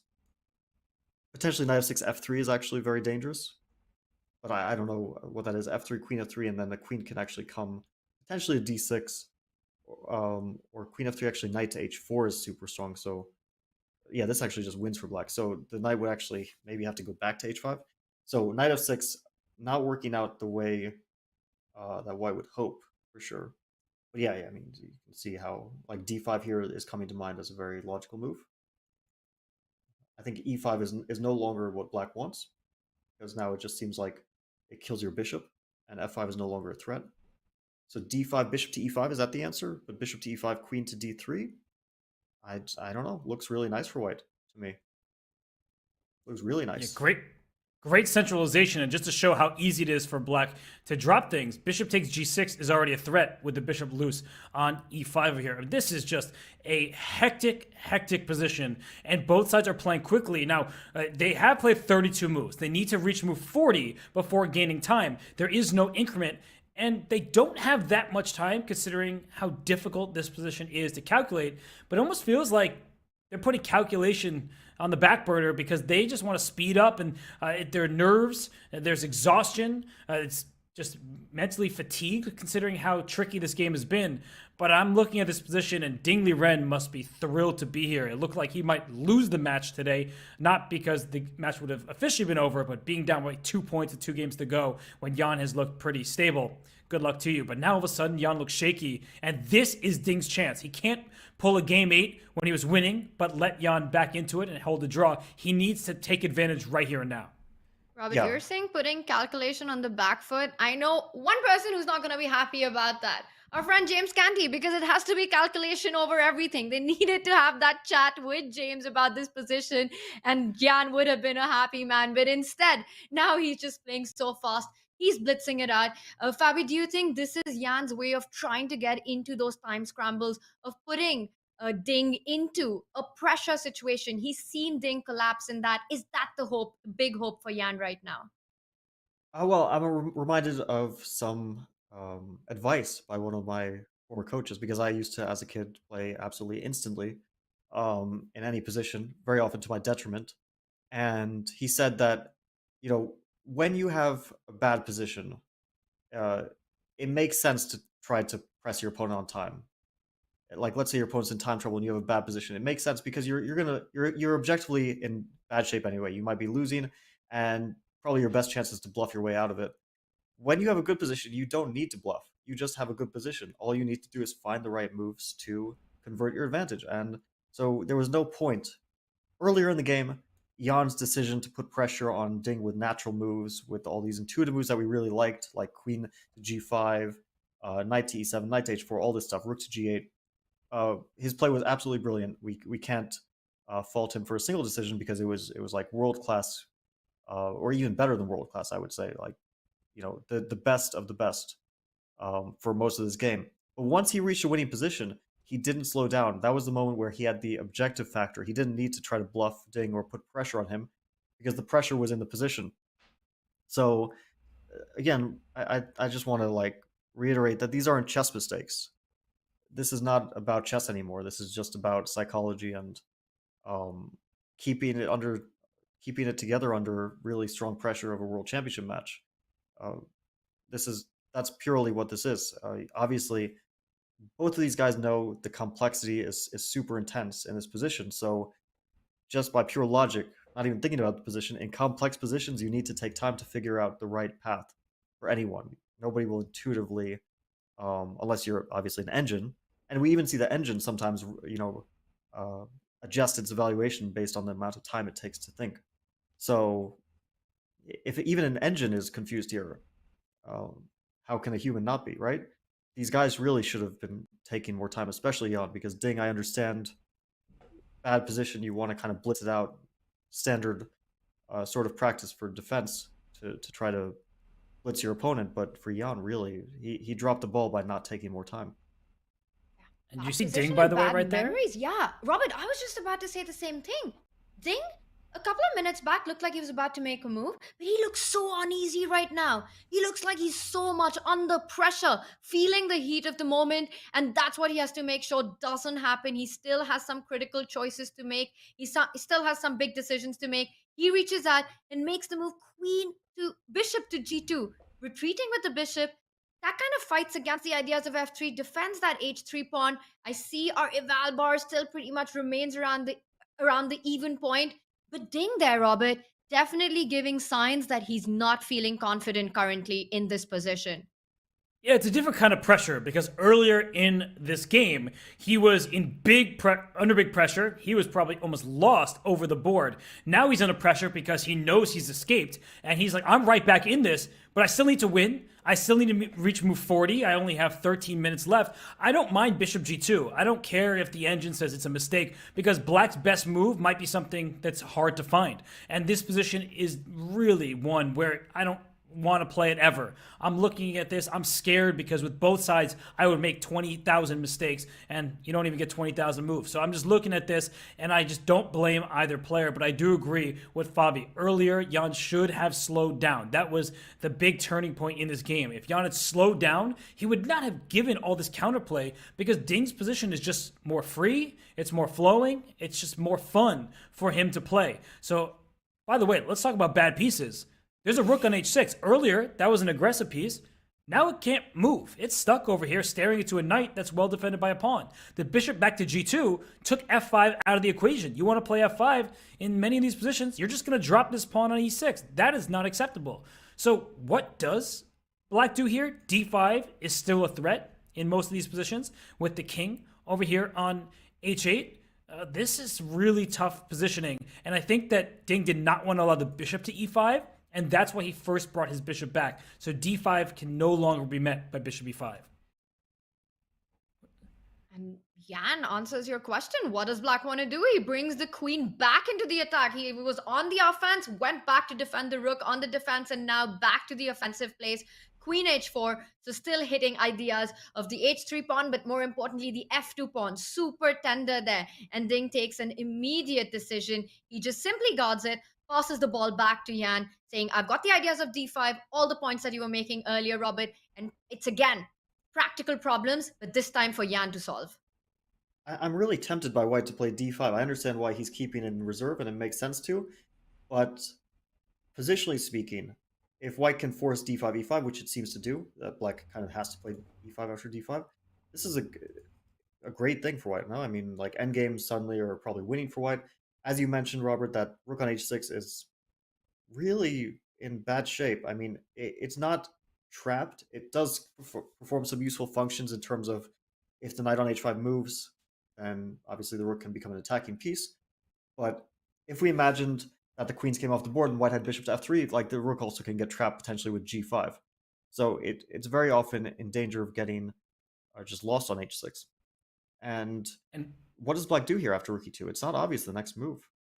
Well, I think this is why he didn't play d5. Quick little analysis here. It's not going to be long, but for everybody wondering, why wouldn't you just give a check? Sometimes it's better to store. The threat is better than the execution. After d5, e5, black can successfully play f5 in the near future, and that's scary for the white king in the corner. But in the game, after rook to e2, a very quiet move, if you play f5, now the rook, which was defending, says thank you very much for the pawn, and d5 will result in a mating attack against the king. So I actually really like rook e2. It takes away black's main offensive threat and it says you need to find a move because you're not going to sacrifice an exchange. I can just take right back and my king is perfectly safe thanks to the bishop. And let's not forget that white is up a pawn on the queen side. If black just shuffles back and forth, at some point white can throw those pawns up the board and try to get a passed pawn. So I'm really worried for Jan Nepomniachtchi. I know he's up 7 minutes, but I really feel like his position is far more difficult to play. I'm struggling to see moves here. You just brought your queen to h4. That's a good square, but you're not threatening anything. This rook on f8, does it have to stay here for some reason? Can it move to a square like d8? I don't even know if that does anything. Yeah, if I were Jan here, I would be in a state of panic. This is a position where you need to immediately generate ideas, or you could easily lose the game. Because, yeah, it's only the dynamic factors that can maybe save you here. You're down material. So that's the first thing. That white is up a pawn. Black is the one who needs to prove compensation. And the other thing is that the d5 idea at any moment could result in your king getting mated. So you have to both create counterplay and keep an eye on your king, which is very weak. And I don't see how to do it. f5 is like the most obvious move. I'm actually thinking about some kind of crazy a5 here. Just because I plays f5? F5. It's on losing the the spot! And oh my gosh. Rook takes e6? Drops another pawn. What does That's he the want? third pawn that Jan gives up. F takes g4, let's d5, bishop e5, rook e5. I don't see the idea there for black. It's What just is he checkmate, doing? no? I'm shocked. I'm Is confused. Is this Jan on tilt? Rook e6, I don't understand it. f3 is his idea? So f3. So we need to analyze this. It has to be e6. f3, otherwise you resign, no? f3 or Right, you 'cause resign? d5 is devastating. So f3. So your point, just to show that white could get checkmated if your bishop were to take, that would be silly because you get checkmated in one. Okay, so f3. If queen takes f3, you're trying to take on g4 and expose an attack against this queen over It has an easy refutation. d5, bishop to e5, rook takes e5, f takes g2, and I think just maybe king g2 also wins, but king h2 is a very simple solution, I think. And yeah, the king is safe. F takes g4 leads to mate after rook to f5, among probably other moves as well. Or rook g5, whatever you want. Knight takes e5, queen e5 will, yeah, white is... And he played it. He played rook e6. Support. This is complete craziness. I This is can't bizarre. imagine this. This is bizarre. I don't know what Jan has been doing for the last 5 moves, but it's been an absolute disaster. Every single move, he's lost out on an advantage, given the chance to Ding to strike back. And did you see that? Ding actually looked at Jan. He looked at Jan there with this puzzled expression. Jan has blown this away. Rook e6 on the board. No way for Jan to come back. If f3 doesn't work, that is the third pawn that Jan has just given to Ding for free. What is this? This is supposed to be a world championship match. And this is why Ding Liren played rook e2. That was a really subtle idea. It was just defending, of course, a pawn that was under attack. But he made it so Jan could not successfully play this active move f5. So I think that Ding Liren deserves a ton of credit. Yes, Jan Nepomniachtchi is absolutely collapsing at this stage of the World Championship Game 12. But Ding has created some problems for Jan. Jan's created problems for himself as well. And now the game's just over. There's no way to save this king. Did you see Jan there? It looked like he was so angry at himself for what he allowed. He couldn't even look at the board. He was just talking to himself, just in complete disbelief of how he's just left the title, the World Championship crown, just slip out of his hand in this game 12. Jan Nepomniachtchi feeling the heat, Ding Liren in driving seat is not just about losing this game and Ding striking back. But if that was to happen at this moment, Jan knowing what he messed up, Fabi, the momentum of the match will completely shift in Ding's favor with this comeback. Yeah, it's difficult to because on the one hand, I really feel for Jan in this moment. It's clear the pressure got to him, and I think that it got to him because he probably realized that he was on the verge of winning a game which would probably win him the match. We can't say with certainty, but with great likelihood, 2-point margin would be too much to handle. And at that very moment, when we were already calling for, like, maybe Jan is going to become world champion very soon, every move, like, we can basically criticize pretty much every move he made. It became like a bullet game, just instant moves, and within the span of 10 moves, at least like 7 serious mistakes. Just very, like, the quality just went basically to 0. So, and with 40 minutes on the clock, not like when Ding collapsed in Game 7, it was shocking, but it was still very much associated with time, trouble, panic. This was unprovoked mistakes, just pressure of the match dictated what happened in the end of this game. And now he's of course, as soon as rook takes e6 happened, he understood what he had done to his position, but it was already headed that direction. Like he had gone from completely winning to like, just compare the position before b4 and before f5. It's the same position without his b and c pawns, exactly the same. He's just missing his b and c pawns. Besides that, the position is identical. We've maneuvered a lot, but the b and c pawns somehow magically disappeared from the board, and obviously something went pretty wrong for that to happen. So yeah, just he's definitely kicking himself. Who knows what this means for the rest of the match. This is heartbreaking to watch. To watch Jan right now is pain, because he can feel it. He's talking to himself. He's not being able to look at the board. This was a big missed opportunity. Jan Nepomniachtchi from a completely winning position, and it was flawlessly played by Jan up to that point. Ding hanging on by a thread, and then just a bad move, one after the other, has seen a complete collapse. And at this World Championship stage, I'm not used to seeing something like this. We usually see play which is, we've seen the highest accuracy by these two players in the previous games. And Robert, this has been shocking and currently just heartbreaking to watch Jan on the board. It's been shocking, but if you think of the match overall, is this the first time where Ding Liren received some luck? Because when I think of Game 7, where he got in time trouble, he was the one who was outplaying Jan Nepomniachtchi. In Game 8, he had a winning position. Now, Jan put up some very stubborn defense, but Ding Liren outplayed him, had a winning position, and didn't win the game. So I feel like this actually is a moment where Ding Liren is experiencing some fortune because his position was terrible, and it happens to be very late in the match, and we'll get some recency bias. But if I think for a second and look at the match as a whole, Ding Liren, I didn't think he deserved to be trailing based on the way he played. So I feel like for Ding Liren, this is a huge moment. He is bouncing back. He is about to level this match up. And I wouldn't say he is undeserving of being 6-6 after game 12. So he could have lost the match in this game, and that is fortunate for him. But if I just take a step back, if I look at the match as a whole, Ding Liren has not been a worse player. I think they've been very level, and so a 6-6 score feels about right. Yeah, I don't think that we can talk about luck, because this has been up and down, and for sure Ding is not lucky to be in this position.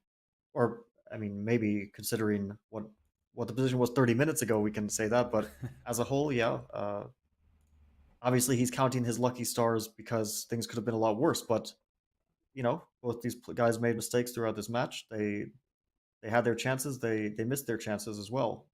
I can think of like one moment where Jan will definitely regret earlier in the match, which was when he decided to take the exchange, right? And he allowed this monster knight on f5, and in the English game, reverse Sicilian game earlier in the match. I think it was probably game 4. So there's definitely some moments they can both regret so far. For Ding, of course, game 7 and game 8, that was a nightmare stretch for him, because he could have been 2 out of 2 instead of half out of 2 from those two games. Oh my God. What we're witnessing right now is just, it's unsurpassed. It's something that we haven't seen happen before. This, to me, looks like Ding has used up one of his 9 lives today, surviving this one. And simply because Jan played such a great game from the start.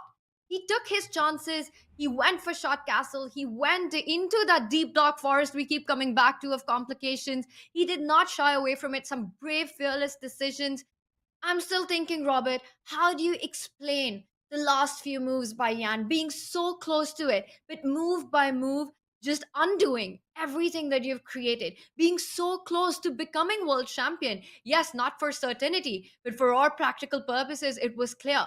And Jan right now is fighting the demons in his head, because he's also thinking about what he's missed out on his game. Not just the fact that he's completely lost, but the fact that he perhaps lost the World Championship title with this game. It's an impossible question to answer, and the reason why is it's an impossible experience, impossible situation to replicate without being in the World Championship stage. Now, we have somebody who played a World Championship match against Magnus Carlsen. That's Fabiano with us, but I think one of the big differences is that Jan Nepomniachtchi had the lead, and he was about to make it a 2-point lead. And so, Fabi, I mean, you can maybe comment on this. I don't know. It's kind of speculation to some extent. But nerves had to be a huge factor. And the exhaustion after playing now a 12th game of chess, you know that these players have been giving it their all. They really must be just out of gas. Yeah, exhaustion is definitely playing a huge part in this. And I think also the weight of the moment.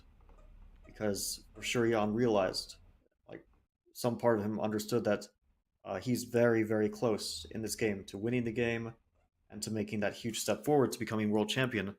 And the weight of that also can weigh on you. It can get in your head a bit. The excitement of potentially winning, also a brilliant game. I'm sure he felt like he was playing a brilliant game. Winning a brilliant game with the black pieces. The whole narrative of it is in your head like I'm going to win a world championship match with one of the best games I've ever played, just slowly outplaying a player as good as Ding from an equal position, like just from the opening, equal, maybe even slightly worse from black. So all of this was in his head. I'm sure that this contributed in great part to why, and I can feel, I think all of us, everyone in the chat can also feel the pain of losing a chess game. We've all been there. So this is brutal. This is brutal. It's the pain, the beauty of chess, but also just how cruel a game it is. And we can see that on Jan right now. And Robert, he's fighting a bad position, but right now he's fighting his mind. And how difficult is it for him to even try to create chances here? If we just look at it from a practical purpose, is there a way now for Jan to try to hold it, or is it completely a lost cause? He might resign. No, this game is over and he knows it. I mean, I don't know if this was just he forgot the e6 pawn was hanging directly or if he was relying on something, but there isn't anything here. And I feel for Jan. I mean, you look at him, right? He is absolutely devastated because he had a world championship title just right there in his hands and it just fell out of his grasp. And now all of a sudden, he's dead lost in this game. It's about to be 6-6. He does get the white pieces tomorrow, but his mentality has to shift. He needs to play for a win. He needs to play something, he doesn't have to go all in, of course, but he needs to start playing ambitiously, whereas if he had drawn today, or if he had won today, he would have just played a solid game. So I think he's just going back in this game thinking, what was I doing? How could I not get the most out of this position? How could I not win? But he is going to resign. He is going to lose this game, and he will need to clear his head for tomorrow. Jan is in agony right now. Yeah, there's no way to fight. D5 is coming no matter what move you make. It's just D5 next. It's there's nothing left, no hope left for black. Yeah, this is. I think his task now will be to recover mentally from this one. This is going to be a tough one to recover from. And just to push back on that, that's exactly what it was, right, Fabi? It's not just about Ding making his comeback in this match, but Jan being so close to closing the match. Having a winning position with the black pieces, Jan did it once in game 2. He took the first win with black, and he almost did it at the most critical point. Almost being the key word here. But it just looked like he went suddenly on a self-destruct mode. Did he start playing on Ding's clock?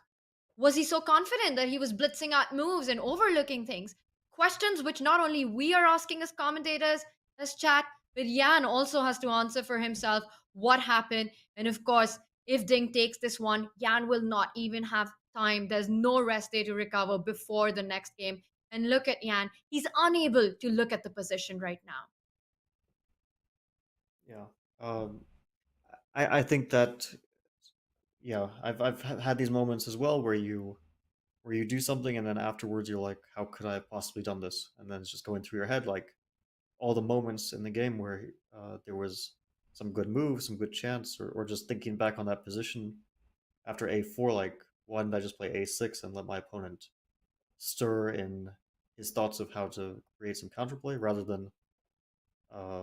I think we really need to maybe go back to that moment in the analysis because, like, this is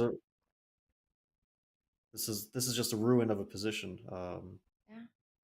And we might see, Robert, as you mentioned, a resignation here because it's difficult to even come up with a move for Black. Wow.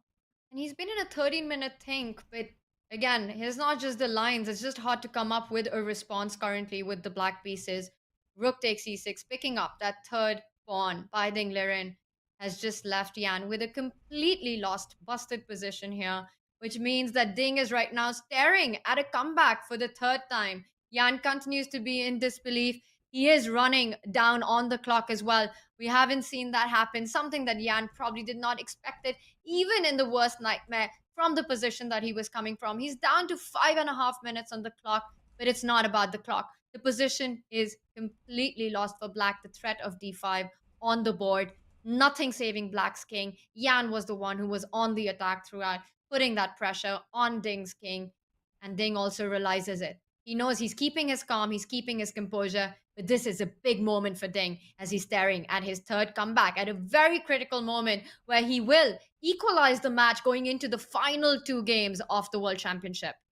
And you can see it on, in Ding, and he just is more determined than ever. He had his back against the proverbial wall. He was in trouble. He went for it. It was backfiring. Everything was going wrong for him, but he fought very hard to get back into this game. And Jan, he was his own worst enemy. That quick decision making, something we've said about Jan in the past. We thought that he's changed a lot, winning the candidates twice, playing a world championship match back in 2021 against Magnus Carlsen. But sometimes, our worst habits come back at the worst possible moment. And Jan is going to be very upset with himself for some of his quick decisions, allowing Ding Liren some much needed counterplay. And right now, Jan has no counterplay of his own. He is down material. He is down on time. His king is about to be knocked down because he might just resign here. This is 1-0, and that means we'll have a 6-6 match. Yeah, I think it's... I do kind of see a move to resign. It suddenly came to me. It's the move knight to e5. Because if rook h6, knight g4, there's a d5 is knight by bishop e5. There's actually a threat of knight takes f2. It's a pretty strong threat. It probably doesn't work out for Black anyway. But, Bobby, I think at this point, Jan is just incapable of making a move right now. He's just in complete shock. No, I'm just trying to find some move not to resign the game on the spot, at least to create the chance for a mistake for your opponent. But after knight e5, I think rook takes e5 is just very, very clinical and easily crushing Black. So even knight e5, and that would be a great, I think, bullet try. I mean, Hikaru would play that and probably win in Title Tuesday if he were doing that. But yeah, here it's not too difficult to refute. It's painful to watch this, honestly. I'm looking at Jan. I'm seeing that just pure devastation, that anger. It gets to you. I mean, as a fan of chess, in addition to commentating, you always want to see great games, all these great fighters. But it's painful as somebody who's played a lot of chess to lose a game like this. I mean, I've never been on this stage, of course. Probably you have been.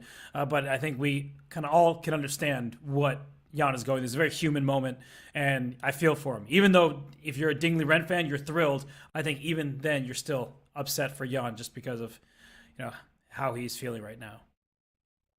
Yeah, absolutely. It's obviously very, very painful to lose in general, and especially on the biggest stage.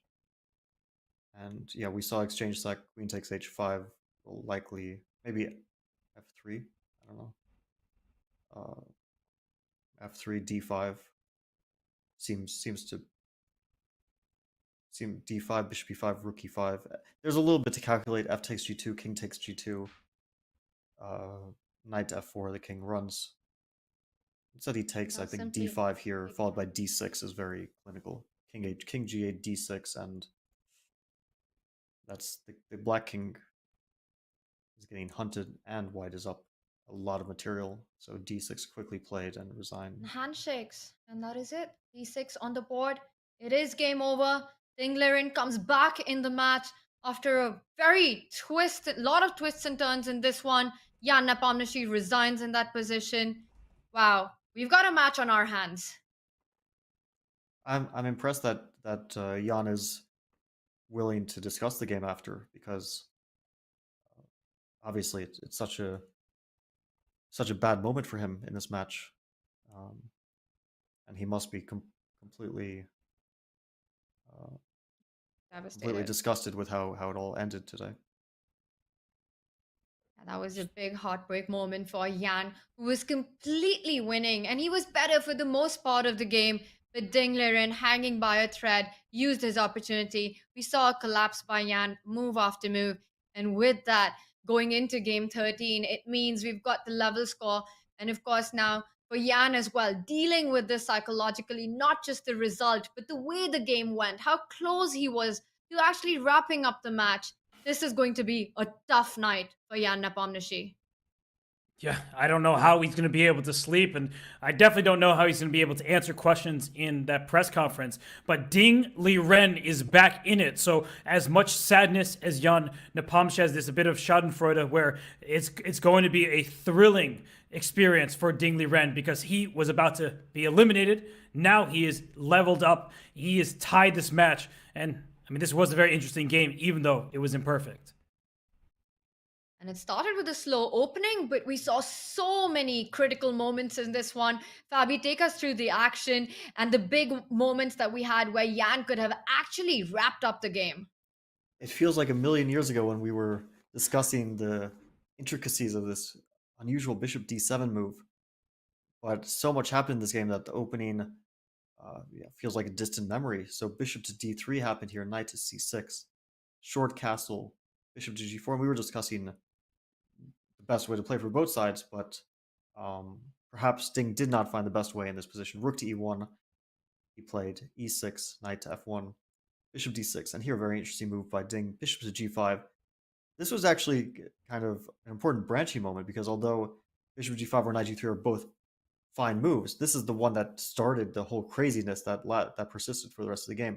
Short castle, excellent move by Jan, and he continued to play excellently. Bishop takes f6, gf6, knight to g3, f5. We were kind of expecting this might happen. h3, bishop f3, queen f3, and here to avoid the potential knight takes f5 sacrifice, Jan played knight to e7, very interesting move. Inviting knight h5, as played by Ding, king to h8, g4. Obviously, both sides are staking out their way to attack on the king side now. g4 was played, rook to g8 played to stop gf5, and after king to h1, knight to g6. Excellent move.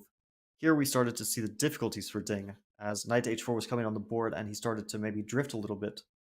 Yeah, gf5 met by knight h4 indeed.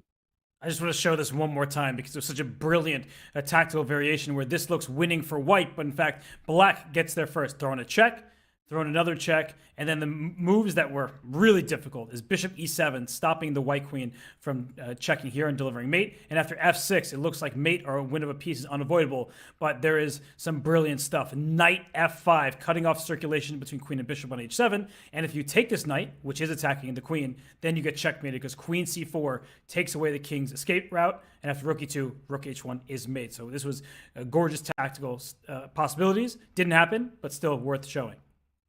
Yeah, this was one of the lines we were fascinated with, and instead Ding played bishop c2, although we were speculating that maybe rook to g1 was a better move.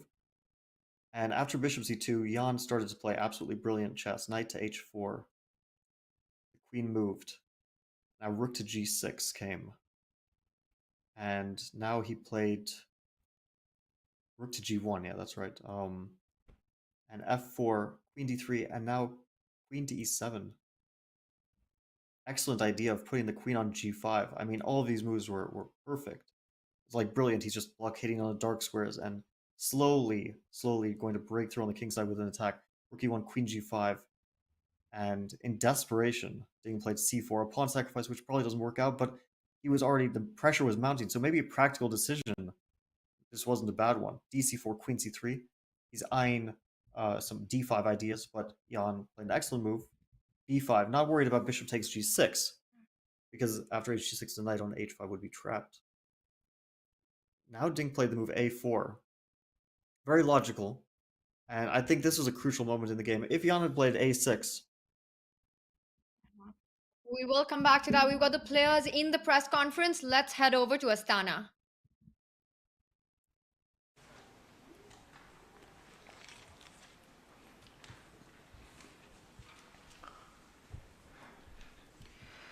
Hello everyone, welcome at the press conference of the round 12. Today the game was won by Ding Liren and the current score is tied 6-6. My first question goes to Ding. Around move 28 to 30, moves both sides, you started to blitz out the moves and there were a lot of inaccuracies. And there is a quote from Fabiano Caruana who said, "There is no longer about chess, it's pure nerves. Every move is a mistake now." Would you agree to this statement? Well, I agree with the first part of his words. It's not about chess, since I know the quality is very low, but actually I'm not so nervous at the point. I thought at one point I feel it's total silence in the playing hall, and I didn't feel anybody watching the games. It seems the playing field, well, it seems to be the very important game, but I didn't feel it at all. I have to told myself that it's quite important. I have to focus on. I didn't feel any kinds of emotional at that point. But the game itself is quite bad. I think my mistake comes earlier as bishop c2. I should have played rook g1, I guess. Bishop h2 and then rook f1. Maybe that's an improvement over the game. Right. Yeah. Thank you. And Jan, would you agree to this statement of Fabiano Caruana that it's no longer about chess, but it's about the nerves now? No, I guess it's still about chess, and not the best thing to do, like to lose a supposedly winning position. I guess after c4, like something like rook c8, provoking c5 would be like very, very clean. And then basically white has no counterplay, so it's pretty much, in my opinion, pretty much over, since cd5 doesn't work. But I somehow decided to go for some forcing lines and met the consequences. So, yeah, I think it's pretty much chess, but yeah, at some point, of course, it was a big mess. Once I found out that, okay, this... I'm not sure. After bishop e4, so strangely, I didn't see like any ideas for me anymore. Yeah, so perhaps, okay, what I did was reasonable, but clearly it was an important moment. So, yeah, but happens. Thank you. Ding, at what moment have you realized that the tables turned on your side? Well, I didn't understand his choice b4 and then didn't follow by knight f3. That gave me very easier play, and my queen had developed to a very good square. So, but after bishop e4, I realized I was maybe already better at that point. Right. Have you considered actually to capture the rook on g6 instead of playing queen to b7? If he takes. So you considered, but you disliked that move? Yeah, I considered a little bit. Yeah, but I think when I saw queen b7, then followed by bishop e4, I thought it's quite good for white. Mm-hmm. Okay, thank you.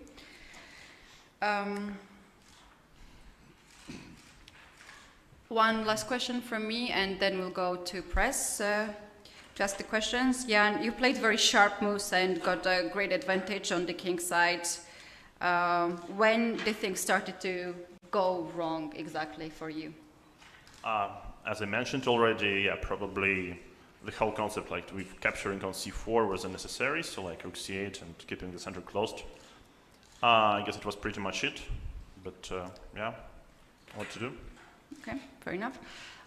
Do we have questions now in the press? Please, Leoncho. Leoncho Garcia from El País. Today I have the same question for both. Millions of chess amateurs all over the world were following the game with the help of very powerful computers, which were saying that black was winning for a lot of time, and then at a certain moment that white was winning. But both of you are human beings, so I think it will be very interesting if you can explain as best as possible how were your feelings during the critical part of the game. For instance, Ian, did you feel completely winning? Liren, did you feel totally lost? Let's start first, Jan, with you. Yeah, indeed, it looks like winning. I think the whole like attack on the king side doesn't work here, but yeah, it looked promising. Yeah, but still, you like even if you are winning, you still got to be precise till the end, and clearly I wasn't precise today. What about you, Ding? Well, I thought I was better out of the opening, but after he played a series of very good moves, the table had turned around, and I realized after he played f4, and then queen e7 quite strong, also queen g5 the best. After that, I thought I was nearly lost, so I have to complicate the waters by playing c4, queen c3. Thanks a lot. Thank you. Next question, please. Эльмира Мирзоева, телеканал Матч ТВ. Вопрос к Яну Непомнящему. Ян, вообще в целом вы были довольны тем, как сложился для вас именно дебют, вот этот маневр слон d7, слон g4, вы перед этим думали, вспоминали, то есть это то, что называется, играли по книге? Jan, the question is to you. My name is Elmira Mirzoeva from Match TV channel. Jan, were you glad with your moves? Bishop d7 and then bishop g4. So did you play by the book? Could you explain? Yeah, I guess, да, я полагаю, что... Jan, please answer in Russian and we will translate, yes. Да, ну, вроде бы, это, мне кажется, часть подготовки, по крайней мере, итогами дебюта я был доволен. It was part of my preparation, and by the results of the debut, I was happy with. Right, next question. And I have a question to Dean. Dean, were you surprised with bishop d7, bishop g4, all this maneuver? Have you seen it before? I'm quite happy to see bishop d7 come over the board when I was sitting in the rest room, because maybe he's worried about bishop b5 if he played knight c6, but actually knight c6 was the best move according to my analysis, so it means he's a tempo down comparing to the normal position. Thank you. Do we have a next question? Hello, Maria Milyanova, Chess.com. I have a question for Ding. On the move 12, when you took on f6, you spent half an hour thinking on that move. Coincidentally, it's also move 12 in the second game where you did not expect the capture on f6. Is there any psychology behind thinking for so long on that move, or is it completely irrelevant? Well, I was choosing between bishop f6 and knight g3. On knight g3, I saw knight h5, h3, bishop take, queen takes, knight takes, pawn takes, bishop takes. And then maybe rook e3, but here maybe bishop d6 also works. So I have to choose between these two seemingly equal variations. It's very hard to decide which one is better. In the end, I think maybe just have to take the knight first. So you were just thinking about the lines. There's nothing psychological. Yeah, but after he takes a pawn, it reminds me a little bit of the games. Okay. Yeah. Thank you. Thank you. Do we have more questions in press? I would ask myself one question to Jan. If you were surprised by the opening choice of Ding when he played movie 3 call system, as it has a reputation that it's not so ambitious move. No, I wasn't surprised. You're prepared for it? A little. All right. Next question. Hi, Aditya from Chess India. Question to Ding. When you went A4, if Nepo had gone for A6, what was your idea? Yes, A4, A6, maybe take D5, E5, and Rook A1. Did you see that on the board, or was that your preparation? No. it's already in the middle game. I was totally lost. No. Okay, thank you. Thank you. I think now it's time of the Twitter segment. Please, Jesse, bring the questions. Jesse February here. My first question is for Jan. What were you discussing at the board right after the game? I guess instead of F5, which was not so fortunate, I also calculated F3, Queen F3, F5, but yeah, we discussed some lines afterwards. And for both of you, if the games were to go to the tie-break, which time control would you feel more comfortable playing? What do you think the odds would be? I think we will go with you first. Well, I'm quite happy to play 25 plus 10 seconds with 4 rounds. Yeah,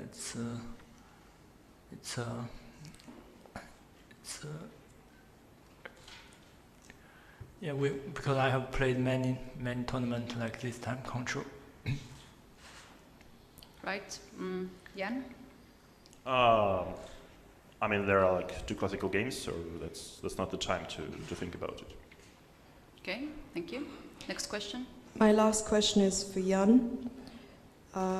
This is not the first time you've managed to open up the G file and used it to attack. Did you feel you were better at any point after G takes? Yeah, good question. I think after knight G6, okay, after all this G4 plan, Black is massively better.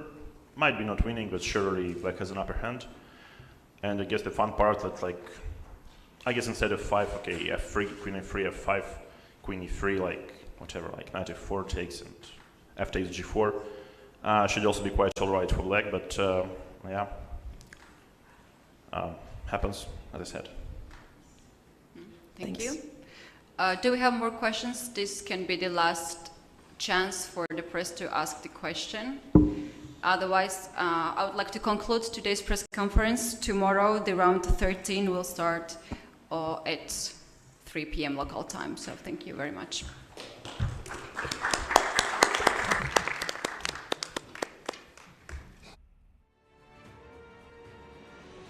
Ding Liren wins game 12. With that, he is back in the match. The only decisive game of the second half comes at a very critical moment, and what a game this was. With that win, we've got a level score with 6-6. Jan Nepomniachtchi has so much to deal with after what has just happened. We saw them at the press conference. Jan seemed composed given what he had just what we had just experienced, what we have just witnessed. He was frustrated on the board, disappointed, angry with what had just happened. And after 5 draws, we get 1 decisive game, a big win. 4 draws. We get a big win by Ding Liren. For Jan Nepomniachtchi, Fabi, in your experience, the match is level, far from over. What does he need to do to get back from what happened today? Well, I could say my match was the same after 12 games, the same score, but we had gotten there in slightly different ways. Yeah, and there were some adventures in my match, but nothing like this. I can't think of a World Championship match this adventurous until maybe going back to 2006 to Paul of Kramnik. I mean, that was this level of crazy, but this is pretty wild stuff. And at the moment, Ding definitely has the upper hand in terms of the psychology. I'm sure that he's absolutely thrilled. I mean, he could have basically been out of it, and now it's pure 50-50.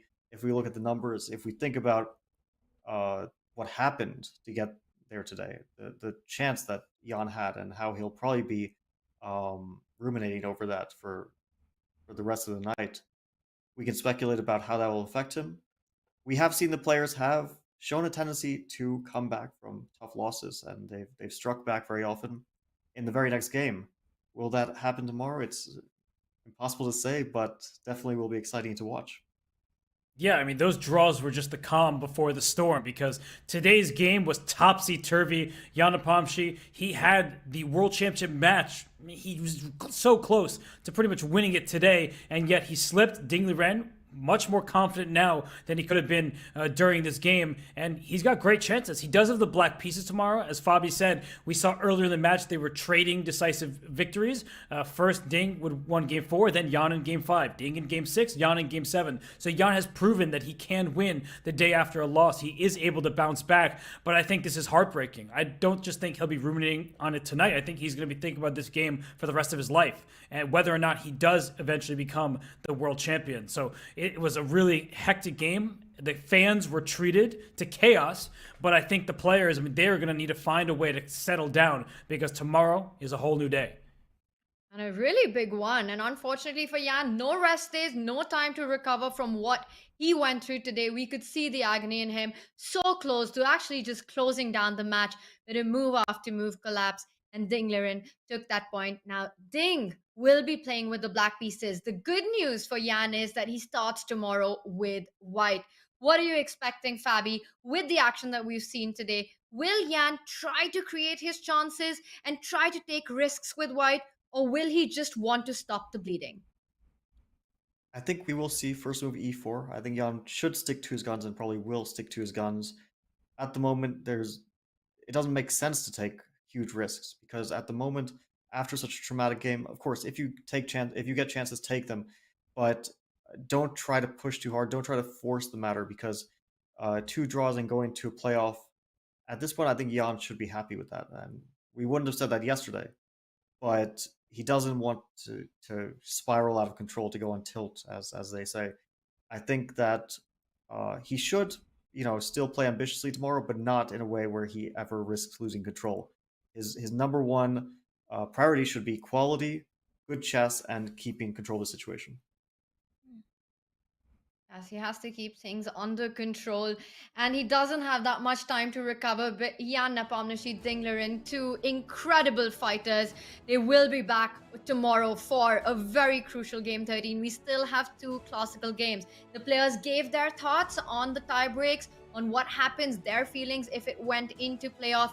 And Jan mentioned, well, we still have 2 classical games. It is too early to call. Robert, what are the chances of this match actually going into the playoffs?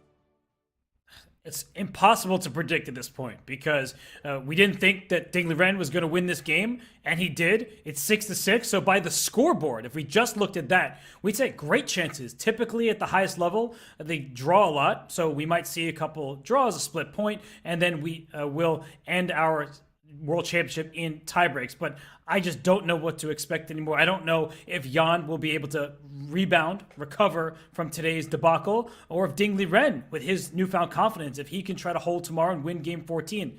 There's a lot that remains to be seen. This kind of back and forth, these kind of comebacks, this kind of chess we haven't seen at the World Championship. Well, Fabi, you mentioned you have to go back in history to the 2006 World Championship match between Veselin Topalov and Vladimir Kramnik to think of this level of drama that we're experiencing at the World Championship between Jan and Ding. What do you think is going on? What's the reason for that, Fabi? Well, at this point, I really think tiredness and nerves plays a huge part. And although Jan said that it was still mostly about the chess, I think Ding was more on the spot with his assessment that it is probably about nerves, and that although the quality was low, right now it's going to be a battle of who can hold it together best. And we can only imagine how tired you are after 12 games of back and forth, tough, a lot of emotions, especially, and we know that emotional games where you're losing or you're winning, or there's those emotional swings that saps a lot of your nervous energy. So they've had to deal with a lot of that throughout the match, multiple times by now. And today is like the culmination of all of that crazy stuff. And I think today will be exhausting for both of them because Ding, he won, but for sure it sapped a lot of his emotional and mental energy because he also realized that he was on the verge of losing, and the excitement of winning as well. All of that is definitely an addition to the stress. For Jan, of course, yeah, I can't imagine how he feels. I mean, it must be completely heartbreaking, um, especially as he knows that he was winning. He felt it. We all knew that he was on the verge of winning that game, and it just fell apart at that super crucial moment when he was so close to the finish line, at least in this game and potentially in the entire match. Yeah, and I mean, I just had a thought based on what you were saying before, Fabi, about this World Championship and how it's so decisive. Tanya, your question, I think this is a rarity, right? We're having a World Championship where the best player in the world is not taking part. And so we don't see maybe as accurate chess as we would if Magnus Carlsen were playing. That's no disrespect meant towards the players. It's just objective fact that Magnus Carlsen, he has been the best player for a long time now. He was the world champion. He decided not to take part. So it's been fun. It's a roller coaster ride, and I'm happy to be on it. But I think maybe for some out there, they're looking at this match and they're saying, I enjoy the fighting chess we're seeing. I like the decisive games, but maybe in some ways the world championship title is a bit diminished without Magnus Carlsen taking part. I'm not sure. Food for thought there. But Robert, for me, this has been a really emotional day. I have to say, the kind of chess we saw, it just felt like excellent play by both these players. And no matter who you're rooting for in this World Championship match, your team Ding or your team Nepo, it just feels like today you've got to feel for Jan. It just felt absolutely heartbreaking to watch him in those last moments of the game. And indeed, he's got a tough task ahead of him. With 2 classical games, he has to overcome his own journey of today. He has to overcome all that happened in the game today, not only thinking about the leveled match that now means he has to start from scratch. Everything that he did, the big win that he had, taking the 1-point lead, keeping it pretty much till the very tail end of the match, and then staring at another win and then letting it slip. It's going to be a tough night for Team Nepo. His task is cut. It's not just about focusing on opening preparation tomorrow, but how important, Fabi, will also be the psychological aspect going into game 13. Yeah, I think it's going to be super important. And that's why if I were to advise Jan, and I think that his seconds will probably advise him similarly in this way, that keep it under control. Of course, Jan can play super well. He can play at near perfect chess, as we saw a few games in a row, and also for pretty much the entirety of the game today, playing nearly perfect chess. But you just got to keep your emotions in check, and it cost him very dearly today, but it's still an even match. He has no reason to despair because he missed a big chance for sure to nearly win the match today, but it's still a 50-50 situation. Of course, it's going to be very tough, but you kind of want to approach it just like it's a clean slate, right? Like it's from game 1, we have 2 games. It's a 2-game match. Forget about everything that happened previously, and short match followed by a short tiebreak. It's either of these guys could be world champion in a few days. I wouldn't even venture to guess who at this point. Had a topsy-turvy day of chess, and I want to give a big shout out to chat who joined us for this match. It's been amazing, Robert and Fabi, calling this out with you guys. You guys have been incredible breaking down the action that these world-class players have been bringing on, getting into their minds and calling it all out. So thank you, Robert. Thank you, Fabi. We will be back with Game 13 action. Chess is beautiful, but equally brutal. And that's what we saw today. We leave you with the emotional roller coaster that was Game 13. For Ding Liren, I want to see him come out fighting, not make a peaceful, solid draw. He really needs to throw everything but the kitchen sink at Jan Nepomniachtchi today. I have a feeling 1d4. Come on, Ding. Do this for the chat. Do it for the commentators. E3. Oh my goodness, he is playing a quiet line. This is known as the Cole, right? Bishop D7. I see, Robert, that it's a bad move. This is honestly a great outcome from the opening for Ding Liren. I am very, very shocked by the fact that he played Bishop D7 and then Bishop G4. It feels like he just gave Ding a tempo for free. It looks like Jan's the one who's feeling the comfort in this position. I'm getting worried for Ding here. He needs to make a move, and second, he needs to show more confidence in this position. Sometimes it feels unfair in chess when you're like, wait, I thought that I made a good move. Why am I getting a question mark? But this was a mistake. This is a really, really great move from Jan Nepomniachtchi. He played it quickly, he played it confidently, and it's just one of those moves that you need to make in order to become a world champion. Maybe there was a bishop takes g6 that should have been played first, but he plays bishop b8, does Jan Nepomniachtchi, and oh my goodness! Whoa! The evaluation bar went all the way up in Ding Liren's favor. Queen b7 was Ding's choice. He also doesn't find the best move. I have to say, these guys are just fried at this point. Like, they've stopped calculating. Plays f5? F5. It's losing the spot! And oh my gosh! Rook takes e6? Drops another pawn. What What's does he the want? third pawn that Jan gives up? Quickly played and resigned. Handshakes. And that is it. e6 on the board. Ding Liren comes back in the match. We've got a match on our hands.